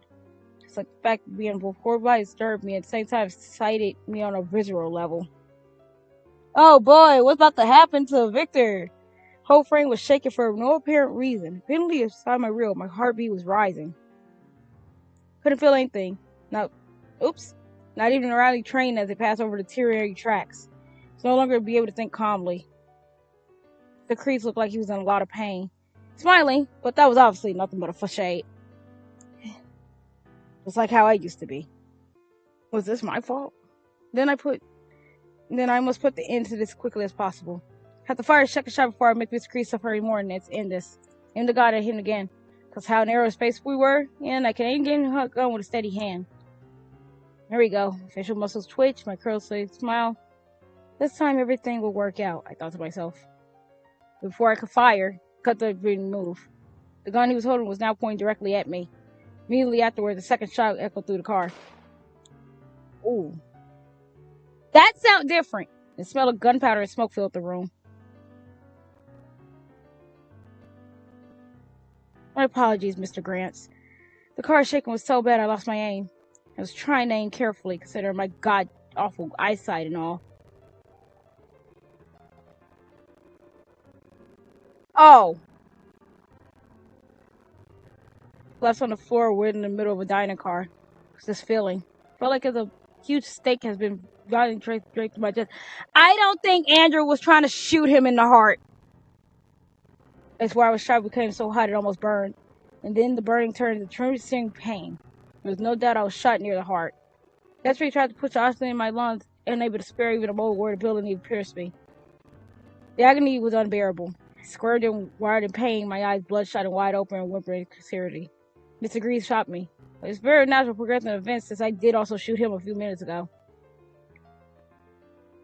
But isn't this somewhat better than slowly dying as you lie in deteriorating pain, paralyzed and helpless? After being crushed by a slab of steel when the train falls off the cliff. Don't worry, I'll make sure my next shot is the last. Mr. Greaves, whose shoulder is now stained with a dense patch of blood, wobbled closer and crouched down. Looked at me too as he'd gone completely insane. Mr. Greaves looked down at me, but because of the backlighting, I couldn't make out his expression. Greaves' blank stare pierced through me. As my heart rate kept rising, the blood continued rapidly flow out of my body with each shallow breath. It was agonizing. The constant onslaught of pain made me dread having to take another breath. It was ill fortune I was still conscious and alert. Could barely speak, and the only thing I could do was struggle in anguish. Meanwhile, Mr. Greaves was preparing to drive the lead through my heart. His hand was slowly a little shaky, probably because he'd been shot in the shoulder. I reached out to him. Soon that Mr. Greaves was under the impression that, because I'd been mortally wounded, I wouldn't have any strength to fight back. I grabbed onto him. He was slow to judge, having to take no by surprise. Using momentum, mounted him by force, and seized him by the neck and pinned it to the floor with both hands. Is he choking now? Mr. Greaves' neck was pure white, and when I wrapped my fingers around it, I could feel the pulse in the veins and warmth of life through them. Nevertheless, it put pressure on his windpipe, strangling with all the force I must. How are you moving when you just got shot next to your heart? Bro, what kind of willpower do you have that I need? Also, holy shit! But the athletic training I had lifted me slowly but surely. Sudden pressure on his airway was causing Miss Creed's pain. I could see a blush gradually spreading toward his pale face. As I straddled him, I sometimes felt his body jolting and twitching. No need to squeeze tighter, otherwise I'm gonna make him suffer for no reason. Harder. How hard do I have to squeeze? Enough to stop his pulsing breathing under my fingertips, enough to break the bones on his neck. I mean, if you snap his neck, he's dead. Pain and gas for breath, rich in blood, applied more pressure, putting my whole body into it. Mr. Greaves wasn't resisting as much as I had expected him to. But how much smaller I am to him, it should be really easy for him to push me off. Then I finally saw his face. Mr. Greaves stared up at me. Flushed face was stained white with either mine or his blood. His easy white hair framed his face messily, and his eyes clearly visible. His scarlet eyes was looking straight at me. They're soulless. He looked almost like a corpse. He's making his face seem probably he was accepting his outcome and embracing his end. He just stared at me with a hopeless look in his eyes. Why is he looking at me like that? Why was this thing filled with irrational anger? Why my eyes welled up with tears, my vision blurred, and make it difficult to see Mr. Christ? Oh! Next thing I know, I couldn't see him in front of me anymore. When I blinked, the tears had pulled corners of my eyes fell down. I wonder if you could see those tears had fallen. I had to go to England. I had to go to that manor with Wick. Otherwise, would I have been afforded me get? You are not going to that manor! You are dying! At the point of making this as far as sheriff and taking that sheriff's place. But why am I doing this? Yeah, no, you're not making it, sweetie. You got shot in the fatal spot. A horrible chill ran down my spine. It burning up just a few minutes ago, and now I feel my body to drop rapidly. There it is. Along with the sudden chill, my fingers, which I was putting all my strength to, started to tremble and lose leverage. Regardless of how aware I was, my body gradually shutting down. My time has come. Is this it? Is this it for me? Feeling my grip loosen, Mr. Creasy pulled hands from his neck. and then I was the one being quickly pushed to the floor. No wonder. I was mortally wounded after all. I knew it was just a landing elbow. And having strength to resist him as I clasped my back, left at his mercy. Having given up on everything, I continued to take shallow breaths that only prolonged my life just a little. I feel lightheaded, so much blood that my body grew cold and the pain becoming but an afterthought. All my senses going numb, my conscience was slowly slipping away from my grasp. Can't stop shivering. It's so cold. It's like I'm in the middle of a vast snowfield. It's freezing cold.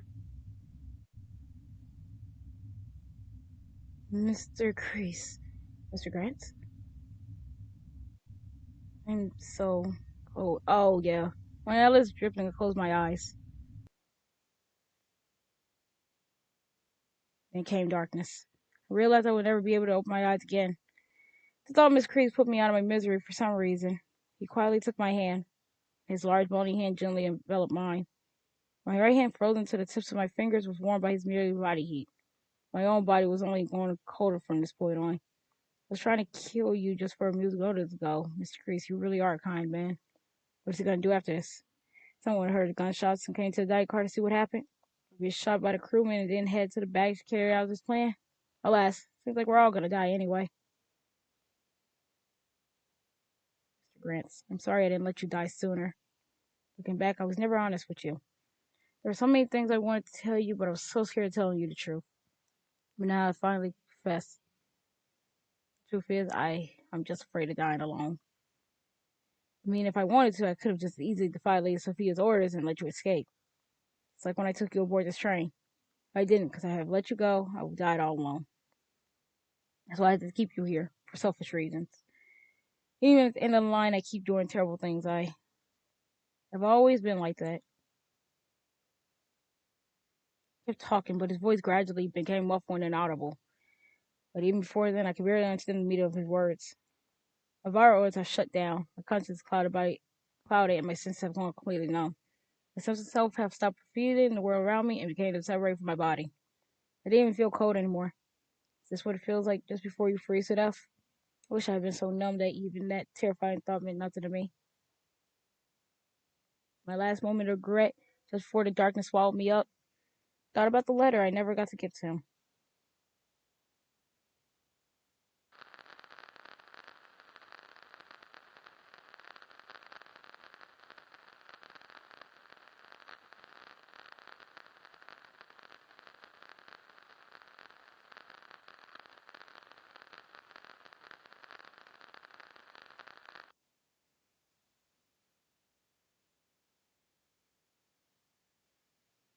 Game? Uh, I don't like that the game froze.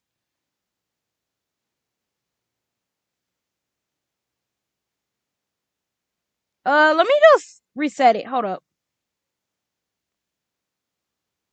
Let me reset it. Let me reset it.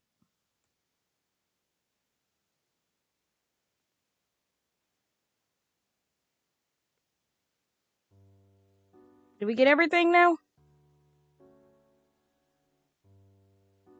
Well, that's everything.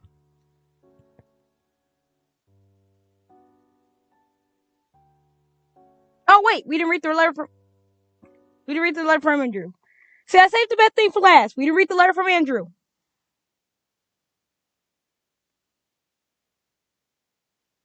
Oh shit. I opened something by accident. Hold up.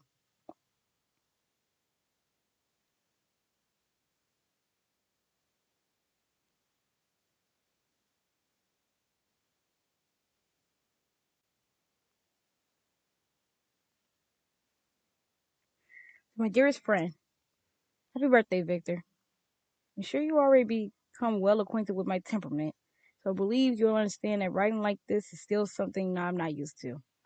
Honestly, I should have said something clever from the very first word, and yet nothing came to mind, so I'm writing this dual continuation instead. It's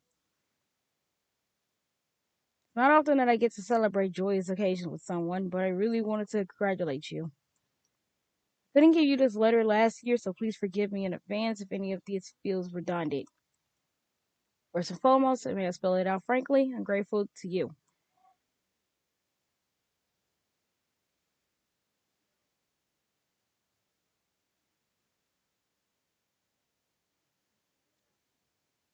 Give me a quick second. I'll be right back.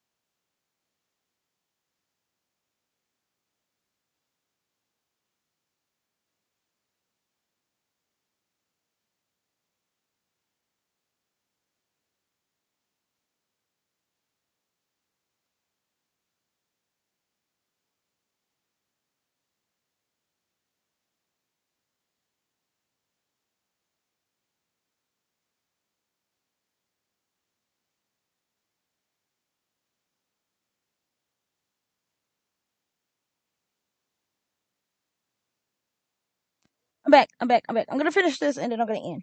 Same time, I was frustrated even after a whole year together. I still don't know you very well. I thought I'd get to know you for a long time. I knew about your hunger of kindness, your efforts to compensate for your last conversation skills by being able to pretty much do everything else and by yourself, and the usual obsession with secrets you try to hide but sometimes show. But I didn't truly fully understand them. There have been big changes in my life. First happened when I met Sophie and Ivan and learned new things. Actually, we don't have to read this. I'm gonna be honest with you. This might be something. Oh God, it's not gonna let me skip this, is it? Oh God, this is not a letter. Andrew, this is not a letter. This man wrote an essay. He wrote an essay. Oh God.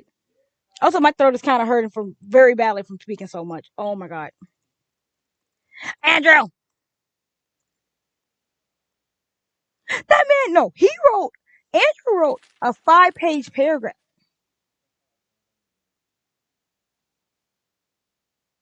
But no, that'll be the end of that. I'm gonna end stream here. I'm not even gonna raid out of bed. I need to go. So, you all have a good night, a good afternoon, good evening, depending on where you live. Remember to eat and stay hydrated, and I'll see you all tomorrow. Hold on, I need to do something before I do this. And I'll see you all Tuesday for Code of the Lamb. Goodbye, everybody.